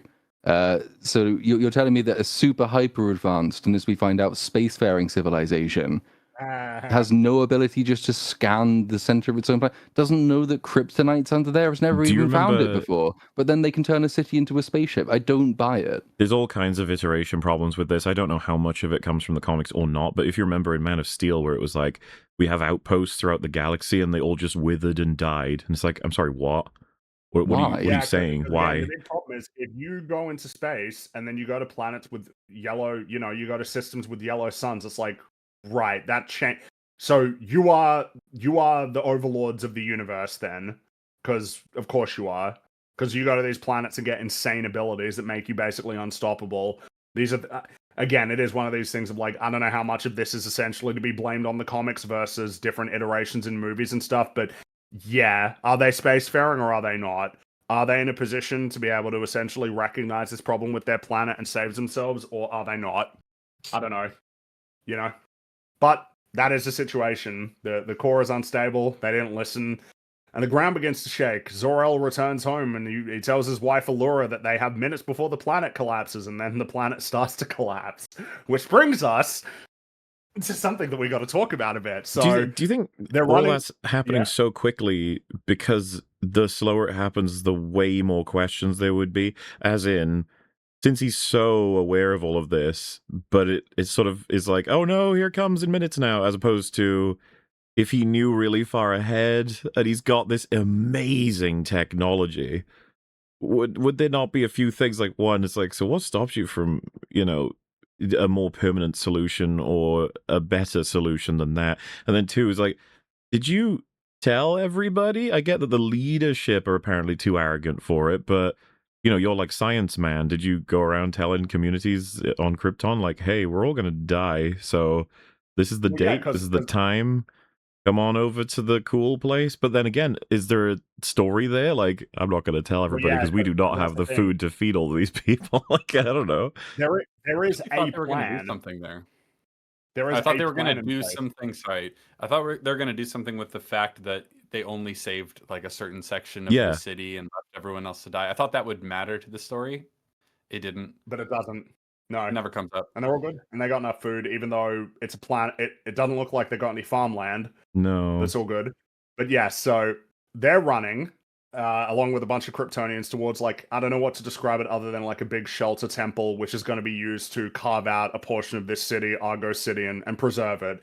And while they're running, they see a pod fly into space. Now I don't speak because this is all in Kryptonian, so I'll have to paraphrase. But the pair basically say, "Kal-El is in that ship. Your brother declared him a conqueror of worlds." This is all the film is going to contribute on this subject. This is all that's to be said for this. This is a big problem because we you know it was sort of a lingering question in Superman was To be clear, was you're Kara fucked Kara- as Supergirl as a movie because of Superman. There's nothing you can do because Yes. whatever you write as an explanation, it won't work. Well, yeah, because maybe it's worth noting now. Zor-El is like a paragon, basically. He is super duper good. But Jor-El is hyper evil, and he knows this, but did nothing about it. Yeah, really? just to really there wasn't any strain it, right? You're spending how long in between the separation and the launch of her pod? like 20 years, something like that. So in 20 years, he didn't want to be as clear as possible. You're going to encounter the only other Kryptonian who was sent by a father that, listen, I hate to disparage the family, but he's kind of insane. He wants to send him to this other planet that I'm sending you to. He's had 20 plus years to do his, well, it would be, wait, does that timeline work? Or I guess, does it take... yes, because she was born like, they're not doing the thing where she gets frozen or whatever. Like, she is younger than him. She was born some years after. I just mean because if Superman left at 0 and Superman he is 30, he is like 30 or something like that by the time that Kara is going to be arriving on Earth. Yeah, because that's the 3 shit, right? But anyway, so it would be like, my crazy brother sent a Kryptonian with the sole instruction to basically take over the planet and make a bunch of Kryptonians. He might be a tad psychotic. You might have some trouble dealing with him because that's bad. I don't like that. I think that's a bad thing, and I'm not raising you to do that. So fair warning, when you go there, he's going to be way more powerful than you two because they know about the Yellow Sun shit, right? I assume they know, and they tell her about it. So where your brain should necessarily take you is actually, I might not send you to that planet because there's a chance you could be in peril.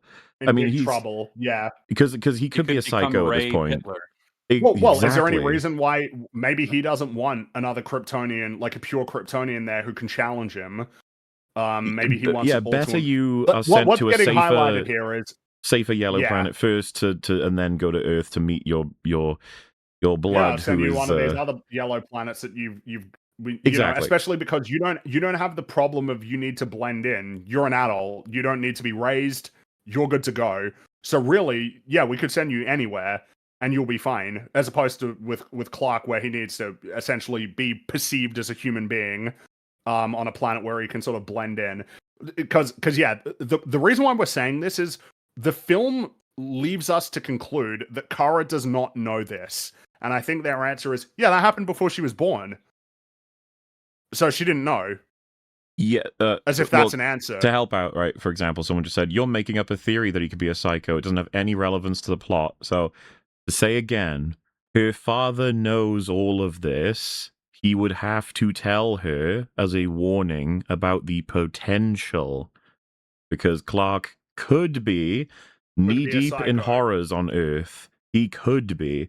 She needs to know what he was instructed to do so that she has the capacity to account for it. To the point, like I said, I would consider not sending her to Earth. I would tell her about it, but I'd be like, there's a chance things could have gone wrong there. It's better you go there once you're familiar with your new powers and that you've got the capacity to potentially stop him, because we don't know what he's done. But no, we're supposed to believe he told her nothing, right, about the context? I think we are to conclude she doesn't know. That's James Gunn's answer. She didn't know. That's why it never came up. Except doesn't in the make any sense. broadest terms of like, yeah, like he said, it's Jor-El wanted his son to be the conqueror of worlds. You have to be good, and that's kind of it. That's the difference they want to impart to her and to the audience. I don't think there's anything more specific than that. So, yeah, it doesn't really work. No, And like I said, it never was gonna, because she would have had to have known one way or another. And if she knew, then she can't. It doesn't work in the story because she would have told Clark, and then Superman doesn't work anymore. So that's great. This is the film addressing it, and it just creates more problems, really. So, wow, good job. Nice. Again, And it was also, inevitable. At least we have our answer now. And my favorite part as well is because it's all in Kryptonian and this is subtitles, it's entirely possible that they actually intended for them to say something different. That's entirely possible that they said something different about the pod that he was sent on. But yeah, no, that is it. We're committed. We're locked in on that. Good job. That was a good decision. Remember when people were clinging to the hope that it wasn't real? It's very real. If Superman didn't make it clear that it was real with the fact that several characters said that the tape was real multiple times. Oh, yeah. And That is James kind of Gunn said funny. It was real multiple Th- times. And This James Gunn said one, it was real. Yep. now they're going to have to switch it to, okay, so Brainiac faked it. Brainiac faked the people verifying it, and he also faked some stuff on Krypton as well. He faked a Jor-El. It was an android. It wasn't really Jor-El, okay? Like, yeah, this is fucked, and I'm sorry, fellas. James Gunn was very serious about it. You should have known the moment they had Mr. Terrific say, I know those guys. They're never wrong. It's like, And they're not going to say it's legit unless they are sure. It's like, yep, that's it. There you Good go. job. So, yeah, a bunch of Kryptonians get in this building, the doors close, and the people outside scream, even though they'll be shown to be safe, because the bubble extends well beyond this building. Isn't that weird?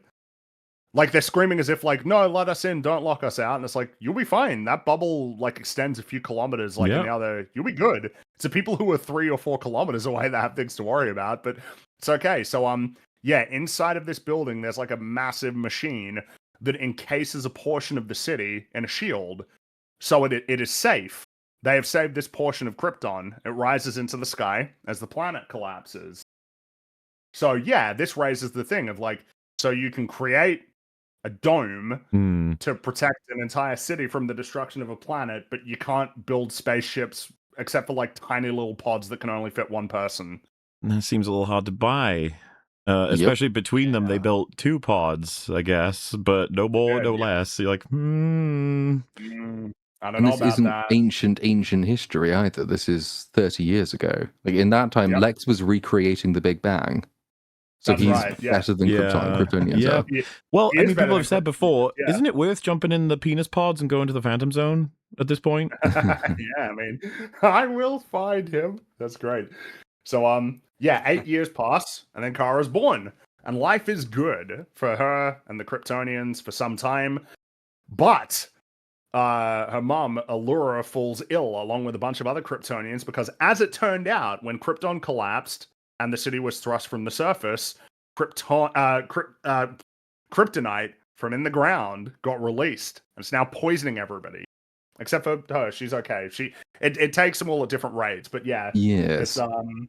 Kryptonite got unearthed. Few problems there. I mean, I assume they mean it's unearthed, and so it's because there's a whole chunk of land, ground, the planet at the bottom of the city. So what is it? Is it there? And if it's there, why didn't you just go and get rid of it? That's part one. Part two is, okay, but Yellow Sun's fixed it. Everybody here knows that.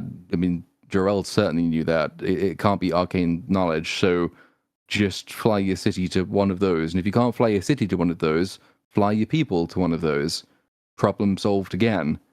And it's just fucking hard to deal with when it's like, so you just need to pod one of you to somewhere that has a spaceport and grab like a fucking double-decker bus equivalent of a ship, fly it back, and then you save all of them. It just feels so Yep. weird, and so arbitrary. It's like, oh, I guess you're all dead. Whoops. That doesn't feel right at all. Which is bad because this is the backstory inciting event, like the entirety of Kara's being. This is who she is, why she thinks the way she thinks. Everything about her is traceable back to this moment. And again, like I actually say this is probably the best part of the movie still. It's fundamentally broken. The best part of the movie is fundamentally broken. There's not really a way around this. There are so many ways that they don't all have to die, but they all just basically say, well, guess we're going to have to die then. Nothing we can possibly do. Anyway, we're going to send you away in an escape pod. Right. Mm-hmm. How about you just mass produce those? No, just you. I can only make this one. I can make it a little bit bigger so that you can fit in there. And the dog. The It's dog, like, dude, you should probably Were they- look, all right. Were there no other kids You know? in the 20 I mean, years? of course there are other kids. Of course And it's there like, were. were there They no die. babies? Did you? Yeah, I'm But just you saying. sacrifice them for a dog. You get to, Krypton which had again, its chance. Apparently. I like. Look, right. I don't like this dog, but I like dogs. But you got to prioritize people, man.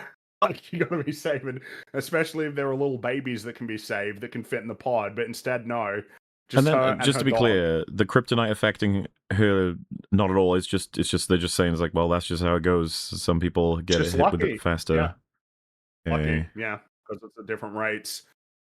It is It makes- insane makes yeah, all this that seems if they kind of had embarrassing. the fact that if Lex or Metamorpho were there, they could save all of the Kryptonians is insane.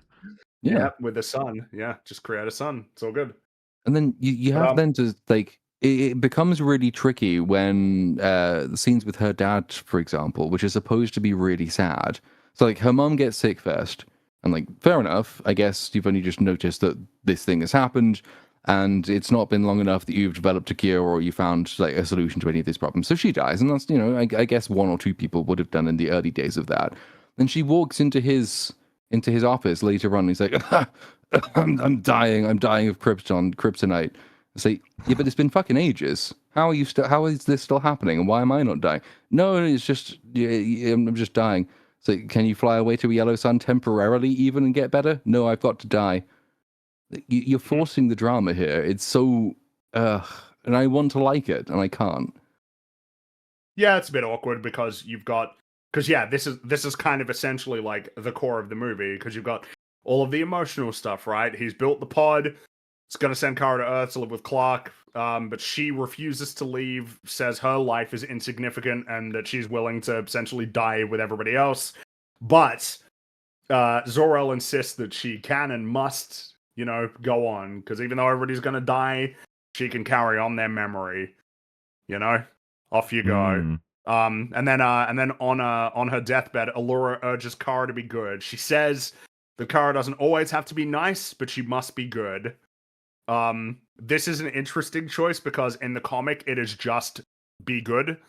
Whereas screenwriter lady decided to add in you don't always have to be nice, but you must be good.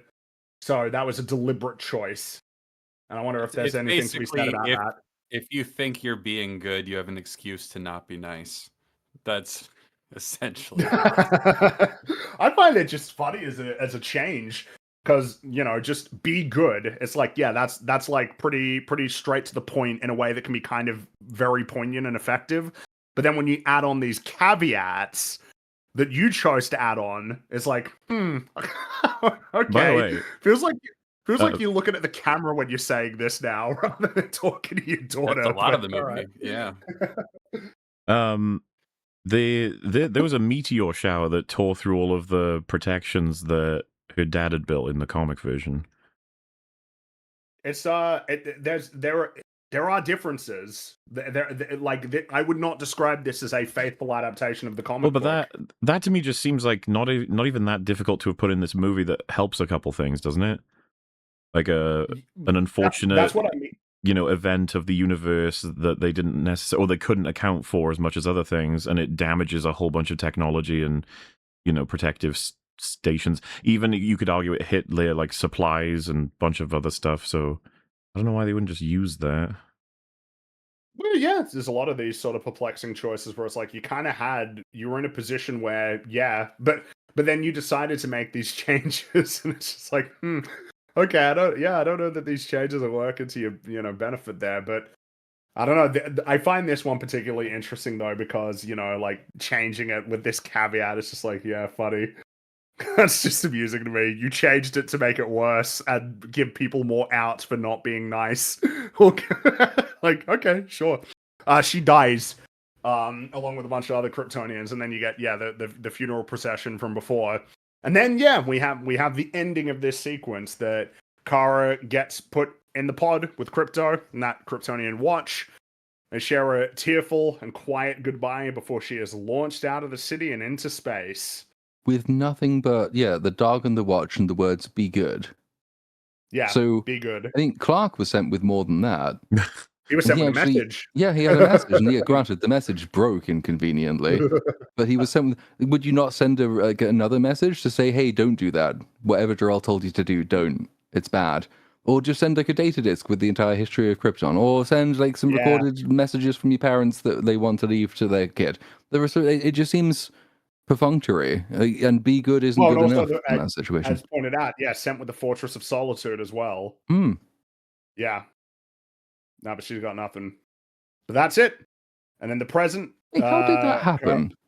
Because that doesn't get covered in the Superman movie, does it? The fortress is just there. Got it. Yeah, he's just got it. They had a little and the little Superman seed. robots as well. Where did you get the robots from?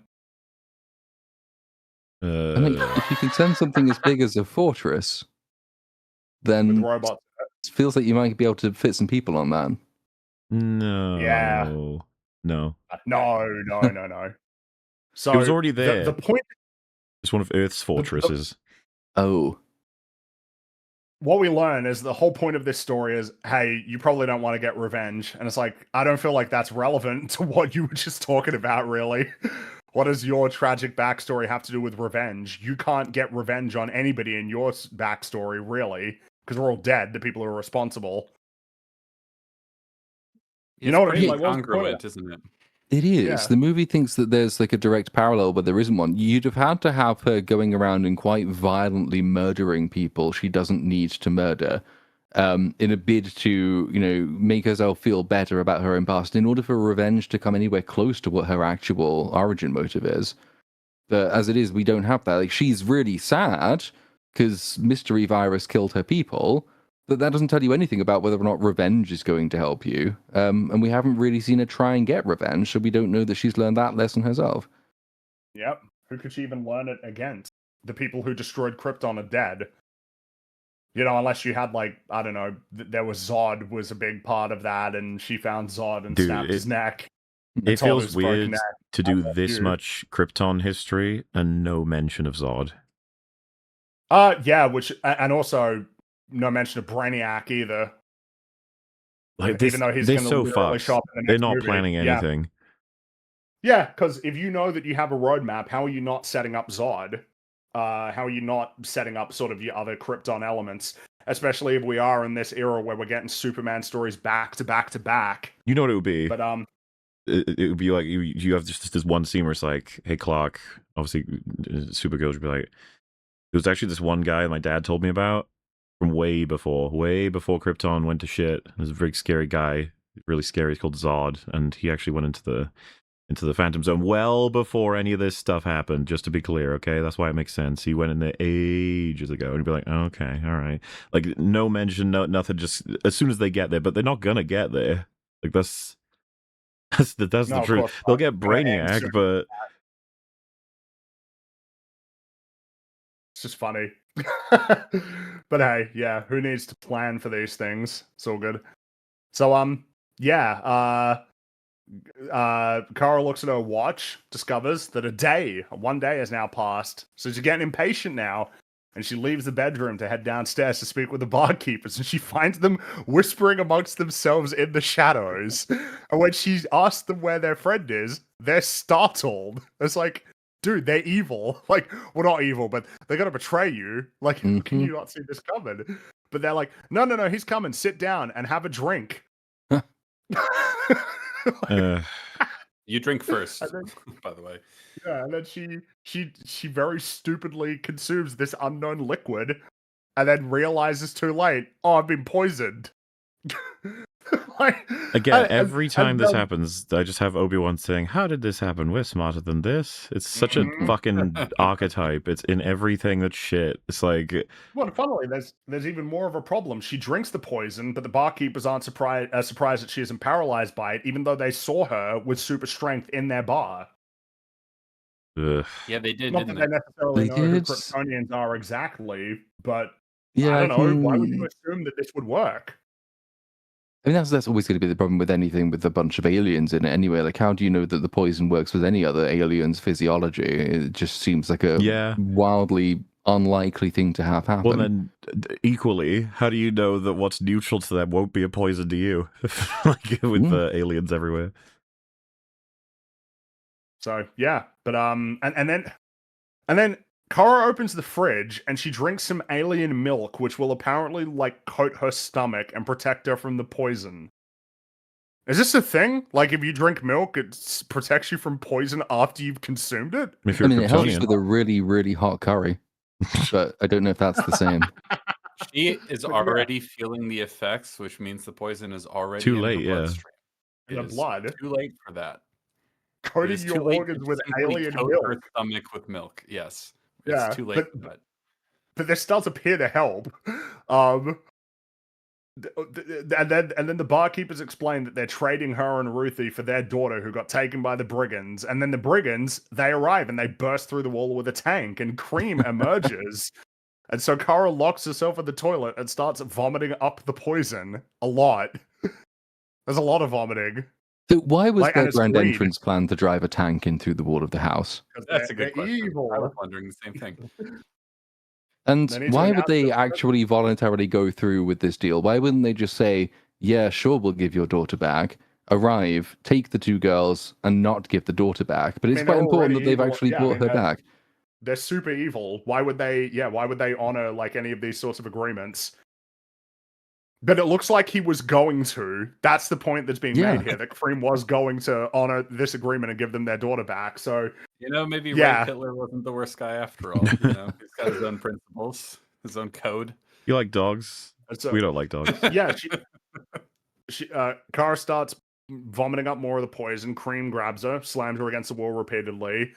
And amidst all of this, Cream realizes that Kara is actually going for his necklace because of the antidote there. Like he realizes, oh, that's what you're after, which is just funny. It's like, yeah, man, imagine if he like left it at home or something, or just didn't wear a necklace with an antidote to this poison. It's so goofy. But yeah, it sure is. But yeah, no, Kara hears that Ruthie is in danger, so she jumps through the ceiling, fights some brigands, grabs her, flies her onto the roof, and tells her to stay there while she deals with the rest of the brigands. And of course, it's like, right, so she's going to ignore you and chase after Cream. Obviously, that's what we're doing here. And then, man, like, so Lobo, he's now here. He flies in on his flying motorcycle. And he slices these wires that are attached to the big brigand ship that are holding a bunch of tanks, which in turn are holding a bunch of the kidnapped girls. And the tanks fall to the ground really hard, and they fall at different angles, like not on the treads, like, top down. But all of them are fine. All of the girls inside of the tanks that fall to the ground really, really hard, they're okay. I mean, that's Yeah, I just, remember it's thinking just that it's was good bullshit. shockproof, you know, shockproof. I'm also not even really sure why, like, Lobo, because this creates chaos that could get these girls killed amidst it all. Now, obviously, making an effort to save them, even though he's not really interested in doing that, Lobo, like, he don't really give a shit, unless that's what we're to conclude, that he, like, cut them down so that they could run free, that it would create chaos that might even get them killed to make it easier for him to get his target. But I don't know if that's what we're meant to conclude. Yeah, I got You know, I don't no know. evidence of that. I was just so excited to have anyone who seemed like they were trying to make the movie fun join. Yeah, yeah, So it's like, look Yeah, at him well, go. yeah. Look at him go. He's driving his I would popcorn bucket. also, it's worth noting, Cream is super strong. He catches the tank with one hand effortlessly. Yeah. He is ultra strong. I don't know why. I'm not sure why he's this strong. I mean, when that happened, obviously it was very surprising. It didn't seem to make a whole lot of sense to me, but I thought at least, okay, maybe he's actually going to be, evenly matched with Supergirl ultimately. No, not No. really. Like, he's super strong, but she kicks his ass. Yeah. He is very strong, but she is much stronger. What was So the I don't point of really doing know. that? Yeah. Yeah, I don't really get it either. Because then it sort of ties in. We'll get to how it becomes a bit more relevant later. So yeah, we got a big fight scene happening. There was a lot of bad CGI. I wonder, Moeller, if you want to bring up that clip that they released. There's a particular shot that looks really, really bad. You remember the one I'm talking about for this fight scene? Is it in the trailers or is it released separately? No. I can see if I can find the clip for you. But this fight scene happens. There's a lot of bad CGI. It has a one take that hasn't been released, but there's a. Oh no, I know. I remember. Yeah.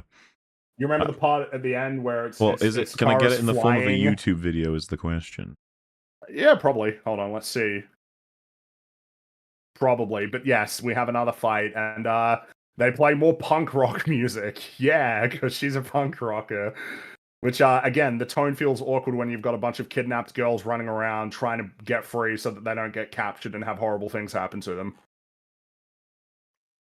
To play like rock, punk rock music while all of that's happening.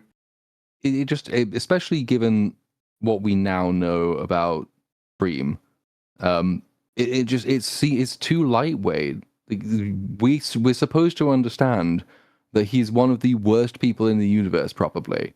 And we understand what's at stake, and we know that there are innocent prisoners who we also know are going to be young girls who've just been put into grave danger. It should be a moment where we are like at heightened investment and really, really care about what's going on. Any stray shot could take out an innocent civilian girl, but because we have the nice, cheerful kind of music over it, it's like it's just another music video, really. And every fight scene in the movie kind of is that. There are almost times when it's safer to sit back and not pay attention, which is the opposite of the effect you want.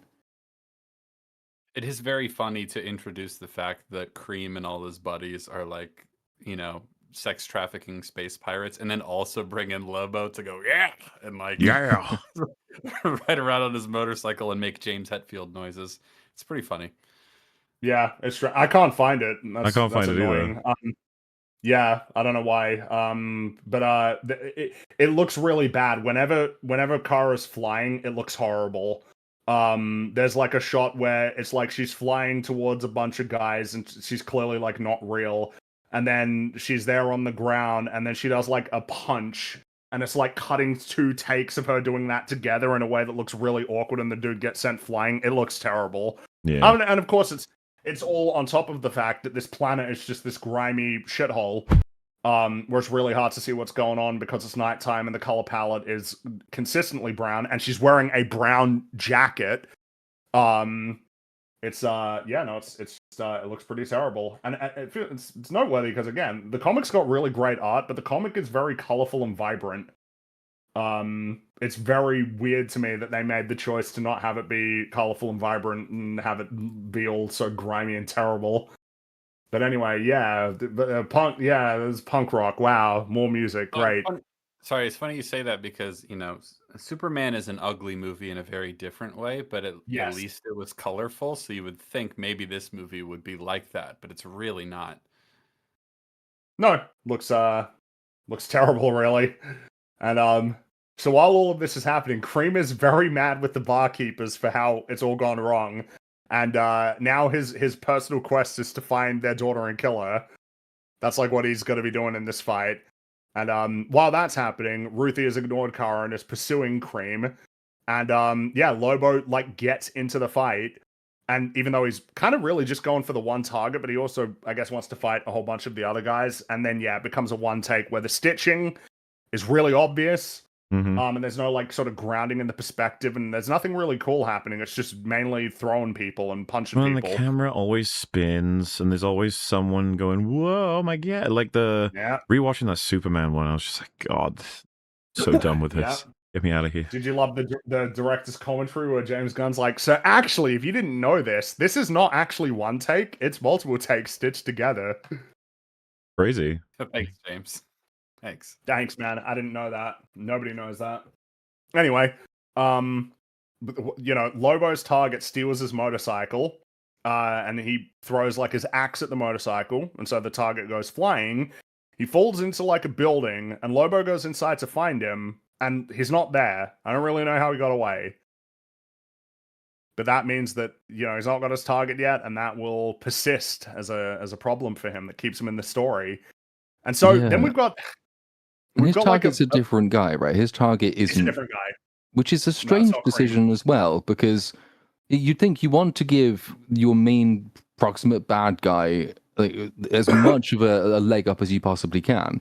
So having him be the sole target of Lobo as well might have done something to help, you know, embolden his reputation. And then if you give a good reason for that, then it kind of you make him seem more threatening by him being the threat to the guy who's the most threatening guy in the movie. That's just a basic, simple little writing trick. Having him go after some nameless guy just as an excuse to be in a couple of scenes as a cameo doesn't like serve the movie narratively. It's just, it makes the fight scene a little bit more varied, and that's kind of it. But then whenever you try and pause and think, well, hold on, why is he here and why is he after this one specific guy? What did he do? The movie doesn't really have any answers for you, or at least nothing very convincing. So it's a bit of a waste, I think. It would be so much simpler to just have him after Cream, right? Because if you think about True Grit again, you know, LaBeef is also after this same guy, but killing for the different senator, reasons right? and different crimes. Yeah, exactly. Which would easily work with intention. Rape Hitler. He's going to have done loads of things that would piss off all kinds of people. Yeah. Mm-hmm. But instead, it's just rando Lieutenant Man, kind of, but also he's indistinguishable from anybody else. He's not really a character anyway, so Yeah. What's even the point? And then we're rapidly approaching the second act low point. So Ruthie follows Cream to a rooftop. He's chased after the barkeeper's daughter while doing the like "come out and play" thing. That he's doing that. It's embarrassing. This is a terrible villain, by the way. Like, I'm talking from a writing stamp, like in terms of I don't know why they thought that this was worthwhile to have this be the bad guy in the movie. He's so shit. He's just terrible. He's embarrassing and cringy. And so Ruthie draws her sword and approaches Cream from behind. Kara sees this, and swoops in and grabs her before she can land the killing blow, and Ruthie is livid. And then Kara returns to the roof, Cream is gone, and in a nearby alleyway, Cream finds the girl, kills her and the barkeepers. And Kara finds the bodies, wants to go after Cream, but before she can, his ship teleports away. And so all of that happens, and you're like, okay, so we're doing like the boring payoff. You didn't listen to me, you were so interested in revenge that essentially this bad outcome is your fault. I thought that's what we were doing. That is not what we were doing. That is not the second act low point. Instead of a boring choice, it's a weirdly incongruent thing. And so I might as well just run through the scene so that we can talk about it. So, Ruthie finds Kara and chastises her for preventing her from killing Cream. The implication being that maybe she would have been successful in doing this, rather than it would have been a botched thing that would have gotten her killed. And Kara tells Ruthie to calm down. This doesn't work, obviously. And so Kara says, revenge will mess you up. You think it'll make you feel better? It won't. It'll mess you up for the rest of your life. Is that what you want? And Ruthie retorts, if the alternative is to be like you, constantly leaving your planet to drink yourself into a stupor, drunk all the time so you never have to feel anything, well, guess what? I want to be free of this pain too, and I do not want to be like you. And so then Kara tells Ruthie basically to get lost before walking away and looking upon the devastation that the brigands wrought, and then flying up into space and screaming in silence while thinking about all her trauma. Cringe. So I like when Ruthie said, "Oh, what's the alternative to be like you?" I almost cheered in the cinema. Oh my god! I was just confused the whole thing. I didn't realize this is what we were doing. I didn't know that they were planning on having the story be like what happened with her when she was younger with Krypton and everything has led her to a position where she wants nothing but to take some form of revenge, but that it's impotent because there's no target, I guess, and that she's drinking and survivor's guilt, blah, blah, blah. Because I felt like, whoa, that's a weird connection. This girl had her family killed by the Rape Hitler. We should probably take him out. Irrelevant of that even. Like, he is a pure horror on the universe. So being like, you can't kill Rape Hitler, it would haunt you. Like, personally, I'd be chill with it. I'm fine with that. It's like I said, I figured initially that they were going to do the boring thing, which is you were so focused on revenge that you couldn't see the bigger picture. You compromised yourself. you put yourself in a situation where not only were you gonna die, but you were gonna jeopardize the situation such that innocent people were gonna die, and I had to stop you from doing that. This is like why revenge is bad, because it means that you're losing sight of what actually matters, which is saving these girls. I thought that's what they were going to do, which obviously would be the very boring choice, but there's a reason why it's a boring choice. It's relatively effective most of the time. It makes sense. It's coherent. But for it to instead be, no, Ruthie was actually seemingly going to win. She was going to land a killing blow. That would have ended him. She would have gotten revenge. And Kara denied her that. Like, denied her the win, so that her soul would be saved rather than physically saving her from a threat that she wasn't in a position to successfully kill. To then have the conflict be, yeah, I'm denying you your revenge because it will it'll ruin your life, and that's all that matters at this point. It's like, that's retarded. That's stupid. Yeah. That doesn't even make any sense. I'm so done with these horrible executions of revenge bad.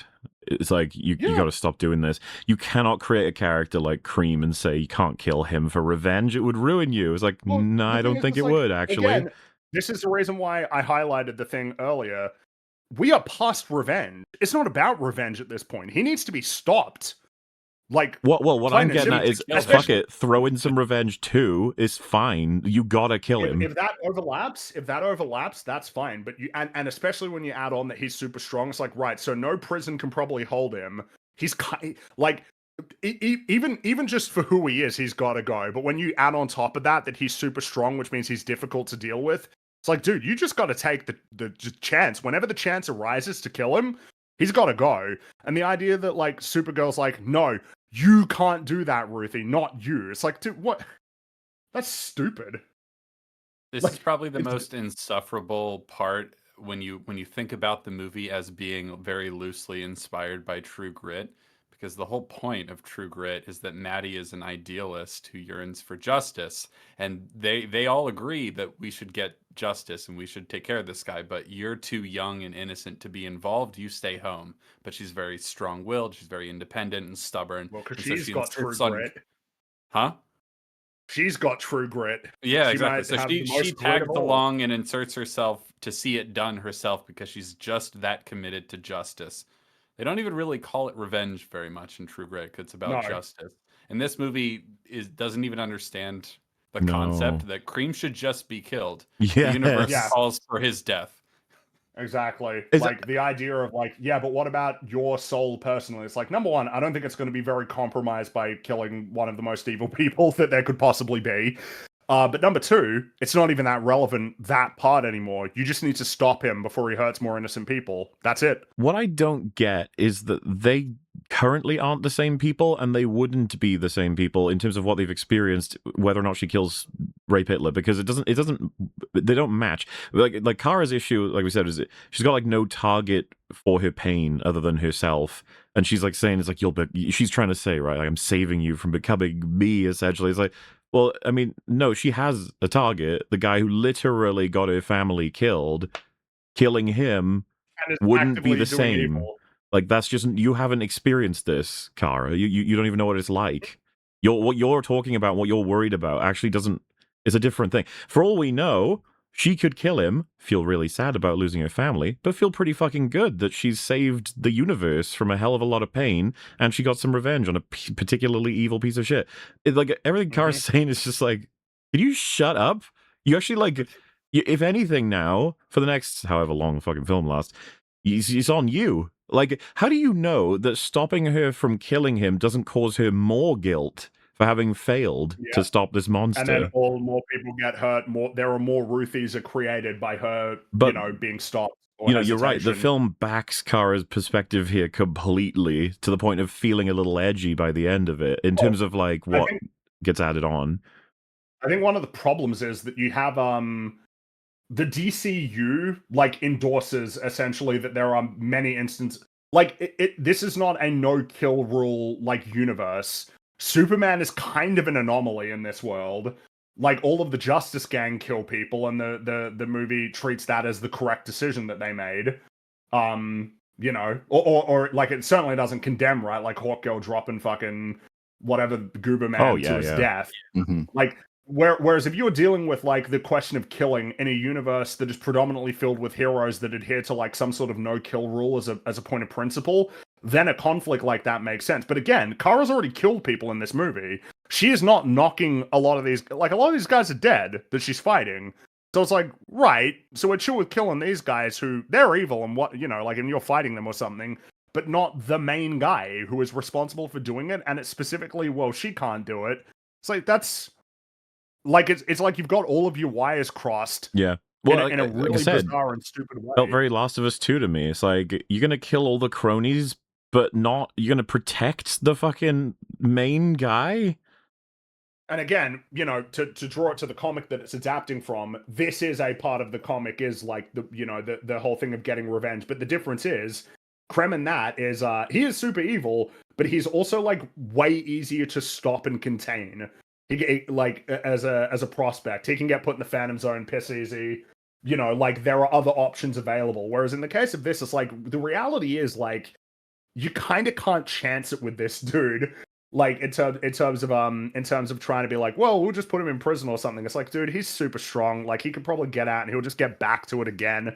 Like, you know, he's got to go. And of course that there needs to be that conversation about, you know, is this revenge or is it justice or is it both? But it's all just botched in this movie. It's a big problem. The one thing I know about the comic, or that I remember about it, you correct me if I'm wrong, isn't it that in the comic he kind of kills Ruthie's dad kind of impulsively when they have an argument? Yeah. That He's makes not it a lot like more, he's not a big schemer. He's kind of just like this piece of shit who sort of like floats around in this world looking for his own like sort of advantage. Whereas in this case, he is like the ringleader. He is in charge of this, and he has a big scheme that he's, you know, orchestrating, which, you know, it changes things in terms of like how it needs to be approached and dealt with. But the writer of this script is an amateur, so you know, we have these amateur writing problems that sort of emerge because of it.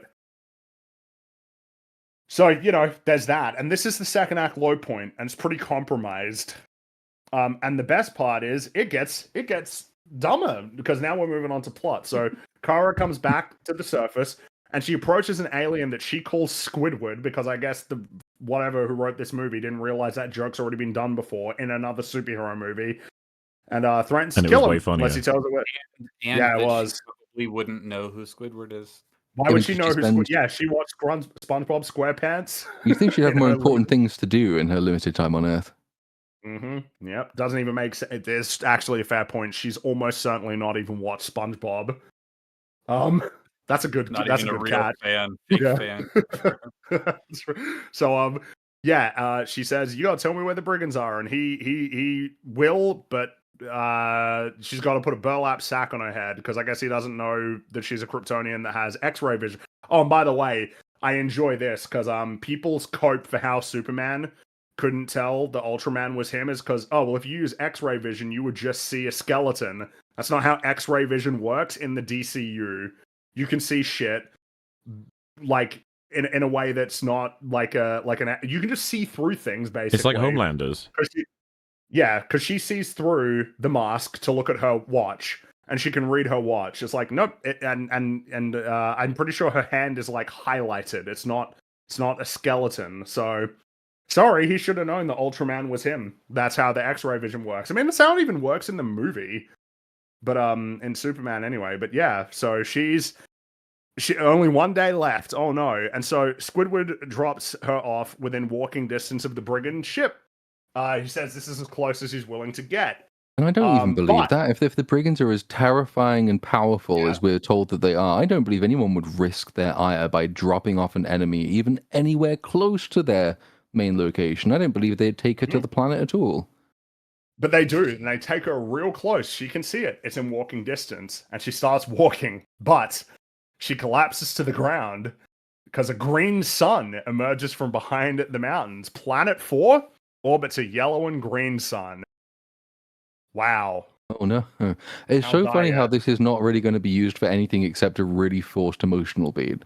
Because you see the setup and you think, okay, there are some mechanical uses for this. The sun seems to rise pretty quickly, right? That means Yeah. Next time when it sets, she's going to have really limited time on this planet in which to take any action. And that's going to have to factor into her decision making because she's at a race against the next rise of the green sun that takes her powers away. That doesn't happen. Like it's going to be used to keep her in a cave for a bit, and then it's going to fuck off, and then it'll never be mentioned again. It's like you had a kind of conceptually interesting idea there that not many movies have even the option to include because no other movie has a character who's weak to a green sun. But they just didn't see any fun to have with that. Yeah. And I suppose another thing though that just feels sort of awkward. So this apparently they did this on purpose. But the reality is going to a planet with a green sun and a yellow sun is a worse option than just going to a planet with a red sun. On a red sun, she can't do shit. On this planet, she's got a 50-50 chance of dying or being unstoppable. Go to a planet with a red sun. Green sun ain't that useful if a yellow sun is also there. But that was their plan. Oh, and also Ruthie was here because she used, I guess, her suit to grab onto the ship and held onto it as it went at ultra super duper speed, or somehow managed to get in. She says she snuck into the cargo hold. How'd she do that? I don't know. she just keeps managing to do that. But yeah, she grabs her, drags her away, but she passes out because we got another flashback. So it's when she first arrived on Earth. Clark opens the pod. He greets her. She begins speaking Kryptonian, and Clark aloofly explains that he doesn't understand the language, but it doesn't stop him from continuing to speak in English. Yeah, so this is like there's a fine line that you have to sort of. It's really he wants to be charming and affable and friendly, but he really needs not to be a total retard. Yeah. And unfortunately, this scene really strays over the line because he knows very quickly that she can't understand a word he's saying, and he just carries on speaking. Constantly. And then at one point he even says, "Yeah, it took me a while to get used to it as well, having been brought up in Kansas. Do you know Kansas? Oh no, of course you don't know Kansas. Why would you know Kansas? Fuck me. You're a journalist. Oh no, actually no, you are a journalist. That might explain it. What bothers me, right? So he's been tracking this ship. He knew she was going to arrive, and it's like, so see, Superman to me would be like, okay, I might not, though, even though, does he not have the capacity to try and learn the language at the Fortress of Solitude at this point? Well, I mean, surely he brings one of the Superman robots to help translate for him. I was going to get there. So, like, of all the different, like, if you want to portray him in the way that they fucking refuse to, like, you'd have him having learned the language specifically because he was anticipating her arrival. But if we're not doing that, you bring a robot for translation. If we're not doing that, you get her to the fortress as soon as possible. Obviously, it's like, if we're not doing that, like, can you at least have him try to communicate in some non-verbal way that's actually helpful instead of bumbling? He's always bumbling. The fucking kid, he's like a 10-year-old being like, oh, geez, I just want to talk to you. He said, oh, whoops, you don't speak this language. I should remember that. Yeah, why am I yelling louder? That wouldn't help you understand English. Like, sure wouldn't, buddy. So why are you doing that? And then, also, Crypto, when he goes to help Kara up, Crypto growls at him because he's always been I see people like, oh, he's always had beef with him. That's fun. It's like, so he's always just been a dick. Yep. Like, he's just such a jerk of a dog. Like, I don't get the appeal. And I mean, I think it's safe to say most people don't get the appeal because Crypto ain't working. He ain't having the intended effect. I wonder how many people who say that they like Crypto are going to watch the animated show about him. Probably not many. The best use of Crypto so far has been when South Park had Kristi Noem shoot him. That was funny. And then the ending of the episode where she just goes into a dog shelter and just starts shooting dogs. That's crazy that she put that in a book as like an endorsement of her character. Anyway, so Clark presents the Fortress of Solitude to Kara before saying that, there's a lot more to Earth than just this place. Big city, lots to do. You'll learn to love this place. He does a Kansas thing and says, you'll learn to love this place like I have. He also says, like, oh, you'll pick up the language. It's like, how? It's a language. Well, like, she just doesn't seem to give a shit. I don't buy it, that she perfectly learns it. It just doesn't, she doesn't come across, there's no effort. It goes back to the earlier conversation we were having, based on what she should know about him. Like, her first thought on seeing him shouldn't be, why is he wearing underpants? It should be, oh my god, is this guy Hitler? Like, that should probably be her thought, or at least her concern. I hope he's not as evil as I've been sort of led to expect, but it's okay, because her dad didn't say anything. Didn't tell her shit. I like it when David Cornsweet is on screen because I'm like, oh, I like him. Yeah, That's about it. understand. Really. I don't think he's well characterized Superman in this movie, but when he's on screen, I'm like, oh, I like him as an actor. I would like to see No, him in good movies. That would be cool. I think that helps a lot. Is that he's kind of just like sort of likable as a sort of actor, but I mean the dialogue and everything, it's not, and the direction that he's being given, it's not. It's just not. It's not Not good. right. It's not good. It's not right. Yeah. And then Clark says, "Oh yeah, one more thing. Your powers should start kicking in now." And then we see sometime later she's in Metropolis, looking out her apartment window, listening to the sounds of the busy city. And she doubts, this place can ever be her home. But, she starts listening to music while Crypto destroys her bed and pillows. And so she uses a Polaroid camera to take a picture of Crypto. I don't know why she would be using a Polaroid camera She's a messy girl. as opposed to her phone. Because she's a Zoomer. Like it's like she's not Gen X like the director of the movie. She is a Zoomer. But yeah, no, Polaroid camera. And also shitty headphones that nobody would use. Like, they're the shitty old, 90s headphones. Why did I do find it funny when movie... It's like, sorry, guys, you need to accept that the things that people would use today do not match the aesthetic that you want, and that's too bad. But whatever, no, she uses old sort of archaic technology because she's cool. And she's Crypto's. She sits there on the bed with Crypto. It's like, oh, you know what? Maybe things are okay. And then she wakes back up in the cave, and she's shielded from the green sun, but it's not really helping her that much. Like she's still doing pretty well, pretty badly. And then she says, "This is my prison. The planet orbits between two suns, and now the green sun can kill me. But like I said before, surely a red sun is better. Doesn't kill her, but it means that she can't do anything to you at all. She's Also, just a normal person that you can beat easily." Like most prisons do not have half the time where you become superpowered and can fly off planets anytime you like. It's not really how prisons work. Well, and so they were like, I feel like I'm missing information. It's like, so that they planned it. She arrives, but they didn't anticipate where she would be. But like, I don't think they did plan it didn't because they already plan have a whole facility here. So they haven't come here specifically to hide from her. It's a coincidence that this place has a green sun. That makes it worse, if anything, because they haven't actually accounted for or learned from their past experience. They don't know anything about how the sun affects her because they haven't been in the room when that conversation was had. They already have a base here. They've just come to the base as normal. So the fact that she's here is just, yeah. Yeah, I think that is just the case. complete coincidence. As far as I could tell from the film, I've seen it a couple of times. I never got the sense that they came here specifically because they knew the green sun would fuck her up. Yeah, because what you've said is a fair, what you pointed out, Moeller, like they're not like in league with Squidward by the looks of things. They don't know where she is. The only reason that they know that she's there is when they capture Ruthie, which means that they assume that she's there. But like, they didn't plan for it because if they were in league with Squidward, they would have been there, ready and waiting to capture her. Well, like, then the other thing I was going to ask is like, on her way here, was she unfortunate and the green sun was behind the planet? Yeah, the timing was no good, is the She conclusion. had a hood over her head. Even though she used her X-ray vision to see through it, so she could see the sun, but yeah. Oh, gosh. But she can't see the suns in color. She sees in like blue and white. So yeah, and she didn't start feeling the effects on the trip down. It was only after she landed and got out of the ship. Even though on the way down she would have been this is like, the yellow sun. There's an enormous desert basically, and there are 10 elephant's foots, and we're supposed to walk through the desert. Like, might want to note where those 10 are. Just stay clear of them. Make sure make sure you remember. Yep. But so Ruthie found Kara's ship somewhere nearby, got inside and got the suit.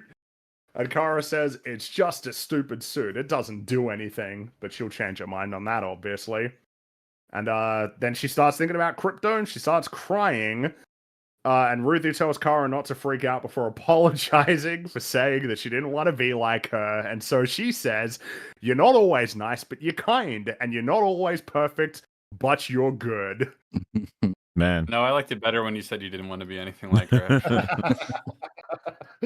No, but she's not always nice, but she's kind. It's like, yeah, all right. Which, by the way, I'd say that the comic gives a stronger impression of this than the movie does. Like in the comic, she's more willing to just do heroic things or nice things that are even out of her way. Like it's almost like a quiet, not pronounced kindness. Which again, I don't even think the comic is that great. But it is just amusing to me that this is so plainly like a worse version of the comic. Makes it a bit awkward to try and defend it anyway. But yeah, no, the Kara weakly asks for some water, and so Ruthie leaves the cave, heads to a river nearby, and she sees a brigand downstream and tries to hide, but is found by another one that sneaks up on her and captures her, and they play a a Tusken loud Raider impression.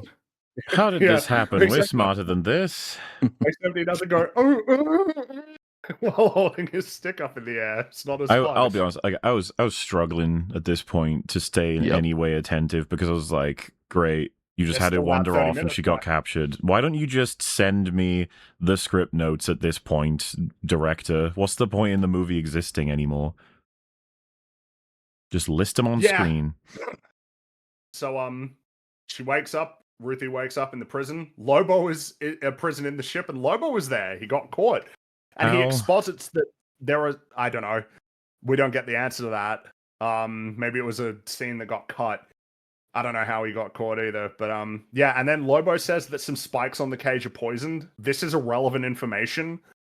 I don't know why he said this, but I actually think there might be an answer to it because there's a fight that happens in the cage with a guy, and he knocks himself out by slamming his chin on the bar, which doesn't intuitively make sense that knocking your chin on something would knock you out. So maybe he was meant to hit that and get poisoned and die, but they were like, well, wait, but then that would mean Ruthie killed someone, and that would be a problem for us. I've seen it speculated as like, well, they got Lobo because of those spikes. And I'm just like, that's not even like Okay. don't even. All right. Okay. And so Ruthie reiterates her intention to take revenge against Cream, and Lobo says revenge is overrated. And so Ruthie says, you know, Cream has no code, and that's probably what Lobo's like, which prompts Lobo to declare, make no mistake, I kill for money, not sport, and I never go back on my word. Okay. Thanks. Yeah. We'll see you again, maybe. I mean, don't it's just even know like the if we will. fucking the TLJ shit. It's like, good thing he was in the cell, man, because that's going to be immensely important in about 10 minutes. True. Also, he does seem like he does kill for sport a little bit. He's certainly having a lot of fun doing it. Yeah, given lazy, you see him just driving around lobbing grenades at random people. You sort of get the sense maybe there's not just money involved there. Yep. But no. You then, calling him a liar? Yes. Yeah, a little bit. No, he's a straight shooter. He tells it like it is. He should have a podcast where he talks about world affairs. I'd listen. So Cream comes along, and he exposits that a green sun is bad for a Kryptonian, which we already know because we saw it. And then Ruthie says, "Cream, you suck," and so Cream proposes a deal. Ruthie will tell him where Kara is in exchange for her life.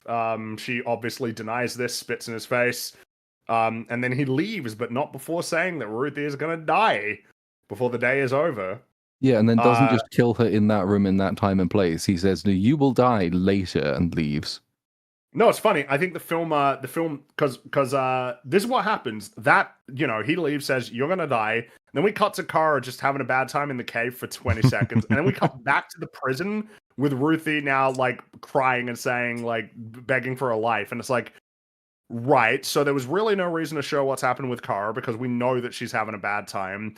But, like, your story was written to where the scene is still in the prison with Ruthie, but you need to get her from point A to point B, and you didn't know how to do that, so you just put in the middle, oh, yeah, and Kara's doing pretty bad. Anyway, back to exactly where we were, where the circumstances have changed. It's just very, again, amateur as a solution. Because basically, yeah, she's pretending like, oh, no, let me out, I don't want to be here. And then a brigand comes in, and handcuffs her, and then she uses the chains to strangle him, knocks him out, striking his chin on the bars, which again, I imagine maybe he was going to get poisoned It's just weird to show it on the chin, not because you can't get knocked out by getting hit on the chin, but just because by intuitive movie logic, you just don't really think of it that way. It's just kind of odd. He's also like 4 times her size. If he just Yeah, she's leaned back tiny. against a wall, he would have crushed her. Well, it's just Millie Alcock is small, and she is smaller. She's really small. Like, I'm pretty sure Lobo's like, Jason Momoa is like 3 or 4 times her height. But yeah, she won. She beat him by outsmarting him. Oh yeah. And Lobo compliments her fighting spirit before asking her to release him. She obliges, and then she jumps into the air ducts as Lobo goes to find his gear and presumably doesn't encounter anybody because his presence seems to go unknown basically until he shows back up again. Yeah, he just disappears. And most of his role, in basically from this point onwards, is just, if he has a speaking line at this point, it's just to say, "I'm impressed" to one of or the other of the female leads. Yeah. That's kind of his entire character now. Is just compliment the other two. Yep, pretty much. So Ruthie goes and finds the armory where her sword is being kept. She enters and hides from a brigand who, for some reason, decides to piss on the wall. Funny. We like our piss in this. Yeah. One. And so, while she's hiding, she sees a cage inside the ship, like in the other room, filled with the kidnapped girls. And so she retrieves her sword and heads back into the docks. But now she knows that's where they are. They're in trouble. There are more of them in there. And so we go back to the cave because we're emerging out of the second act low point. Why couldn't they just track for a ship now? Because if they find that, they find the tracks that would take them to the cave, right? Yeah. Well, yeah, because how far could Ruthie have actually carried her? Well, imagine how the tracks look dragging her. Mm-hmm. You know, you'd find. Yeah, you would, but no, they're not really interested. They're chilling, really. They're just kind of vibing at the moment. But yeah, she's near death, passes out, but very conveniently, the green sun sets and the yellow sun crests the horizon. And Kara starts recalling the dying wishes of her mother and her father, but she also recalls a memory of Clark grabbing her supersuit and remarking, "I know it's colorful, but that's just so everyone knows we're good." This has been praised a lot as a line. To be clear, it's been praised and insulted. I've seen a lot of people make fun of it as well. Okay, that's good. Yeah.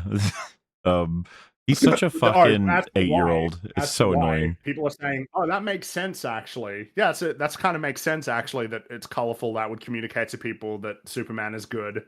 Do you know how many animals in the animal kingdom are brightly colored to let people know they're poisonous?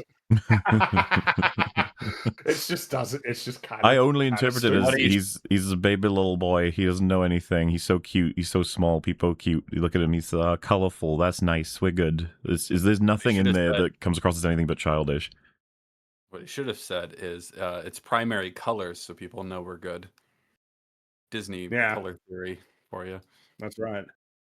But nope, that's it. So everybody knows that we're good. Yay. And, it's all good. She's going to get superpowers now, so it's all good. Ruthie reaches the top of the ship. The brigands are, like, fighting amongst each other. And I don't know exactly what she's trying to do. Like, she's trying to go to a panel that's got a lever on it.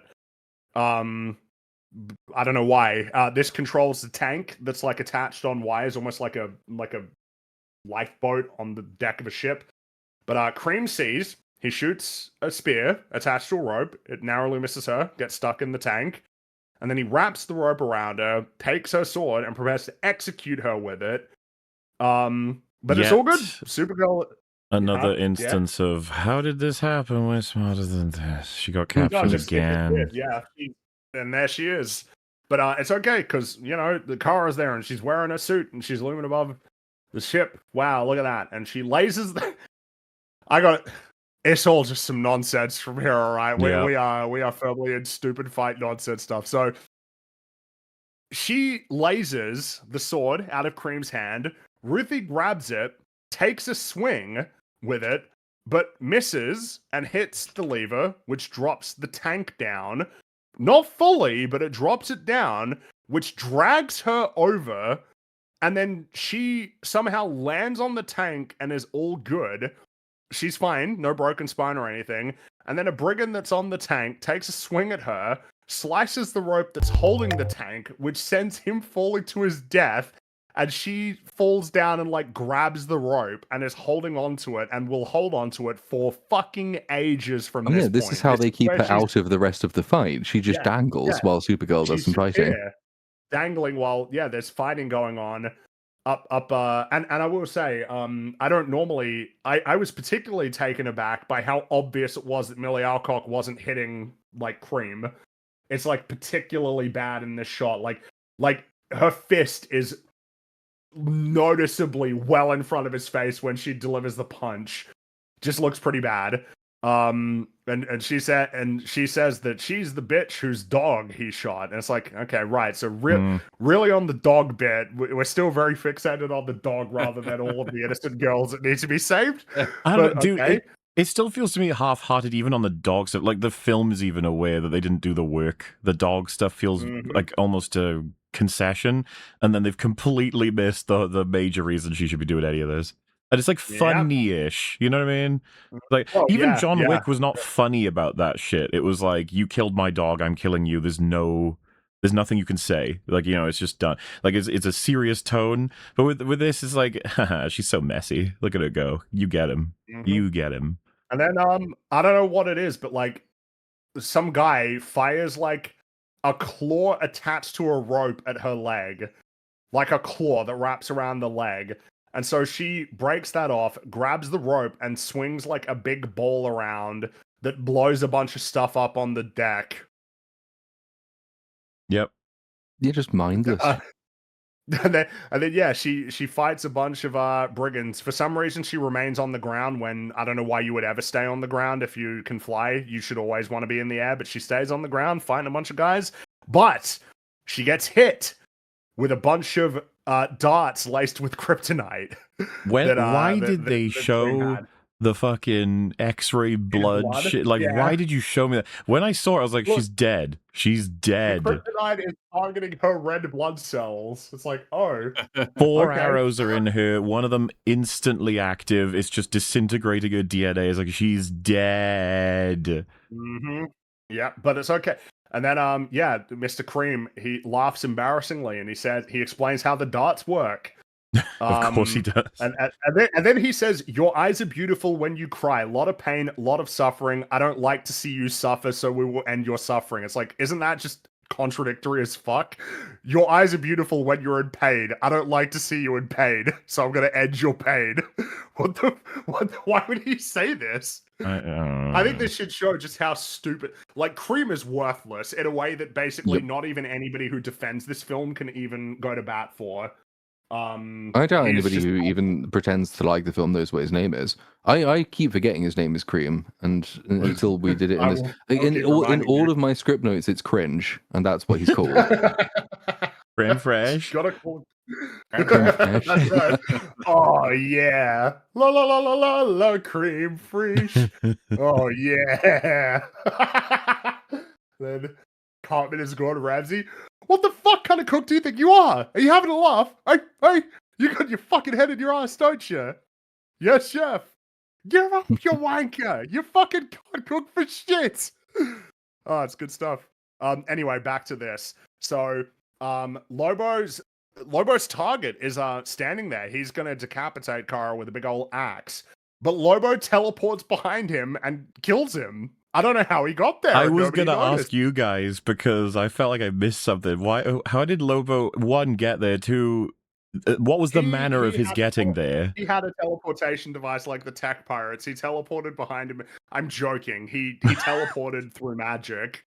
Very much felt like teleports behind you. You have been defeated. Sort of, loads of stuff has been pulled out of their ass throughout this whole movie, but that's probably the biggest ass pull. I was like, okay, that just came out of nowhere. You just invented that shit. He just wins. He just wins, and this is like what bails her out. Basically, they're all so distracted with the fact that he got him, that Kara's in a position to actually rip out some of the darts, even though, again, the kryptonite's in her blood, so it doesn't even really matter bullshit. Anymore. But, she should be unable to get them out, to be honest with you. She should be crippled as fuck, yelling even on the floor. the film will sort of try to present that she needs to get back in direct sunlight to get healed up. It's like, dude, she's in it. She's in the sunlight right now. So why isn't it working immediately, as is shown later? Do you think that there where- was like a thought of someone else could pull out the arrows, but it makes no sense for it to be the girl, so it would have to be Lobo, and they wouldn't want that? Maybe. And so then she just pulls him out. Because then I it's already like, oh, well, think it would be funny if he sort of picked her up, even by the throat, because he's so weird about how much he doesn't give a shit. But he's like, "What's the matter with you?" Like shaking her like a rag doll, and then she's like, "The arrows," and then he goes, "Huh," that'd be and just kinda funny, pulls but- them out, and then Yeah. she's like, "The sun," so he just fucking throws her up at the sun, and then carries on. Like these things could be funny, and he would bring it back in. It'd be fun, but no, we're not. But we are having fun because punk rock is playing again. Like, it's like, yeah, we're having fun now because Lobo's there causing chaos. And so Lobo, yeah, like after this happens, Kara's got enough strength that she can actually laser Cream. She shoots a laser at him, and then Lobo picks him up, dangles him over the edge, and says the kid wants revenge. She should have it. And so what he does is he drops Cream onto the dangling tank. And so he's there dangling off of the rope with Ruthie. And it's just kind of like, I don't think you believe what you said. This doesn't really help her at all. Like, Yeah, this puts her in pretty grave danger, to be honest. She's the most likely one to die from what you've just done. And just to be clear, because the kid wants revenge, she should have it. Doesn't Supergirl say it's not that simple? Yes. When it's like that's probably the most simple. scream-worthy moment for the film, of just like, it is so that simple, especially now, you fucking moron. What are you doing? Like, actually, while you're annihilating everyone here, Rape Hitler needs to have special consideration, okay? We can't well, just because there are other guys who don't get any like that she just kills without giving it a second thought. So in the middle of the annoying. battle. But yeah, no. So Lobo hops on his bike and tosses grenades into the ship's edges, which sets off a chain reaction, which sends the ship slowly tumbling towards a cliff as he flies away. I enjoy that his role in this was making life much harder for the protagonist unnecessarily as he flies away. And so everyone assumed Kara, he would be the best element before the film. Like, even when we were casting, you'd have assumed that. Yeah, I mean, he probably is. He probably is. He's kind of coherent in that he's very simple. He just makes things really difficult for the heroes, like on purpose. Bursts into a scene like he's bursting onto set, just being like, "I'm here. I'll be a part of this scene because I got time." And then bye, just randomly. So Kara falls onto another tank that's dangling there, and she gets inside of it for some reason and fights with more brigands. And then the tank falls into the water and starts to fill up with water. And meanwhile, Ruthie and Cream, they jump to the ground and the ship crashes into a cliff, and there's a whole bunch of falling debris that, while at this point Kara is incapacitated, luckily none of it falls on Ruthie, who would instantly die and get smushed if any of the debris. There's a lot of debris. The ship really obligingly crashes at super slow motion so she can jump off it and not die. Yes. Yeah, sure does. And so, I mean, might as well just sort of describe everything that happens here. It's all just nonsense action with really bad CGI. So Kara shoots a big laser, shoots up into the sky, and because she's now in the yellow sun, even though she was in the yellow sun before, it fucking knocks out all the kryptonite off of her blood. Like, her red blood cells, the kryptonite, like, retreats. They show this. And then Kara flies over and grabs Ruthie and saves her before she's crushed. It looks terrible. Notably terrible for a movie like this. Even by MCU, all that standards, looks really bad. And Ruthie tells Kara, she's the one who tells Kara that the kidnapped girls are still on the ship, even though she should have known that. She has X-ray vision, so she should have seen it well a long time ago. And so she flies into the ship and stops the tank from falling on the cage that's filled with the girls, while outside a bunch of the brigands get in tanks and vehicles and encircle Ruthie specifically. And so Kara, while she's holding the tank, can hear Cream trying to provoke Ruthie into killing him. And she needs to stop this from happening is like what the takeaway is. It's not more so that she needs to save her life. It's like, I need to stop her from stabbing him personally. And so she fires a big laser again. and flies through that as the girls escape, the kidnapped girls, and then she grabs Cream and beats the shit out of him, like flings him into the ground like 10 times. This basically incapacitates him, but not in a way where he's like clearly mangled. It's just like he's kind of just been stunned. And then she flies back towards Ruthie, and in slow motion, as she's standing there in the middle watching, destroys all the tanks and takes out all of the brigands, and pop music is playing. Ruthie does one useful thing, precisely one. She throws like a hat at one of the soldiers. That's her entire contribution to both stages of the fight. The song is the middle from It's Jim Eats World, right? And I only know this song not just because I grew up in the 2000s and it was on the radio, but also because it was in Guitar Hero. And I swear, I didn't know this was coming, okay? Like, I knew that I'd heard of this horrible needle drop. That's what everyone was talking about on Twitter. But I was just like, all right, let's see. And when they started singing, I had this like, it's one of the most unique experiences of the equivalent would be Book of Boba Fett, Luke Skywalker, where I'm like, wait, what the? I know what this is. What have they done? Like, what is this? Like, it's not like I love the song or anything. It's just that I know it relatively well. So hearing this, I was like, ugh, who did this? Why did you? And because I've seen people speculate that like, oh, it would have worked if they'd had the original version. I'm not even sure that's the case in terms of this, but what a horrible cover. You know what the best part is? We now know more. We know more about this decision. So, in the Rolling Stone, they were interviewing Mr. Gillespie, and this is what. And him and the writer. So the interviewer, tell me about the big slow-mo action scene scored and slowed down version, scored by slowed down version of Jimmy Eat World's The Middle with female vocals by Kelty Gray and Kid Motel. How did we end up with that particular song choice? No Guerra, that's the name of the Anna. I don't know how to pronounce it. Anna lady. She says, "Oh God, it went round and round, didn't it? There were a lot of options." Gillespie. That was probably the biggest discussion, and it was down to the very last week. And I gotta give James credit for that one. And then interviewer, did you commission a version of that? Anna, no, I think we just found it. Gillespie, but there were probably about 45 songs that went against that scene. Interviewer, was there a strong runner-up song? Anna, yes, there was. Can you say what it was? Gillespie, it was a remix of a classic, and I think you almost need to see it as the remix because that's what works beautifully about it. The orchestration of it. That was down to the wire getting that sequence finished because obviously the visual effects are massive. So it was a few long months of being like, it's gonna be great.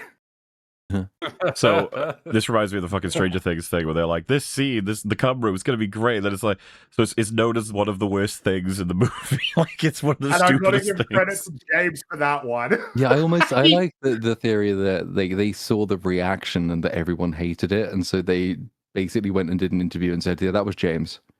Nothing to do with us. The reason why I found it, by the way, is because Angry Joe, quote tweeted saying he chose wrong. It's the worst noodle drop I can remember, like ever. Okay, Joe. Mr. Joe, Mr. Angry Joe, because he didn't like the movie eventually. Eventually. That's a whole thing, but we don't need to. Anyway, so it's terrible. It's horrendous, and everything about like. There's going to be some strong contenders this year. It might be the single worst like scene in a movie this year. Like just in isolation. It's up there. The music choice is horrendous with the remix. The visual effects are terrible. Whatever the idea was for the slow motion, like stitching together of shots, does not work. Well, think of the context. Like she's fighting to make sure she can protect Rape Hitler. Yeah. Well, yeah, exactly. And they're playing this music. It's like kind of insane. Do you remember we had this problem with Dial of Destiny? It's like ultimately he's trying to save Hitler. He's fighting to save Hitler, yeah, from Mads Mikkelsen. And that means he has to shoot Romans. I don't know.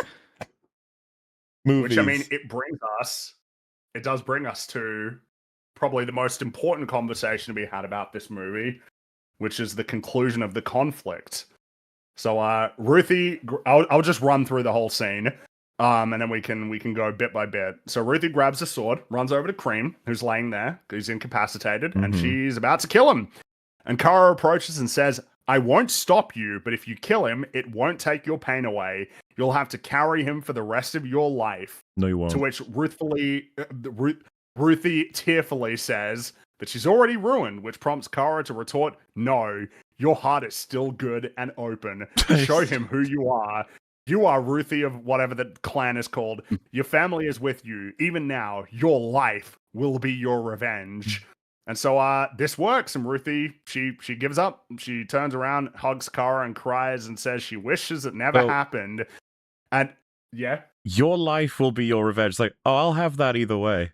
Don't worry. I'll be good. And then, of course, I could just picture fucking Cream being like, she's right, you know. You should spare me. That would just, she's right. Yeah, it would make you be a stronger person, a better. You could get revenge with your life. Yes, yes. Because he doesn't react to this, but he really should. I almost picture him, you know, when Palpatine does that little look up when he realizes that Anakin's turned on Mace Windu, and he sort of thinks, "Oh shit, I'm actually in for it here." Yeah. I kind of imagine him doing that expression because like you're lying on the ground and you know what you are and you know what you've done to these people, and then you've got the fucking Supergirl saying, "No, you should let him live," and he's like, "Oh yeah, that's a great plan. You should definitely let me live." Right?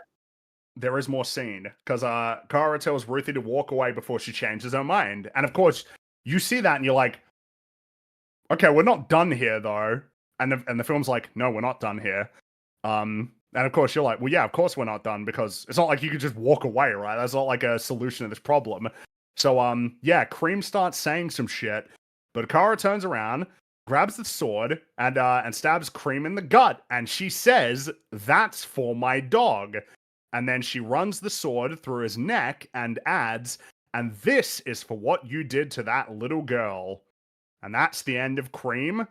And I'm very there's a confused. problem here, lads. There's many problems. A big problem. On Kara's mind, when she kills this psycho, bastard, evil, fucking one of the worst people ever, is, "That's for my dog." I like dogs. They're cool. I don't like your dog. But dogs are super cool. But your dog is so utterly irrelevant at this point that it's insane that that's front of mind while dealing with this horrible psycho. This is for Bob Becker. Your dog personally, this is revenge. This is not justice. Explicitly Which revenge, is really weird when your film has been ignoring that justice part as being relevant to the conversation. Bizarrely, throughout the whole runtime, you were super focused on revenge, only for the protagonist to kill him out of revenge rather than for justice. What are you doing? It's okay when I do it. Well, so this is part of why I got lost at this point. I was like, I have no idea what the fuck point they're trying to make. Because is it that like she believes her soul's already lost, so she can take this life? Don't worry about it, other girl. But then also the film seems to believe what she did was the right choice, not like the condemning her soul choice. It doesn't end on that kind of a sour note. You know, obviously we're going to jump back, and she goes back to Earth and says, "I think I can make this my home." And it's like I don't get the sense from that final scene that this is supposed to end sourly, like she's gone back believing that she's already lost. It seems to be that she's got closure now, which, if that is how it works, means she is voluntarily denied closure to a small girl in order that she can kill it for killing it for hurting her dog. As a conduit for what happened to Krypton, rather than, oh, I need to stop this psycho before he kidnaps and rapes more innocent people. Yeah. Again, you got to remind people that is what Cream is doing. He is like basically he is insanely irredeemable, and he needs to be stopped. But that is not relevant to Kara when she kills him. It is revenge explicitly. Well, and I think what the movie, like the absolute best you could say for what the movie is going for here is that, like, oh, this little girl, she's innocent still, and so we don't want to have to burden her with having to kill someone. I'll do it. I'm a bit more mature, air quotes here, and so I'll take that burden on for her so she doesn't have to, because she's still a little girl. But like, I'm reading it, I'm doing a lot of work on behalf of the movie to even get to that. Like, that's not really what the movie's doing, but I think that, like, that is best case scenario what you could say is happening here. So another element to me that gets in the way. So if I were her and I was told you don't kill this guy despite everything he's done to you, which by the way, if it were me, there's no fucking way I'd be convinced by you'll never be able to live it down. It'll be on your butt. I'd be like, shut the fuck up. But if let's say that worked, she even says like go before you change your mind. It's like, do you really think it will be off her mind now that he is out there? Because she doesn't know he's dead, right? Well, yeah, that's the thing, right? Is what did she tell her? Yeah. I think this is weird, categorically, for her sword. psychology. She'll believe this is just a creature that's doing all these horrible things indefinitely out there. How is that better? Yeah, you think Ruthie would be like, okay, well, what are we going to do about him? Exactly. Yeah. She's like, no, please leave because we got to do a different payoff. Just walk away. Just walk away. When I saw this, I couldn't help but think of a certain thing that happens in a certain television show that we talk about sometimes in vague terms on this. We could have Platoon mute because Cap's seen it. Oh, definitely. Do that. But I mean, we could also be spoiler free because by the time I force you through this show, you'll have forgotten this, I'd imagine. But it would still work. Or maybe you'd like to sort of talk about it. Well, it's not only the best typically picked payoff for a particular character who is beloved, he's fucking top tier, but it's also just one of the best payoffs in the entire series. And I think it was one of the ones that would have gotten you to be like, okay, this show's actually pretty fucking good. Like, for instance, that's that episode. Definitely. But yeah, to be as contextless as possible. This is a Buffy and Angel thing.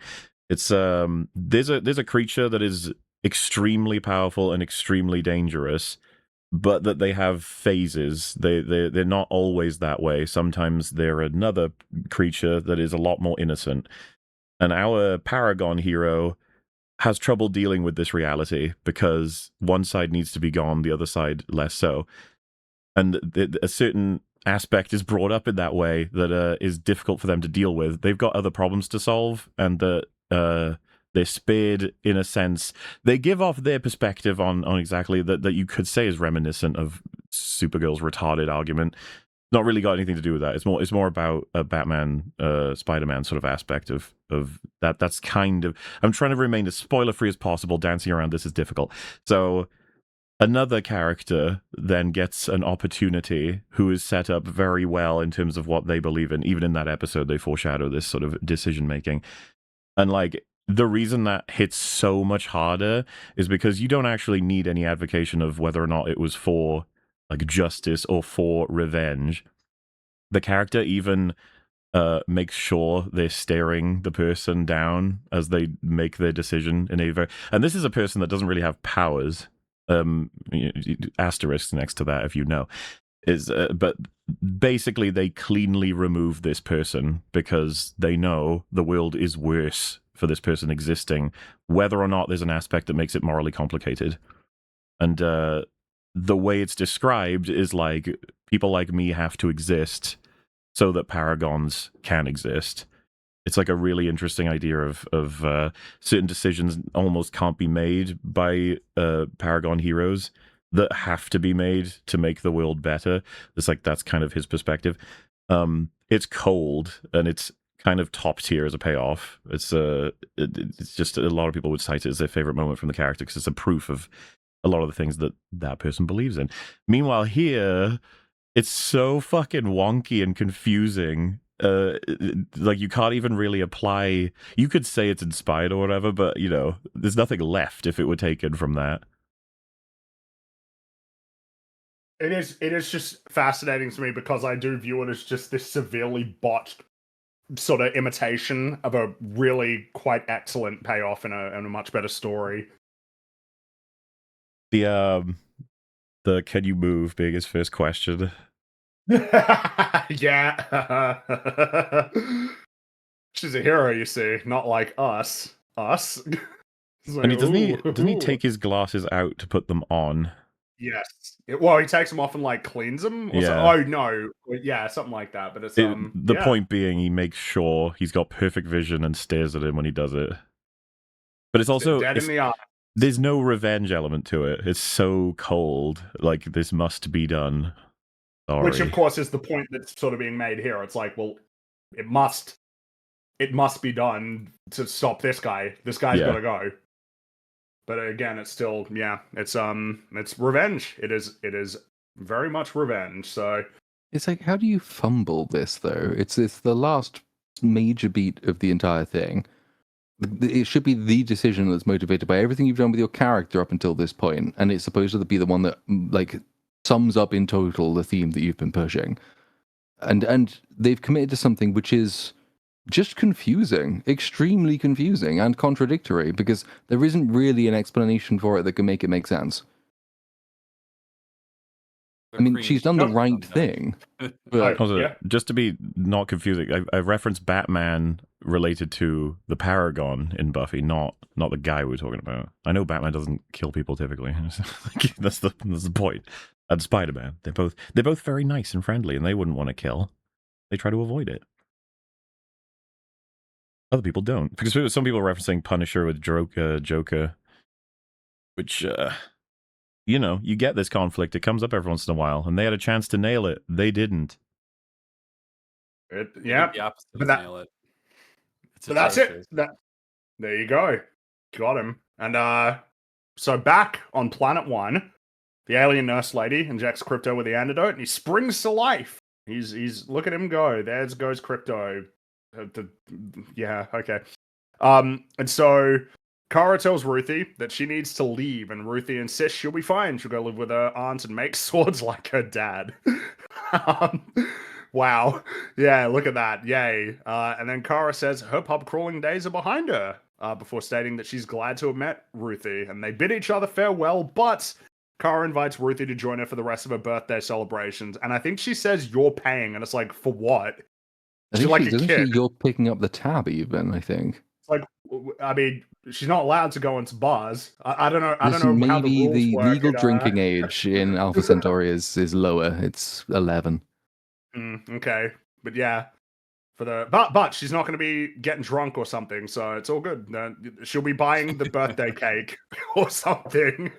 Yay! Which brings us to, I don't know. Maybe this was meant to be the post-credit scene. This film doesn't have any. This is the ending of the movie. So Sorry, random yeah. thought. Like, this is for Becca, this is for Monroe, this is for my dog. All three are unnecessary. Yep, you don't need to say anything. And do it. ironically, if she hadn't said anything, it would have been way better, because we would assume she's doing it because it's the just move. Yeah. Yep. So so Kara and Crypto head to Clark's apartment in Metropolis. Clark has been busy. Says he could always use Kara's help. And to this, Kara says that she's going to stay for a while on Earth and she's happy to be home. There is a little beat I enjoy here where that stupid dog is like going through his garbage and Clark's like, "So where's he staying?" And it's like, yeah, I understand that. I understand why you want nothing to do with this fucking dog. But then the Crypto gets into the chocolate, which is apparently a problem, even though he's a super dog, and I don't know that chocolate would work the same way for him. But yeah, Crypto gets into the chocolate, and that's the end of the movie. Don't they walk really quick? They walk into the room and he's like floating, like he had been floating down the hallway, and it's like, I don't know if you can keep Crypto in Metropolis. I don't believe it's dangerous. He's not well trained enough that you can hide him. He can tackle some old lady and kill her.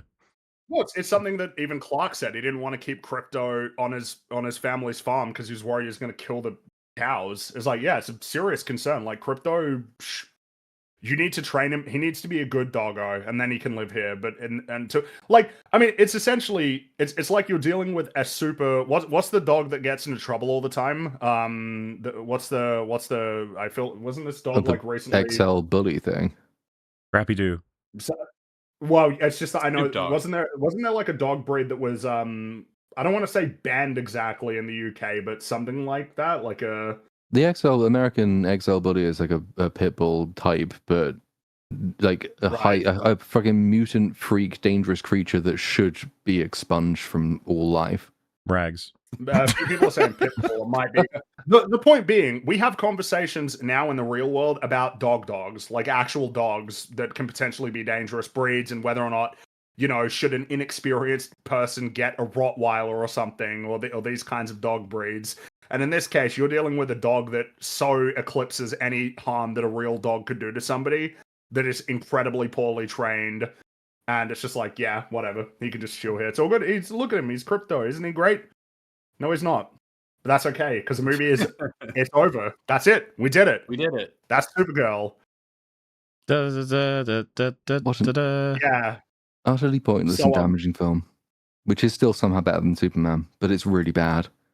It is really bad. This is like a 2 or a 3, by the way. Like, this is very much, pretty much in the same realm as the vast majority of superhero movies from the MCU and the former DCEU in level of quality. Nothing has changed. We haven't skipped a beat. It's just, it's terrible.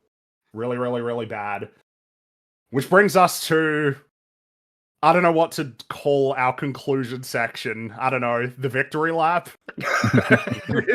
it's almost how it should be described. So, we got some meta to talk about, lads. Well, we got some meta. Does this image not summarize the situation? The balance of power, I can feel it shifting. The hierarchy of the DCU is about to change. I love the idea that he's going to contact them like, so, bet you regret it, huh? So you might remember that when Superman came out, people got insanely irrational when it came to talking about its success. As far as I'm concerned, it's unambiguous. Nominally, not even adjusted for inflation, Superman made less money than Man of Steel. That's not even adjusting for inflation. When you adjust it for inflation, it's pretty dire as a comparison.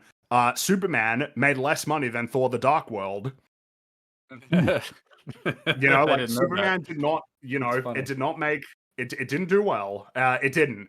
But the thing is that because the number was higher than the budget, people could cling to levels of delusion, about making that case. Even though there's obviously tons of arguments against it. It was a very expensive movie. It was pitched as the beginning of a new universe. It's Superman, who is one of the more, well, not even one of the more, the most well-known superhero ever. Maybe not as popular as Batman and Spider-Man in terms of actual fans that are paying attention. But there's all of that. Supergirl is more complicated though. It's a film that now we know costs a similar amount of money to make. It's a very expensive movie.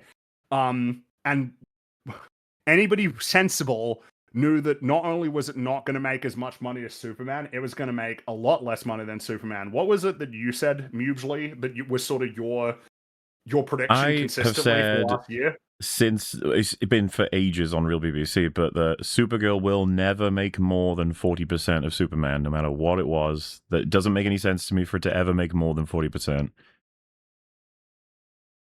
Yep. And so again, this movie has the budget is apparently $170 to $186 million.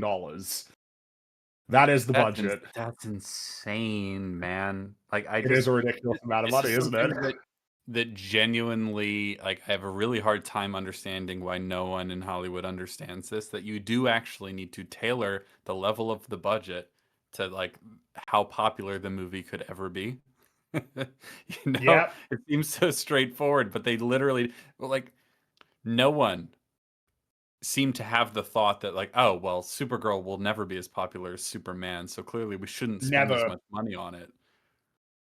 But no, they spent a similar amount of money, $170 to $186 million. Now, in the lead up to this film's release, it's been a bit fucking remarkable, honestly. So there was a big thing where it was Deadline said the budget was $175 million, and somewhere in this article they said that the film needed to make $315 million to break even. On its face, that doesn't make sense. That doesn't comport to the typical loose maths that is applied to when films, when you're thinking about the box office success. I mean, for reference, with Project Hail Mary, it was a lot more accurate, right? It was it needs to probably make $650 million, $700 million to break even. But in the case of Supergirl, no, it needs to make $315 million. And then recently, I'm not even exactly sure what the source is, but I saw it was said that it was The Wrap, and I saw it tweeted out by like I guess could only be described as pro DCU accounts that, according to Warner Brothers, if Supergirl makes more than $300 million, it will be considered a victory. No, Nope. that's a lie. One, no. Two, why did you say Two, that? Like, what- why did you say a hard number that, well, we have the numbers now. We you know, the projections were coming out. This was pretty fun as well. I saw that a while ago there was sort of projections like, oh, it's going to make $55 million. And I saw not an insubstantial number of people say, oh, and that number's going to go up with the when the tickets go on sale for, because this isn't accounting for pre-orders. What is the use of a box office projection that doesn't account for pre-orders? What does that even mean? Of course it must. Whether or not the prediction was made before tickets went on sale doesn't mean that it doesn't account for that as if it's an additional amount of money that you put on top of that $55 million. Obviously, they're accounting for what they expect it's going to get from pre-ticket sales. And man, I saw some crazy delusion. I saw people saying it was tracking similar to Thunderbolts, which, by the way, Thunderbolts was a failure. Thunderbolts made less than $400 million on like a $200 million budget. That was a failure. And I saw people talking like that was a good result. It's going to be a great outcome. Now, of course, you know, time has panned out and it is falling below those estimates. By the time that the movie was about to come out, the estimates from real sources, like from real, you know, predictions, were starting to get more in the realm of $45 to $55 million. And similar numbers international, but actually a bit lower. Now we know. So Supergirl earned $18 million in its domestic opening day, which means that the film is now tracking to earn $40 million opening weekend domestic. That's really, really bad. Yeah. Well, the domestic Rudy. domestic opening day for Superman. Do you have the numbers for that? I will see. I should be able to grab it. The point is, this is lower than The Flash. The Flash made more money than this opening week. A lot of movies made more money than this. I'm pretty sure Black Adam definitely did better than this. Black Adam, the notable failure, made more money than this. But I guess as a point of reference for Superman, so Superman on its opening weekend in America made $125 million. And Supergirl's projected at 40, actually, right? Yes, so Mauler, you were absolutely correct. The maximum is what'd you say it was 40%? 40% would be the cap. It cannot get higher than that. There's no way. So it's actually, yeah, man. Damn.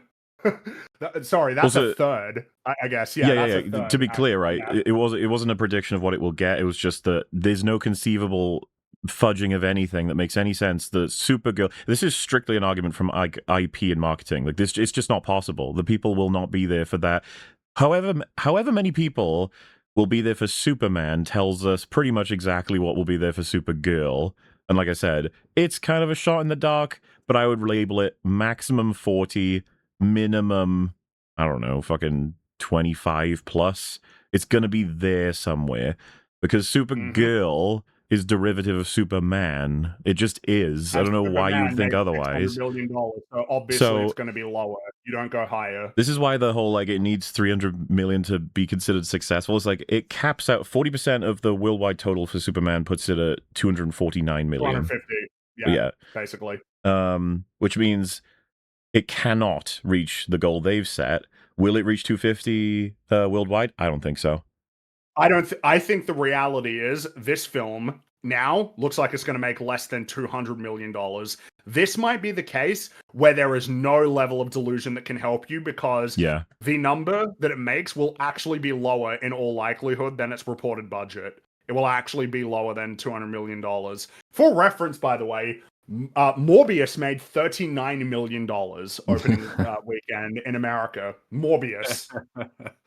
We were all busy that weekend. The problem is when you start, and something that's also worth bearing in mind is It's the middle of the summer. Over here it's winter, but for most of the world it's summer. Toy Yep. Story 5 came out last weekend. I believe in America, the Minions movie is coming out next week. It's out actually this week here in Australia. The week after that is like The Odyssey, right? Or close to it. And then like a week or two after that is Spider-Man. What are the legs for this It'll be movie? like number 3 next weekend. Yeah, because it's not going to open number 1. It's going to open number 2 behind Toy Yep. Story. And then Minions will It is sweep going it. to open So number 2. You think that's a good result when a movie opens number 2? You think there's any level of delusion that can help you when a $170 million movie opens at number 2? You think any excuse of, yeah, but Toy Story, it's like, yeah, but $170 million, man. Yeah, but this is a brand new movie release. Yeah, but I thought you told us that Superman was a massive success and people were invested in this movie. Yeah, but man, there's a lot of tweets talking about this movie that are getting tens of thousands and hundreds of thousands of likes, where it is an absolute certainty that a substantial number of the people that are choosing to participate in the conversation about this film, they ain't gonna watch it. They're just like people who participate in politics stuff. They watch political streamers, but then they don't vote. They don't do the one thing that matters the most, which is actually going to the movie theater and paying to watch the movie in theaters. But they sure love to participate in the conversation if they even are real and they're not computers. lots of them aren't going to be. But I mean, it's the Acolyte situation again. You know, one of the most talked about Disney Plus Star Wars streaming shows ever, and it turns out that it's also one of the least viewed. The amount of buzz it gets online is in no way proportionate to the amount of viewers it doesn't get. Lots of people. You'll probably see it over the next couple of weeks. It'll just be a whole bunch of people mass retweeting and mass liking like criticisms of sexist coverage of Supergirl. Oh, we got look, we got lots of tweets, all right? we got lots of tweets to go through. Anyway, and that's also something that's worth noting, right? So you've got the money problem, right? That's a big problem for you with your movie that's not going to make money. It's kind of like the most important thing from a business standpoint anyway. But how are people feeling about the movie, you know? What is the consensus of movie critics? What is the consensus of the audience? There is no denying that Rotten Tomatoes, as frustrating as it is very relevant. Essentially, whatever the critical consensus is, as ordained on something like Rotten Tomatoes, that kind of persists forever. It very much sets the tone, except for very, very rare circumstances where eventually the praise sort of wins out for movies, right? Like, there are a lot of movies that came out before that didn't do very well in terms of the response that they got from critics, but eventually they got reappraised and people sort of came around on it. But in the case of Supergirl, I believe it right now, it is settling on about a 56%, which means that it is in the realm of rotten. It didn't cross that fabled 60% threshold so that it could be said to be certified fresh. Is that's the critic score or the audience score? That's the critic. So the audience score right now is 75%, but there's another audience metric that's worth talking about. Yeah, but I mean, just that fact is really interesting, though. It's bizarre that this is the first one that critics have like really, really rounded on. The professional critics have really rounded on, because you would expect this to be the one where they treat with kid gloves. Obviously, it's a female-led superhero movie. They normally try to be really kind to those. But they seem to have been harsher on this than they were on the Superman movie, despite its being way worse and not having the same gender appeal. It is interesting, though it is worth noting, the reality is these reviews are what you would typically call mixed. This film has not been critically panned. There was that one Variety article that everybody fixated on, but the reviews for this are they're not good, but they're not terrible. But a lot of people are talking as if that is the conversation from a critical standpoint. However, there is a big problem. So, Cinema Score, as I understand it, is a metric that gauges how the audience feels about movies. This is not a critical one. This is like, as people are walking out of the theater, what do they think about a movie? And in the case, the important thing to remember for that as well is that like the general audience score is kind of implied to be lower than the cinema score, because cinema score will poll the people who are most likely to like the thing. The people who go on opening day are most likely to have a higher opinion of the thing they've seen than people who go a week later or 2 weeks later. The more casual audience isn't necessarily captured by cinema score. So if it's like a B minus for the people that they actually poll, the general audience score will be lower than B minus, and it might be quite considerably lower than B minus. But it's worth noting, B minus, that is what Supergirl got, which is one of the lowest scores for a DC film, period. It's Well, notable.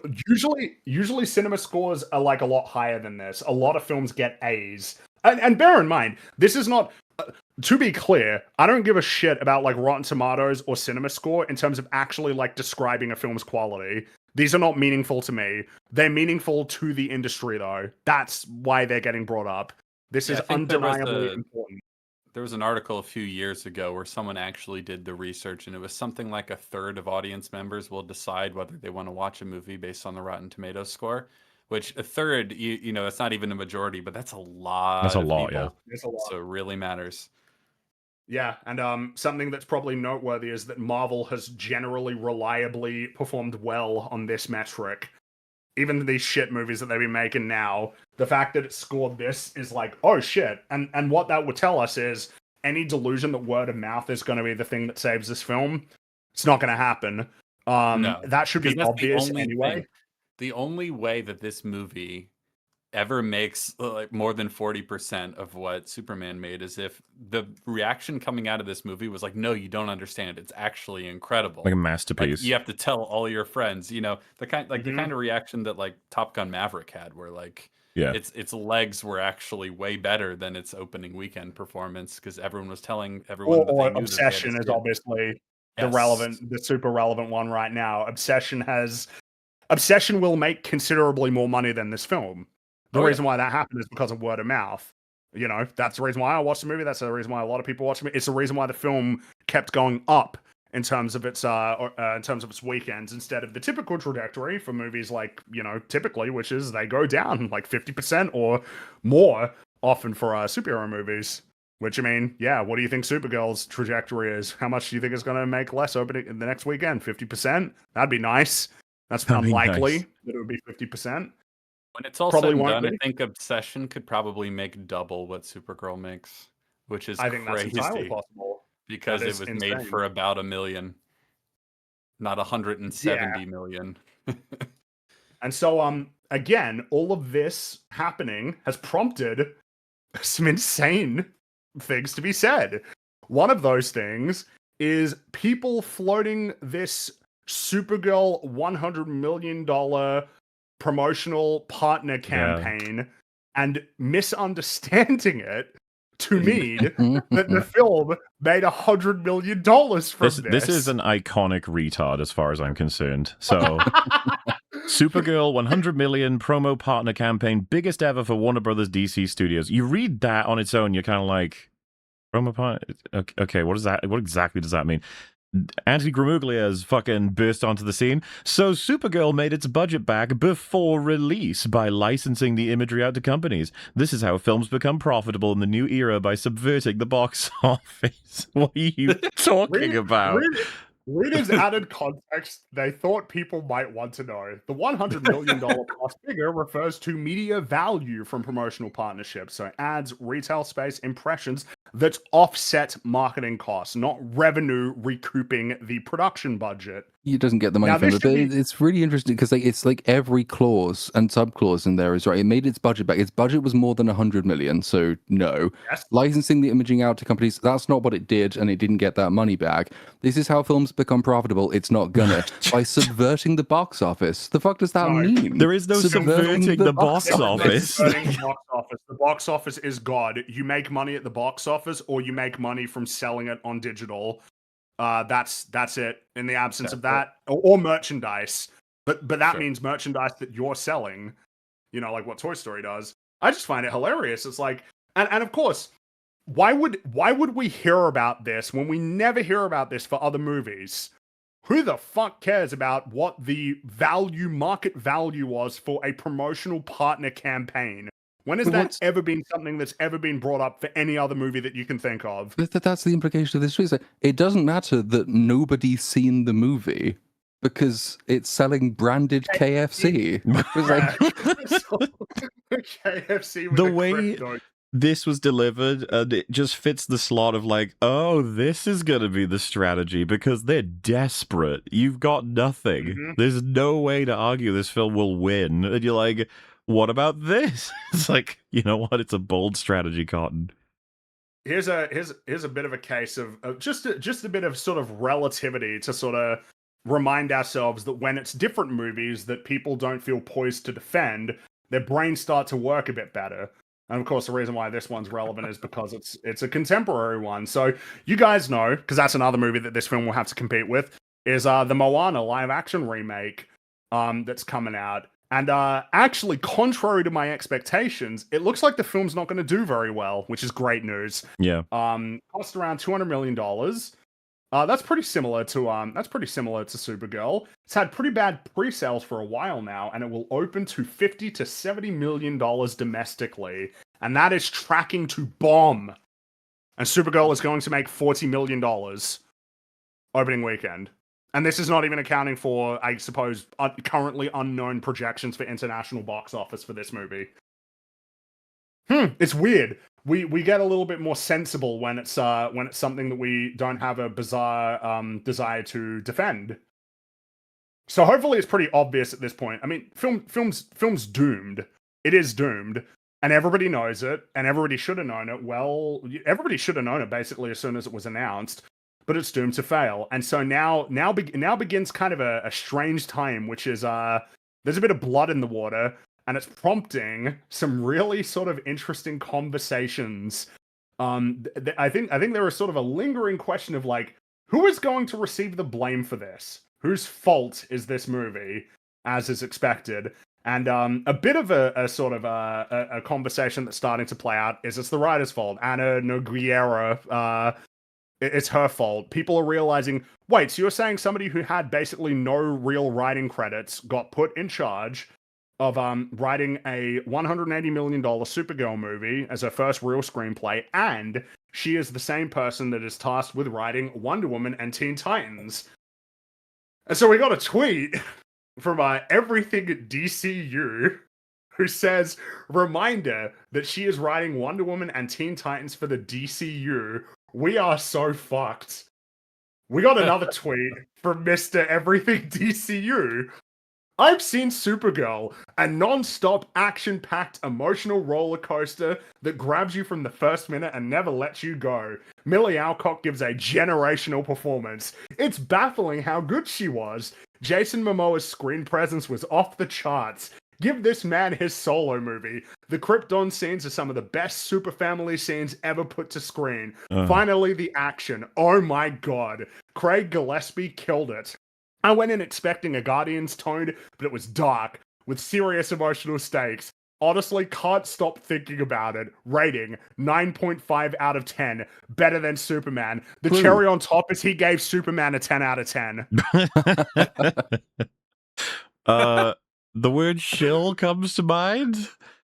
Like, because they don't even remember what they shill for. They just...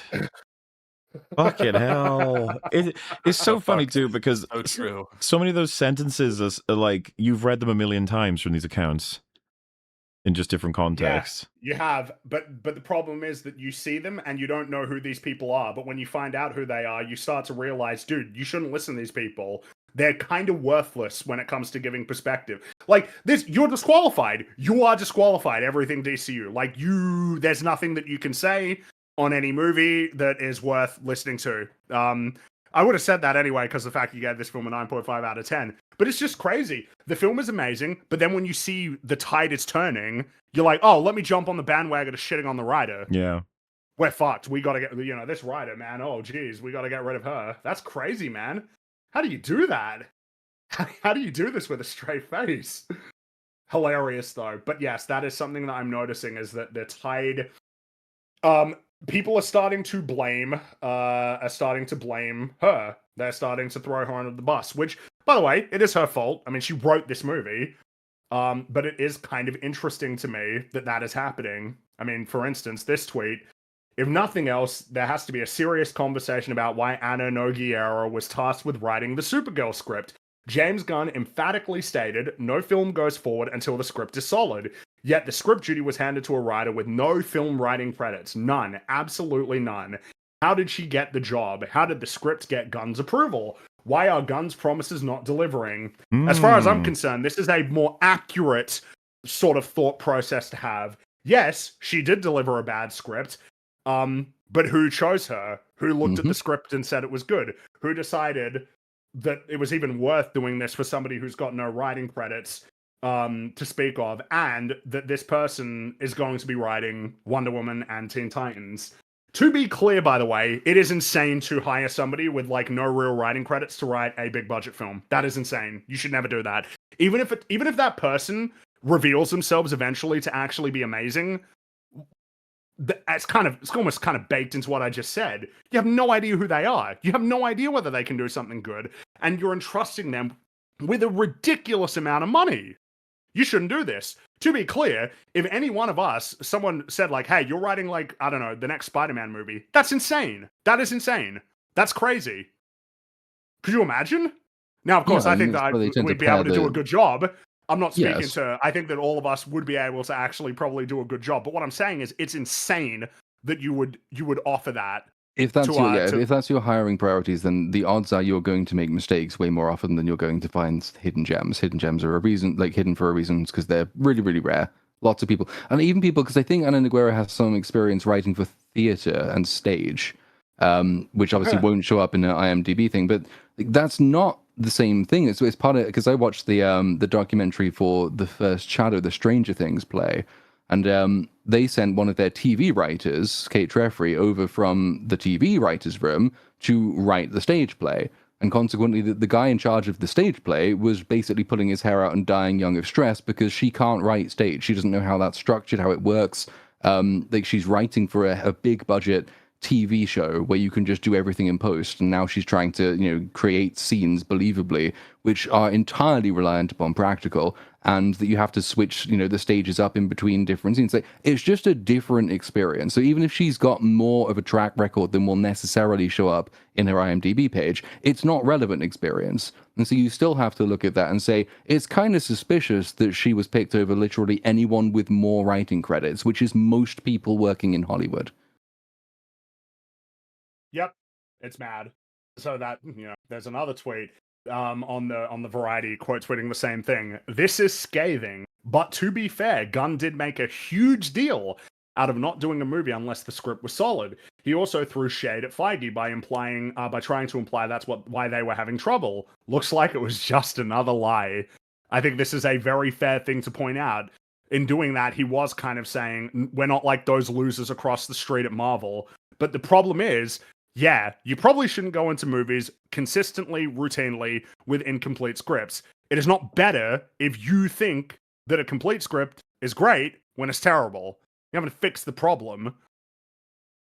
Like, if you think this script is good, I don't know, man. Why, It's why just- you but of course, he thinks his own script was good. And it was It's so terrible. funny because like we've talked before about how this is not a James Gunn film. It's not written by him. It's not directed by him, and he's not promoting it thoroughly in marketing or whatever. But everyone is seeing it as like a huge sin of his that's It's a making him bit of a- reevaluate all of the facts that we've had for a long time. So to be clear, accepting all gun fugees at this point, you're welcome to join the boat that we've been on for a long time, which is that he's a fucking idiot who's in charge and ruining everything for DC. It has been for some time, unfortunately. What's funny is I think everyone would pick a different time for where his collapse would be. I think a lot of people are going to reassessing Superman, but we would probably go with Guardians 3, right? That was the big one because as much as there are really big problems with the Suicide Squad, there's still a core there that's it's a very strange movie. It's a plot that's terrible, yet somehow the plot problems did not rub off on the characters. Very difficult to do that. He didn't do it on purpose, obviously, but usually plot problems will affect characters negatively. But Guardians 3, it's just like, no, it's just pretty horrible. And that was basically the turning point. It's like, no, you're a hack.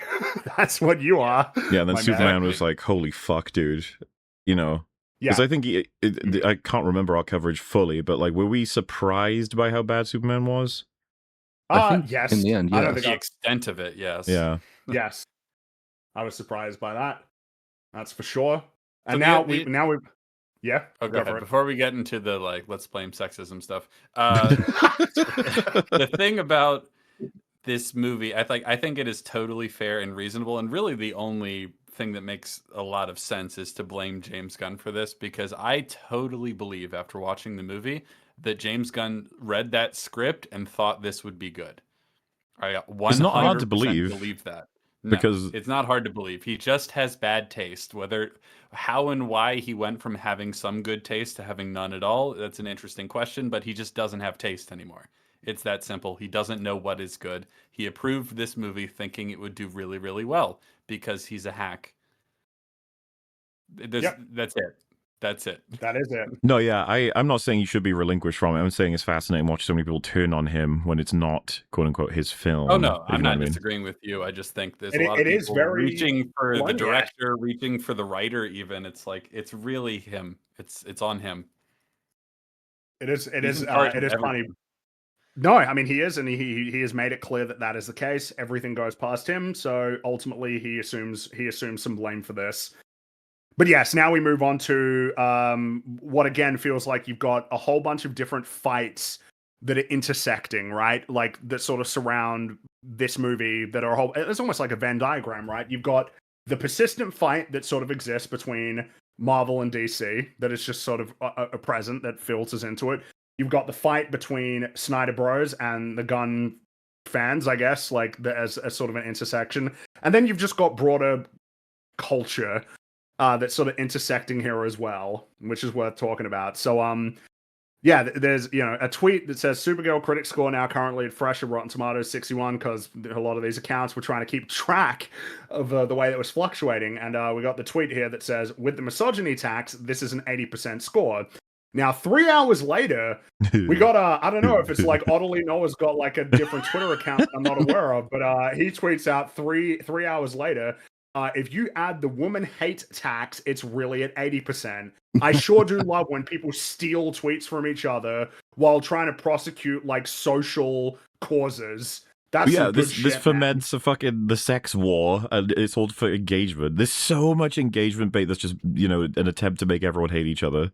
So annoying. Yep, it is. I just find it crazy. It's like if I change misogyny to woman hate, that'll mean I can get away with it. Well, they probably should have changed it from 80, shouldn't they? Yeah, say 79%. See, I changed it around. Well, because Yes, it says so misogyny to original, and then they say, I don't even follow you. We just had the same idea. It's like, you didn't change the number, you moron. You didn't change the number. Yeah, you took it. Is someone Less saying successfully. The first week got 18,000 likes, and this week got 80,000 likes. Guys, go watch the movie. If you care that much. Yeah. There's no point liking this on it. Twitter. It's not going to make a difference. We got someone who saw Supergirl and did see the movie and said, I think you guys just don't like women. Well, Now, of Wonder course, Woman I was find all- successful. How did that happen? I suppose what's amusing is that always when I'm watching stuff like this, it's funny because it's not a claim that can be said about us because we have just a plainly visible record of, no, we hate all these movies, okay? Every single one of these. I mean, again, in this case, Superman is the worst movie. It is the worst movie. But the problem is that, again, you've got I almost have the question of, do you think that this will work for the Snyder Bros? Do you think that this will essentially bully them out of whatever argument they're trying to make? Do you think this would bully someone who is an actual misogynist from not participating in these conversations? What do you think you're achieving with this? Well, no, it's losing its rhetorical force because I think we're beyond the point, long beyond the point at which people actually give a fuck. This is solely preaching to the ever decreasing in-group. It's just in-group signaling. Most people that they think they're attacking will just say, lol, yeah. No one cares. Have you got the diversity demographic breakdown the Deadline did for this? Oh no, I don't. I can read that very quickly because on the theory that it's just men hating women and this is responsible for Supergirl underperforming. The Deadline did an article and it goes to say there's the toxic fanboys blah blah blah. Obviously, and it has to acknowledge this doesn't apply to Captain Marvel. But it says, well, that's because it was just a bridge between the Avengers movies, so everyone wanted it. And then it has to acknowledge, well, it didn't seem to apply to the first Wonder Woman movie either. But that's just because women wanted that or something. You get down to Supergirl, and it says, like misogynists, toxic fanboys, etc. Then you get to the breakdown. 40% Caucasian, 30% Hispanic, blah, blah, blah. But men over 25, the majority of the audience at 41%. Women over 25, about half that, like 26%. And then it goes slightly worse than that because men under 25 are 18%, women under 25 are 15%. So in both of those age ranges, men are vastly turning out more than women are to go and see this movie in the first place. But then you also get the little note at the bottom, obviously related to that talk about the 100 million marketing campaign that it's got. Deadline says that Warner really, really wanted to connect with the under 25 female demographic. That's why it did such a big push with like ultra beauty stores and all the rest of that. It tried really hard to capture that demographic. That demographic is by far the smallest of the four that are listed. Women under 25 are about 15% of the audience overall. So most of it's men. Shouldn't be a surprise. The reality is the main demographic for action movies broadly, including superhero movies, it's mainly guys. And of course, that includes guys that will watch films that star women. Obviously, it does.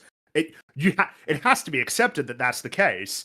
I don't know, like, what is to be said for how much it influences people, whether or not they want to like watch a movie or play a game or something like that. If it's got, like, you know, if it's starring a man or a woman, like, I'm not sure how relevant that is as a metric. Maybe there's something to be said for that. But like broadly, when it comes to just the genre interest, it's kind of just like we all know like what's up. It's mainly guys.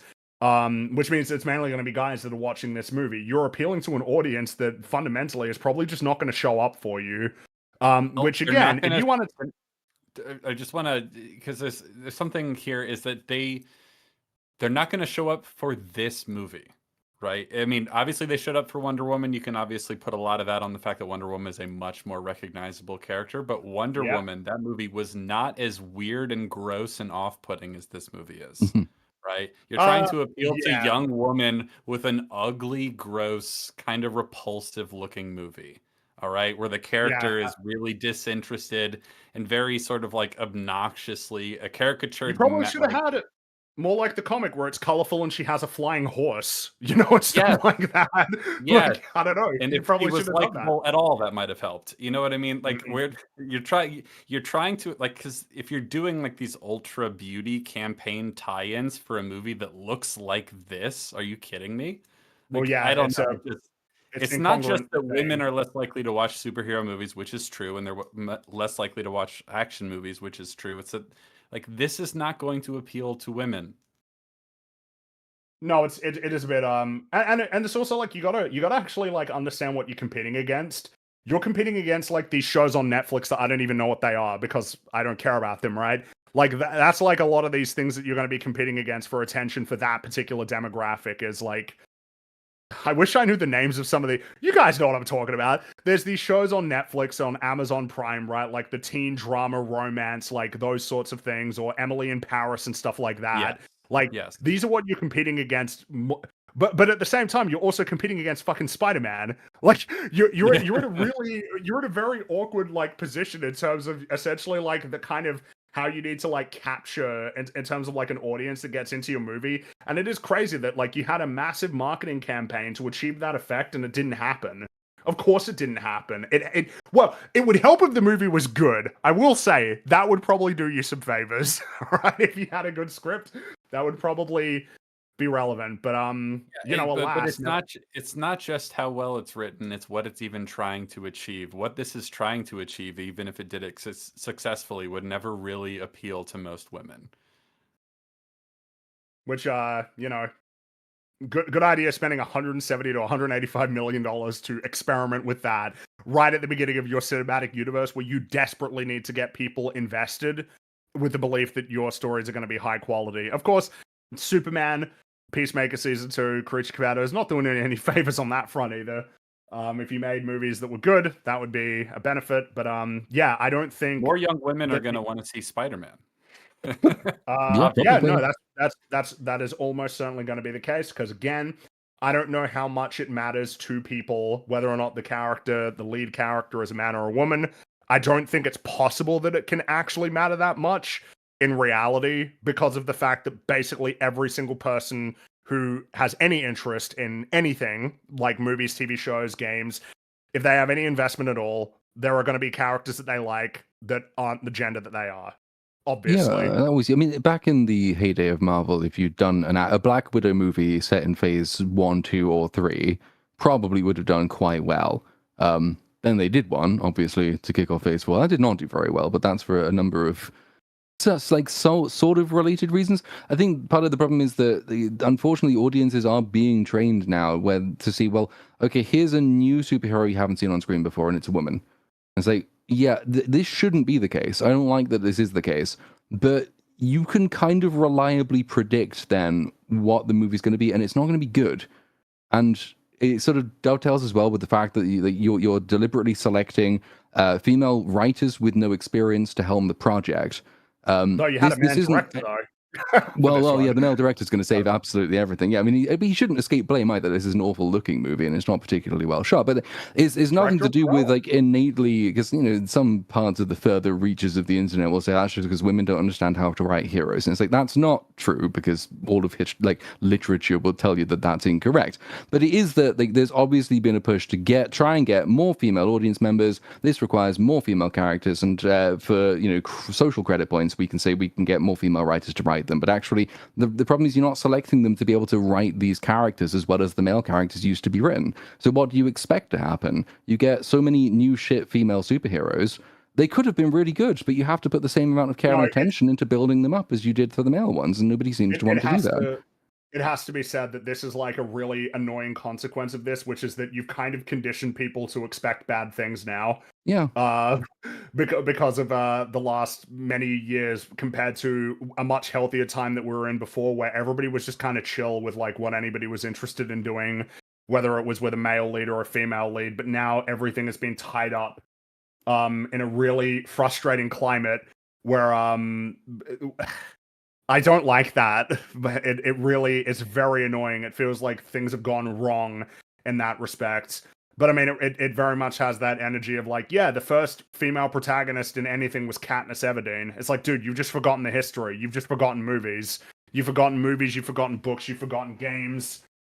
And now everything it's fun because now we have because we've got all these tweets, 42,000 likes. I'll have you know, Fringy, it's easier to name famous horses than it is famous women characters. Oh yes, that's right. There's Roach and Aggro and Donkey when he was a donkey. No, horse. I mean, when he was a horse, when he was a stallion. Well, hey, look, he's part of the horse family under all circumstances. Who else? Yeah, BoJack Horseman. Yeah. Shadowfax is a good shout from chat. Bucephalus, I think, was Alexander the Great's horse, but you're getting a bit obscure when you get to Mr. Ed. Ancient Greece. Secretariat. Remember Hidalgo? I remember Hidalgo. I don't. Who was the one that won the Melbourne? I can't even remember the name. It was Melbourne Cup, isn't it? Who won it 3 times?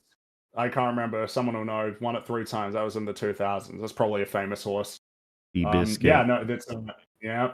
Mm-hmm. But yeah, no, it's just there's that 42,000 likes. This is going to make the world a better place. That's good stuff. 1.8 thousand likes. Everybody's saying the DCU is screwed. I think is failing to forget how much people hate women.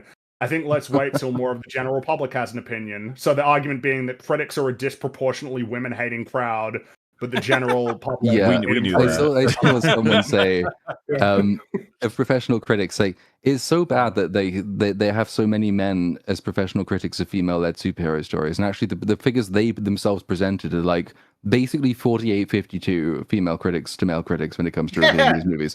And as though film critics are bedeviled by sexism. These are people who there are a lot of, film critics are known to not reside in places like Los Angeles and New York and to be in Des Moines, Iowa or fucking Oklahoma City or whatever. By the way, I'm not saying that there's more people who are sexist, I'm just saying it's just funny to me in terms of like the nature of, I guess, what political persuasion you might be suggesting that this crowd is belonging to. We got another tweet with 55,000 likes on the Rotten Tomatoes score that says, "This means nothing to me because I've never once in my life taken seriously what men have to say about Supergirl. I find this one really funny because at the end of the day, the whole world, men and women alike, are the ultimate people who decide whether or not you're going to get more Supergirl media, whether it's movies or TV shows or anything. And it's not looking great. right Also, now for she the cares a prospect lot. of. She's doing the like, I totally don't care what you guys think while caring. Like, obviously, she's very Yeah. mad about the fact that you don't like it. Yeah, I mean, it's just I think I find this stuff fascinating because it's like this is the audience you need to deal with, which means that you've got some choices to make, and the smart choice is probably to get real and find ways to, number one, improve the quality of these movies, and number two, get better at persuading people to sort of be on your side. This is not. What is the point of this, other than just making things worse in terms of like the toxicity surrounding the conversations Oh, we'll that, get like, likes, you know, though. are in these movies? Yeah, Yeah, are the well, likes point. worth everything rather than trying to make the world like the place that you would rather see that it is. Though this last one here, I feel is I appreciate the honesty in this one. As if defending Supergirl from that crowd wasn't hard enough already, this just made it a whole lot worse. Yes. Yeah, because this is somebody who is being a little bit more honest that we all kind of know what's up here with this sort of fight. This is a fight that you're having. This is a fight that you want to win. It's a fight that you want to win before you probably saw the movie, because this tweet was from 3 days ago and the movie just came out. It's a battle. It's a battle that people are having over, you know, prosecuting whatever weird arguments they want to make and tying it into like a broader socio-political, cultural sort of thing. I find it very frustrating that this is stuff that has to be waded through in the case of, like, it is really simple, man. I'm just interested in movies being good. I am interested in these superhero movies being good if they're going to be a big and relevant part of culture. I like, you know, I want to be talking about these movies and figuring out whether or not I think they're good or bad and having some fun with them. It really is that simple. I'm not the only person in the world where that is the interest in that. I would say it's an interest that all of us share here. It's probably an interest that plenty of you in chat share. It's just like, dude, it's actually so simple. I just want movies to be good. I'm interested in movies being good and worthwhile. I'm obsessed with talking about movies and stories and games and stuff in general. That's all I want to do. But you can't do it with these movies, man. Every new movie, it feels like it's getting harder and harder and harder for that to be the conversation that's had. You have to wade through all this bullshit about all of these like broader fights that are going on. It's really very frustrating. And it's not helped by the fact that the people making these movies are very ideologically poisoned as well. You know what I mean? They're not trying to step out of that. You know, they're making movies for ideological reasons. They're promoting them for ideological reasons. They are casting people. They are like putting together teams to like hit certain points. Like they're wading into the battle themselves, and so that makes it a lot harder to like talk about movies outside of that, because you know they're creating things with that in mind. You know what I mean? Like I don't know. I think they could have helped themselves when it came to essentially like kind of the Platoon's already mentioned it before, but the marketing has really not helped divert this movie away from the Marvels didn't really have this problem as much. No. It didn't have as much of a problem with people talking about, like, you know, sexism or all of these sorts of things. Like the Marvels, it just sort of came out and died, which of course is going to be interesting when the Marvels is probably will end up making more money than this film. Yet there's such a huge conversation about the movie, and it's not even about the movie really. The most that you're willing to see people say in defense of this movie is it's not that bad. That's mostly what you're getting from people. Yeah. But it's because it's sort of part of this like broader fight that I'm just not really fucking interested in, honestly. But it is part of the conversation, and part of the reason why it's probably being incensed so much is because we are at something of an inflection point specifically for the DCU.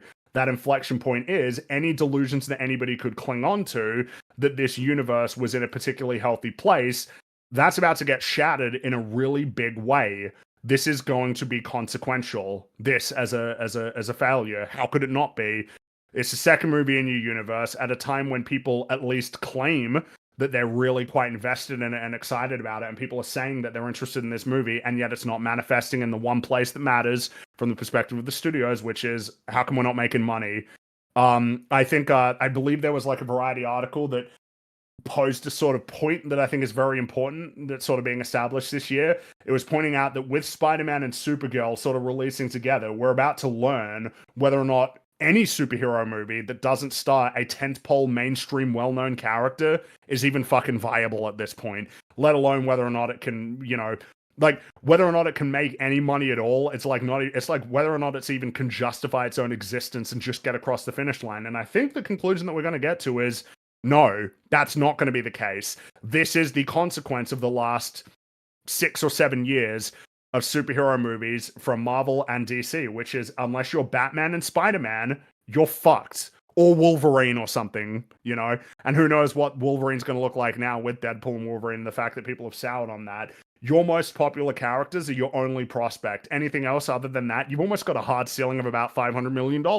And when these studios refuse to spend anything less than like 150, 180, $200 million on these films, you're not profitable.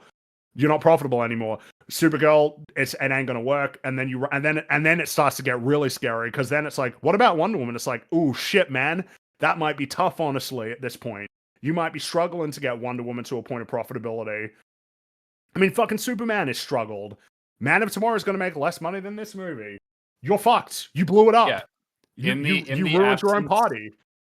In the absence of actually churning out legitimately really good movies, and not just passable by modern standards, but actually really good movies, Yeah, you like do good have movies to that stand the test of time. downsize. Yeah, you have to downsize in like tremendously.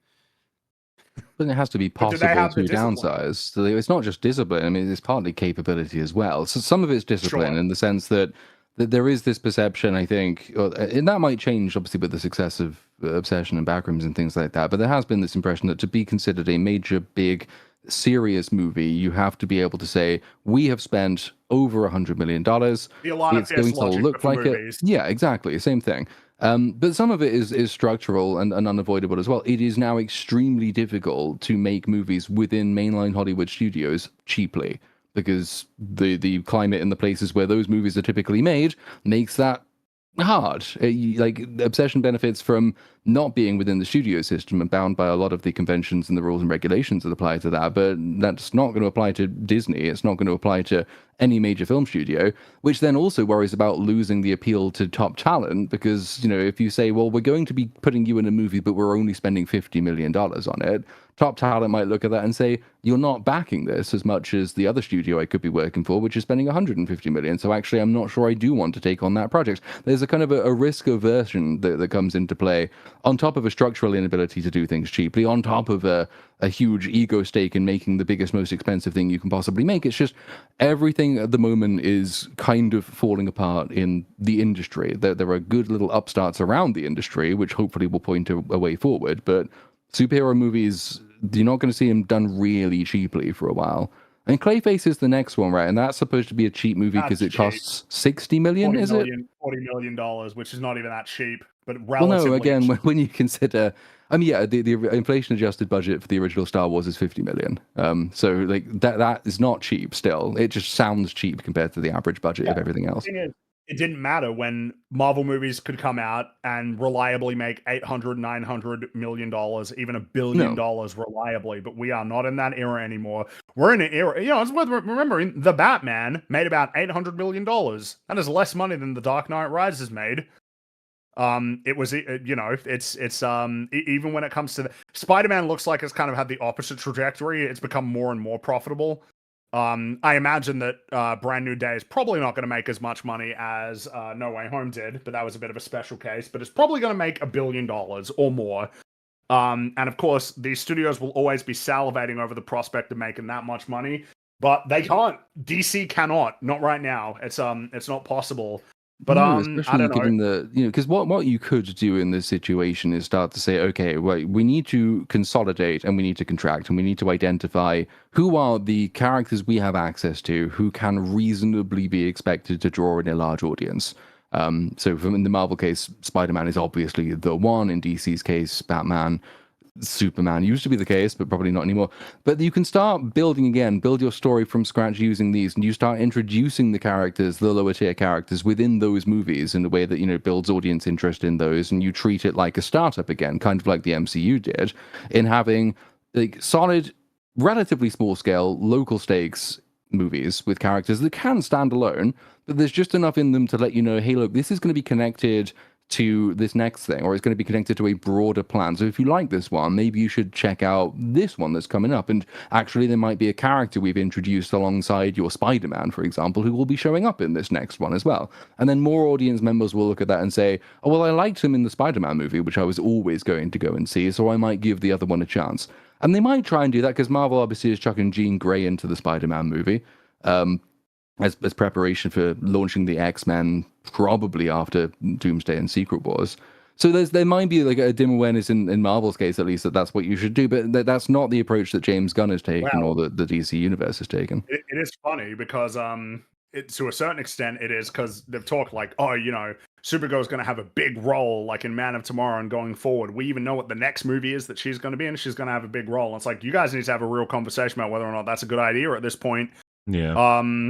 I think they might cling to the delusion because of the fact that Millie Alcock's performance has been sort of praised singularly as generally consistently, even in pretty negative reviews. But like, I mean, but the character, you know, was in a movie that failed, which makes you wonder then if that's, you know, if that is going to actually be a negative for you as almost like a corrosive element if you inject into other movies. It's too late for Man of Tomorrow, right? Whatever role the character's going to have is probably probably set in stone or close to it.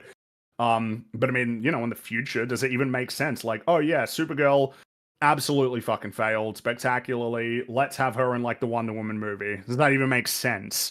But this is going to become more and more and more of a problem as more of these projects come out and they don't do as well as they're expected to.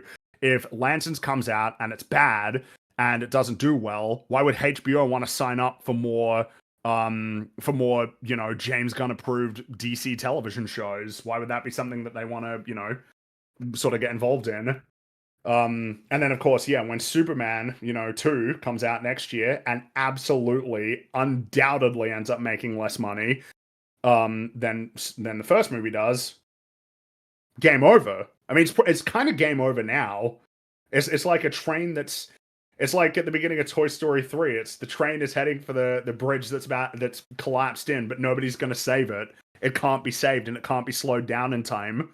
It's trudging towards more things that are bound to fail. And then what? And then what happens? Especially when you've got the Paramount thing looming. I guess depending on what happens if because it's been approved. It's been approved to some extent, but there's fights that are going on about like that. But even in the absence of that, I mean, what hope do you have? What I think is funny is that it's always an assumed solution, right, of finding the right directors and writers to make the best stories to get everyone to watch them all. But at this point, if you want to go hyper cynical, you guys just got to be able to make movies for cheaper. It's just absurd. What is core? Yeah. You need some guy, like an assassin at this point, of money to go through and find where the leak is, where it's costing a shit ton. Yeah, and you know, go a little bit further, like, because I think it's Jeremy Clarkson that said, you know, go through all the government's jobs. If you don't understand it, cut it. Like, if someone describes their job to you and you don't understand it, but obviously a bit more detail. But something's going on. It's ridiculous because at this point, it doesn't even feel like it's worth like each of these major movies. Like terrible. Well, I mean, from just even the way they look, let alone the fucking quality of everything. It's just like, why? You're paying this much for that? Can you find some people who know how to make films look more expensive than they cost and just hire them? If you're going to spend the money, you need to be getting the Batman results in terms of, dude, this film looks fantastic. Like every single shot, every single scene, the practical effects are great. You need to be getting those results. You can't be getting these, you know, like where it looks like it was AI generated, you know, sort of frames in a lot of these things. Like it's not. It is unacceptable to be spending this much money on something that looks this bad. But this is almost the problem, is it feels like it is like this sort of chronic illness that it's like you've crossed the event horizon, right? In order to solve the problems, you need to have access to like solutions that aren't available to you yet until you solve the problems. Like, for instance, that you kind of got to pay people a lot of money to do these movies because a lot of actors know that this is bullshit. You know, in terms that of is a great like, point. I'm gonna jump in because that is such a good point. Yeah.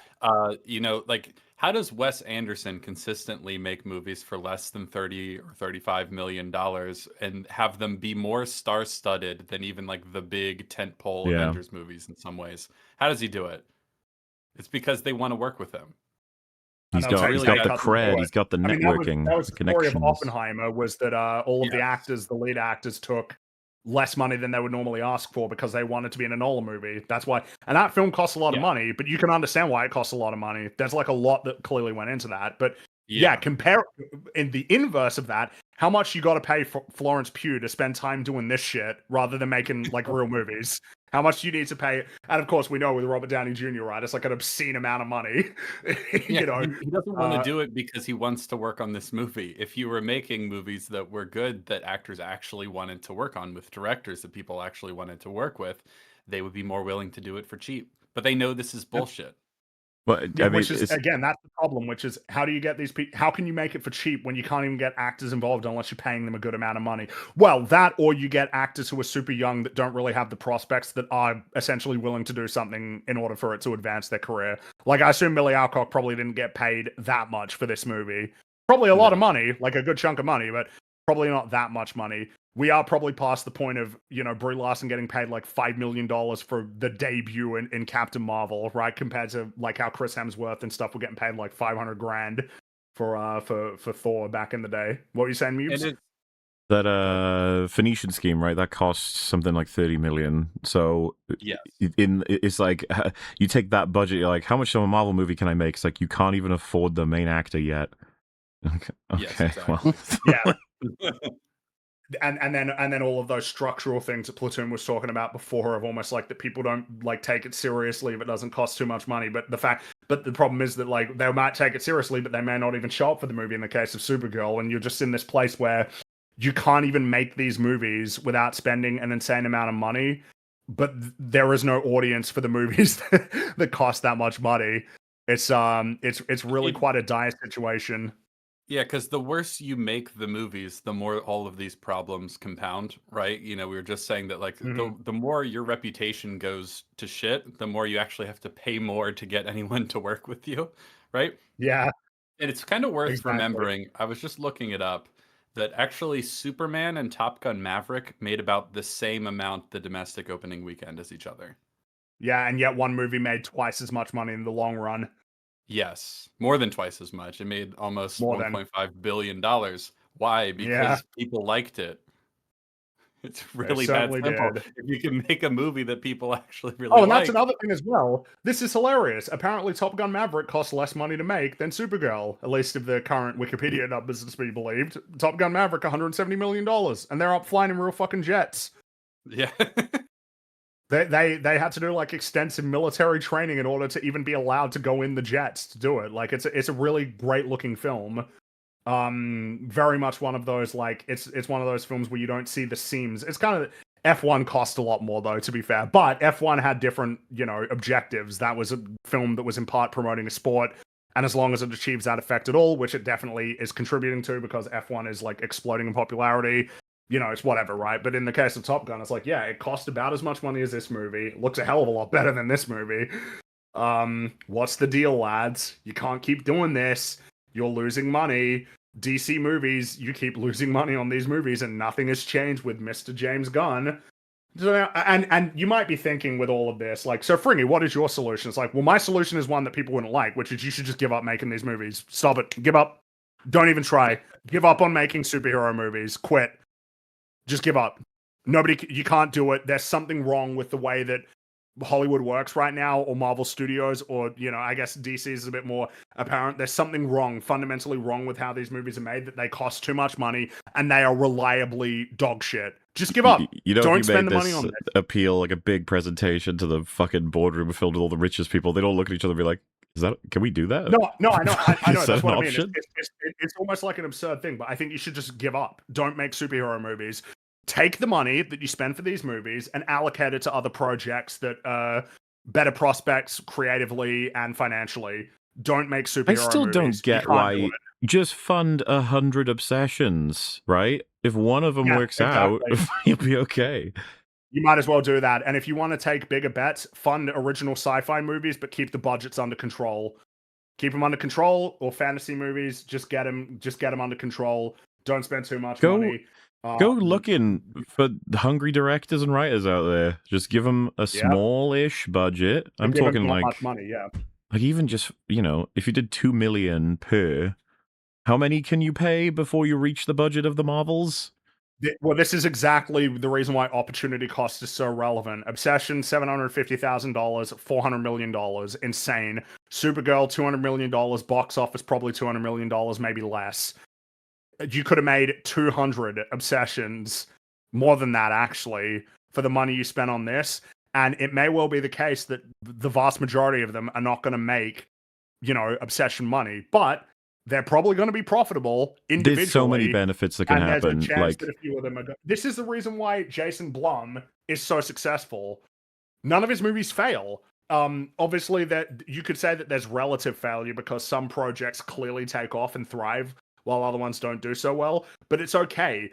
The ones that don't do well, they usually make their money back. And even if they didn't, the ones that do super well massively offset that. Compared to in Marvel, where Deadpool and Wolverine, which on its face seemed to be a massive success, when all was said and done, it didn't actually make that much money because of how much money it cost to make. It did not offset the losses that would have come from Brave New World or Thunderbolts or Fantastic Four. It's funny. I saw a comment in the chat that someone said Fringy going full capitalist. It's like, yeah, that's the point of the. That's industry. that's their motivation. Like that's. It drives me. I get so blown away when people say, "Why do audiences or people who talk about movies? Why do they care about budget, box office? Because it fucking determines whether or not the things that you like or dislike even fucking exist. That's why it matters." Also worth mentioning that the box office is a reflection of what people want to see. It's not a reflection of quality. It's not a perfect metric of quality, yeah, but it's a metric of what people want to see or what they think they want to see before they've seen it, right? It's a measure of demand. Yes. Exactly.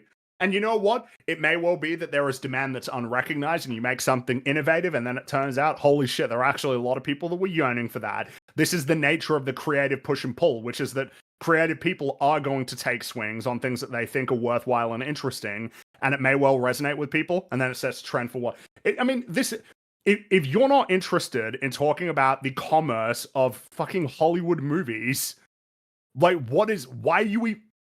It's so relevant. And it's why it's baffling, because you get a James Gunn type that convinces all these people that give him the money to take maybe he argued it wasn't even a risk at all to take a chance on Supergirl. But then in retrospect, we've been doing this for so fucking long. It's like, why did you take that risk, that crazy fucking risk that anyone with a brain should have told you will never make your money back on Supergirl? If you're going to burn all the money, why not fucking shoot in the dark with a whole bunch of untested directors and writers? Yeah, just do it. Yeah, fine. Split that budget into thirds, find 3 directors, give them 3 movies, give them 3 experimental movies for known characters, hedge your bets, do a Wonder Woman movie for $50 million, see what you can come up with for that. It would certainly be a good strategy if you made a Wonder Woman movie for $50 million. It would be a much less risky investment. But part of the problem here is if the heads of DC are trying to just give chances to upstart directors and stuff like that, is that the heads of DC don't have good taste. No, there's that problem as well. Everything comes back to that, really. Sometimes I wonder if they have taste or if they just do whatever someone like a James Gunn tells them is the right thing to do because he knows, they're the money people. Well, I'm including James Gunn in the executives here because he is one now. Oh, yeah. Mm-hmm.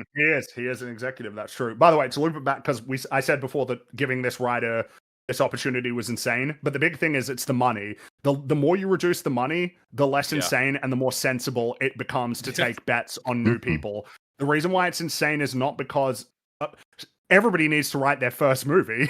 Everybody needs to write their first movie, their second movie, and their third movie, but you probably shouldn't bet your first movie on $200 million. But if you start betting it on $100 million, that's less insane, but still a bit crazy. $50 million.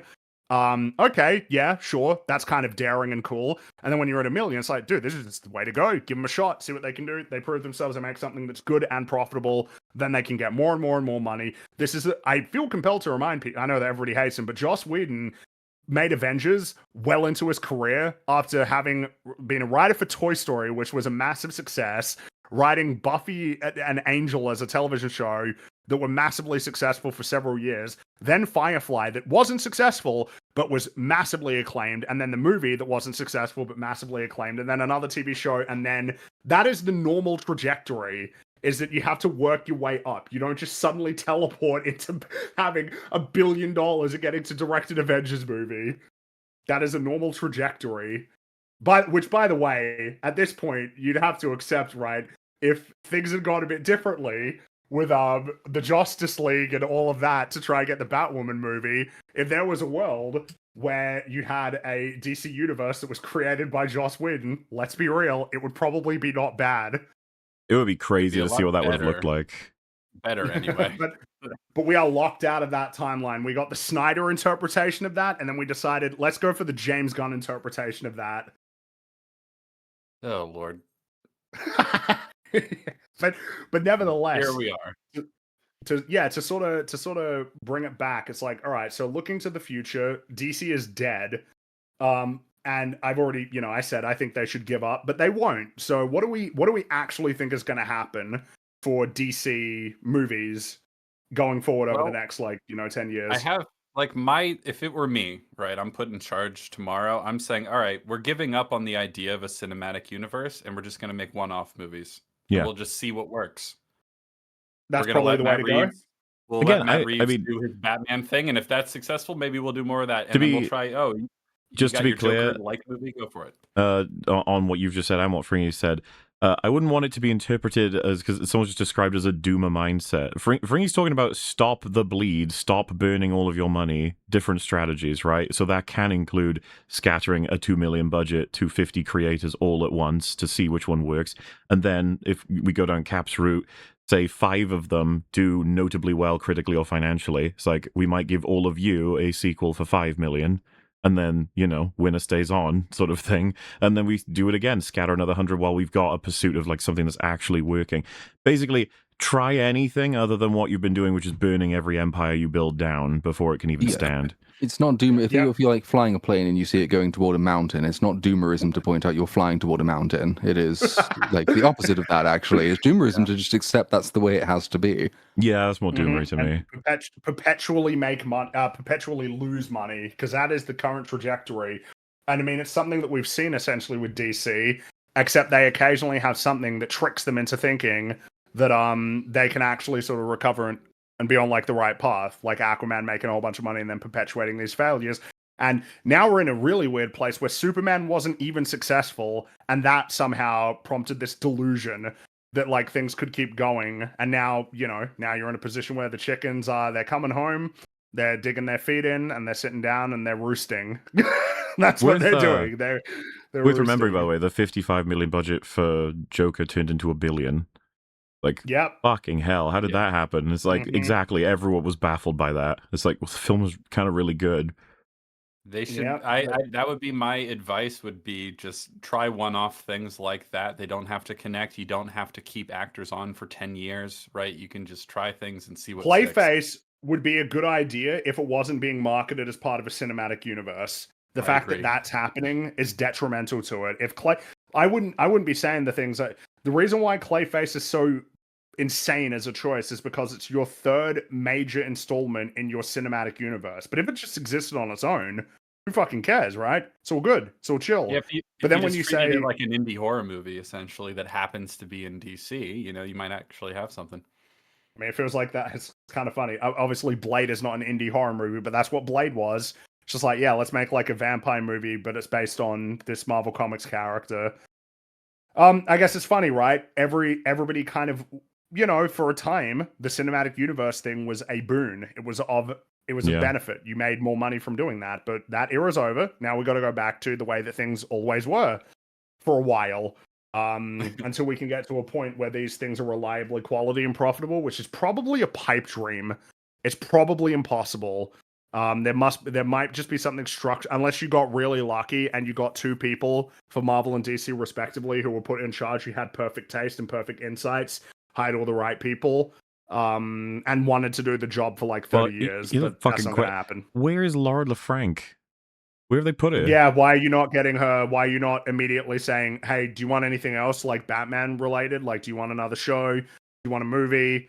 It's kind of the same as how if Disney Star Wars was in a place to do it. It's dude, obviously you got to try and see if you can keep Tony Gilroy around and his crew. Give him shit. Give him movies. Give him things to work on. among all the different reasons to hate James Gunn's decisions, be like, she show ran and wrote the majority of the Penguin. Like, what? An Emmy award-winning television How do you series. not like just be like, we got to get her working on something? In fact, we got to get her working so that someone else doesn't grab her, right? No, that's not what we need. We need Anna Nogueira we need to get that Supergirl script was so good. You get all the women things, I guess. Like Wonder Woman, and there you go. Off you go. Sorry, Lauren. Your initial question was like, what do you actually expect them to do? Yes. And I think probably the most likely outcome, as far as I can tell right now, is when the Paramount merger goes through, because it will go through, and they come in, they say, James Gunn's out, but we're not going to do a whole big reset. We'll try to keep some of the same actors and then just try to make better movies with different people now. Like, that's what I think is going to happen. Like, fundamentally, they won't abandon the cinematic universe. They'll try to use the actors because they'll recognize that a lot of people like the actors. They just don't like the material.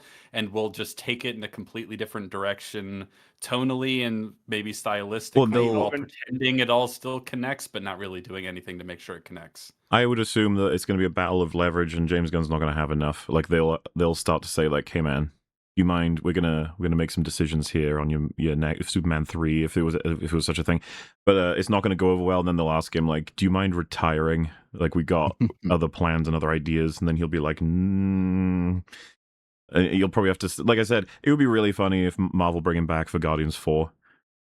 That would be funny, and it would feel like an embarrassing. It would be like when it'd be like when Homer has to crawl through the tunnel to come back, and then Kevin Feige, so come crawling back, eh? Except not really, because he'll be getting paid a lot of money unduly, sort of wherever he ends up going. Everything rests on Man of Tomorrow for James Gunn and attempting to argue his worth, right? But the problem is, and then it's gonna be coming in complete opposition and directed to Batman 2. They're both the second of those heroes at the same time, for the most part. I think it's safe to conclude that Matt Reeves is going to win that conflict. I would assume so from everything we know, but of course the world can surprise us.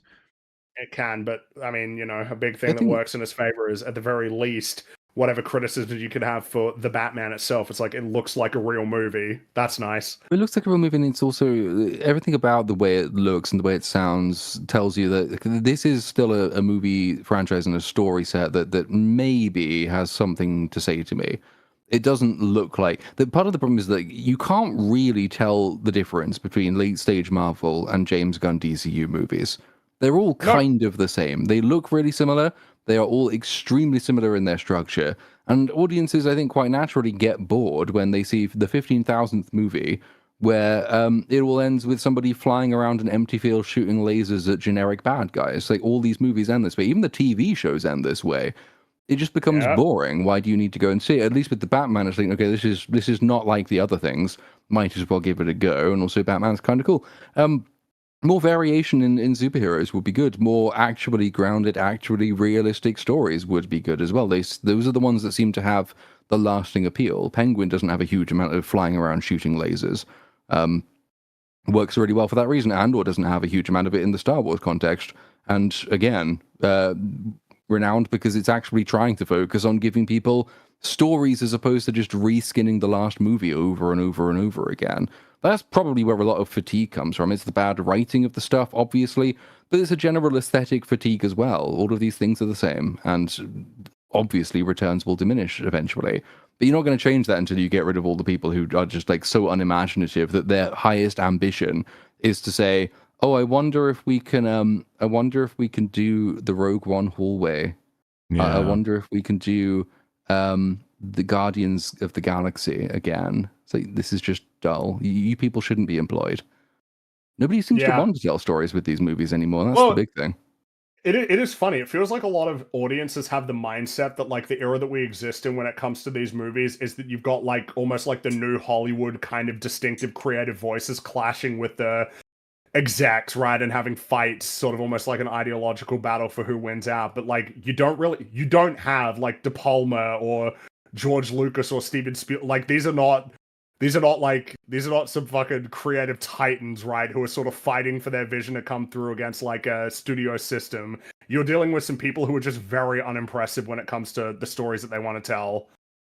That's the reality. A lot of it's really shallow and stupid, and they're kind of like the people that the studio seems to want in a lot of instances as well. Like this clash of creative versus executive. It's like, no, you've just kind of got two clueless groups of people that are making bad films that are losing them money. And now no like up and coming director who actually has like a little indie hit or something like that really wants to do like the next Marvel movie.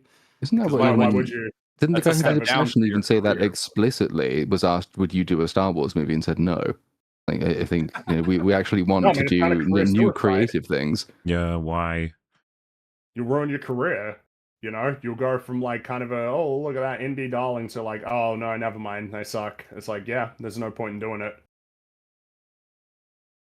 So, yeah, it's looking great for the future of superhero movies, It's looking really swell. But I am really happy that this film is failing. Puts a smile on my face. Yeah.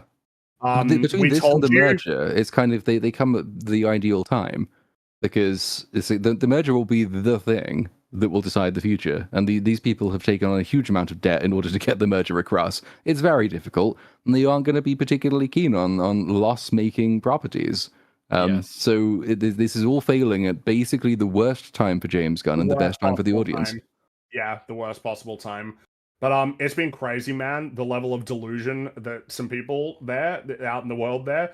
None of you in chat, you're all great. None of you having any sort of delusional takes on this. But the level of delusion surrounding this, while we've just sort of been sitting here, just sort of pointing out that things are just not quite right here in this DC universe, only for it to essentially play out kind of exactly as expected.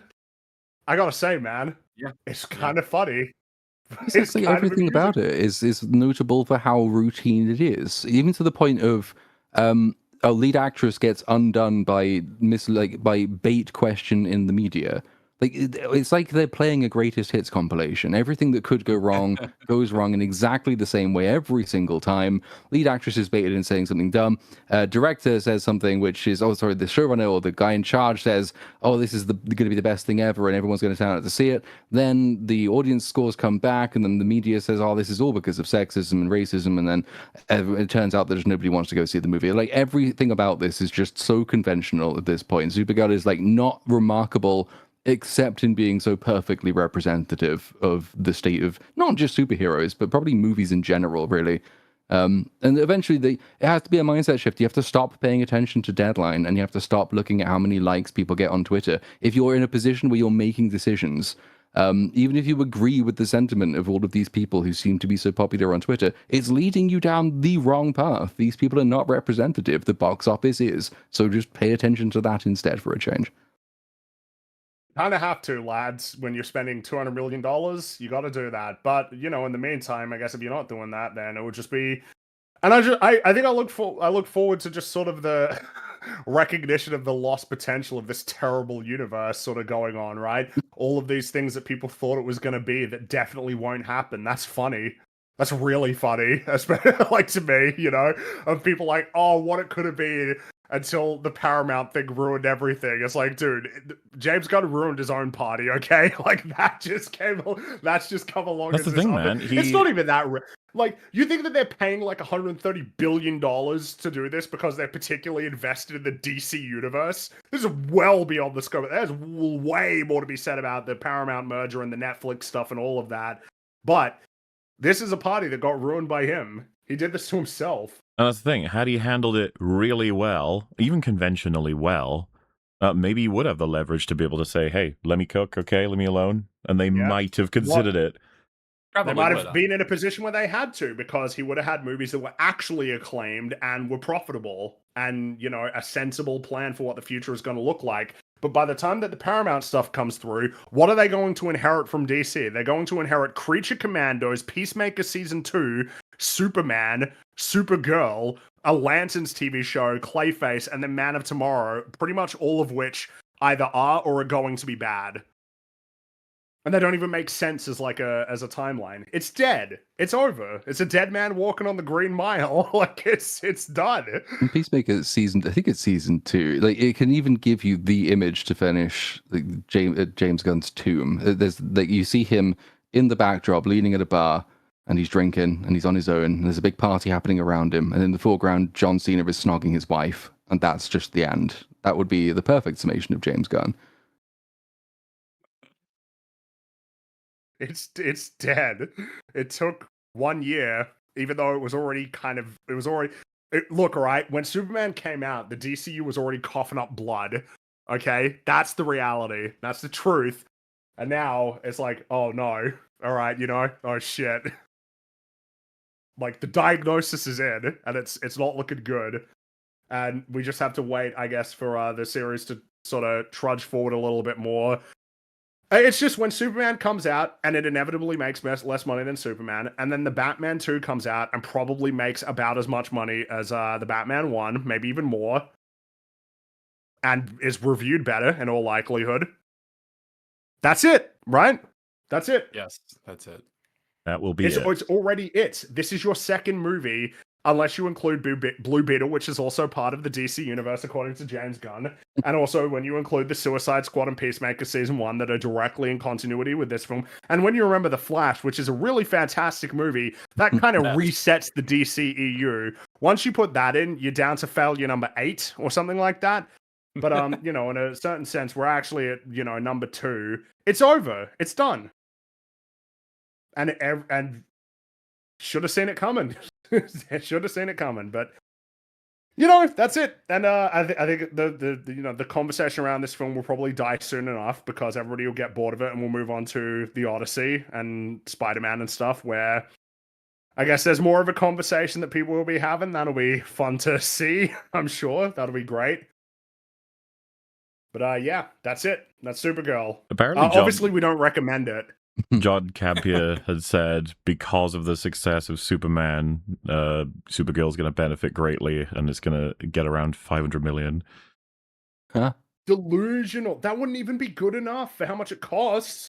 I'm sorry, but like, even like, how does if Superman gets what was it 620-ish, something like that, or was it more than that? Yeah, 620. 620. So if that's the case, how the hell does Supergirl get 500? That's not. It does it's just not possible. Hey, but what do you think that the Warner Brothers executives, soon Paramount executives, are going to be on board with the Gorilla Grodd?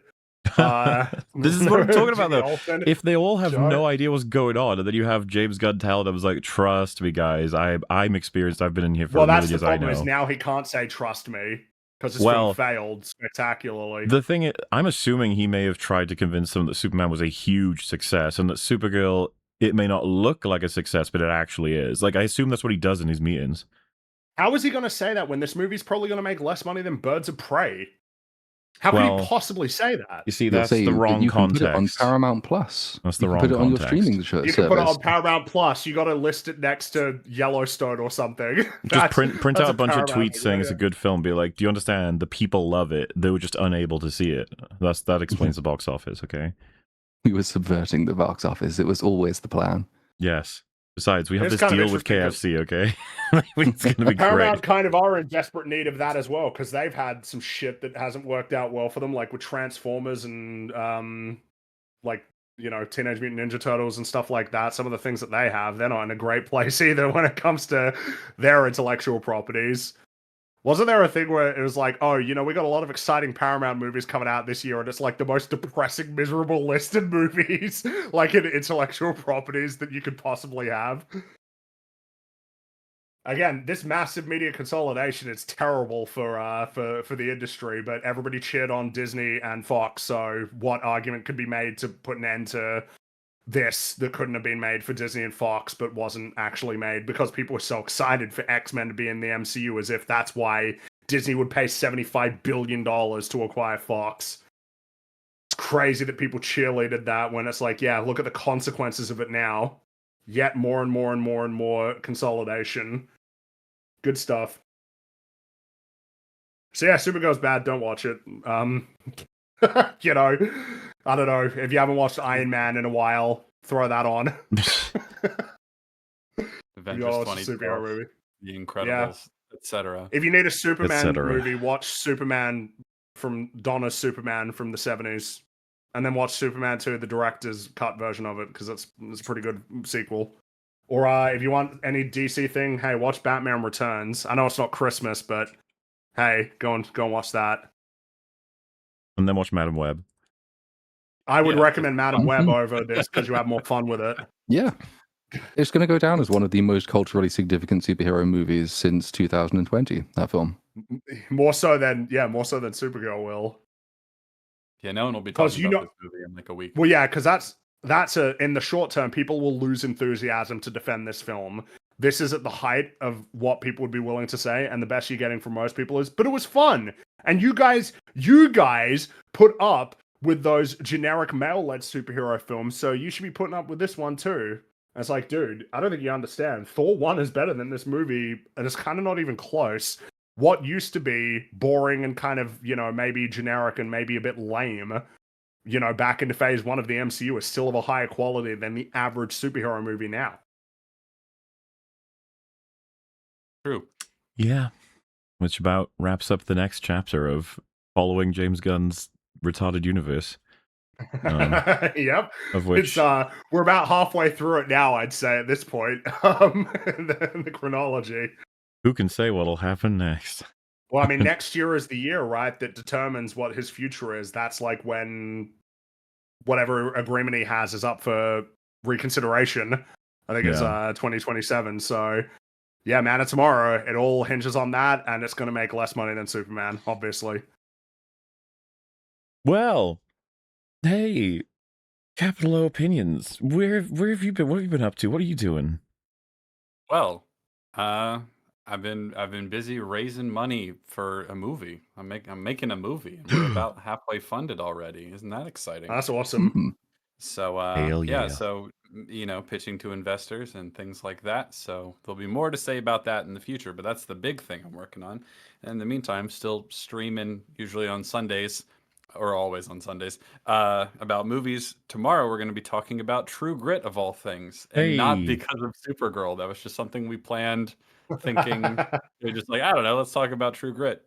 True Grit's fun. You And doing then look both at that, it lined up. or We're doing both. Yeah, we're going to review okay. the 69 and then the 2010. yeah? I think Still need to see the movie. Coen Brothers one myself. It's good. You should watch it. I think you'd I like figured it would be. Yeah, so we're going to be talking about both True Grits tomorrow on the channel, so you can join us for that if you're into that sort of thing. True Grit's good. Go watch that Yeah. instead of all the stuff we've been mentioning. Yeah. It's, well, lovely. What about you, Fringy and Platoon? Anything you guys want to mention?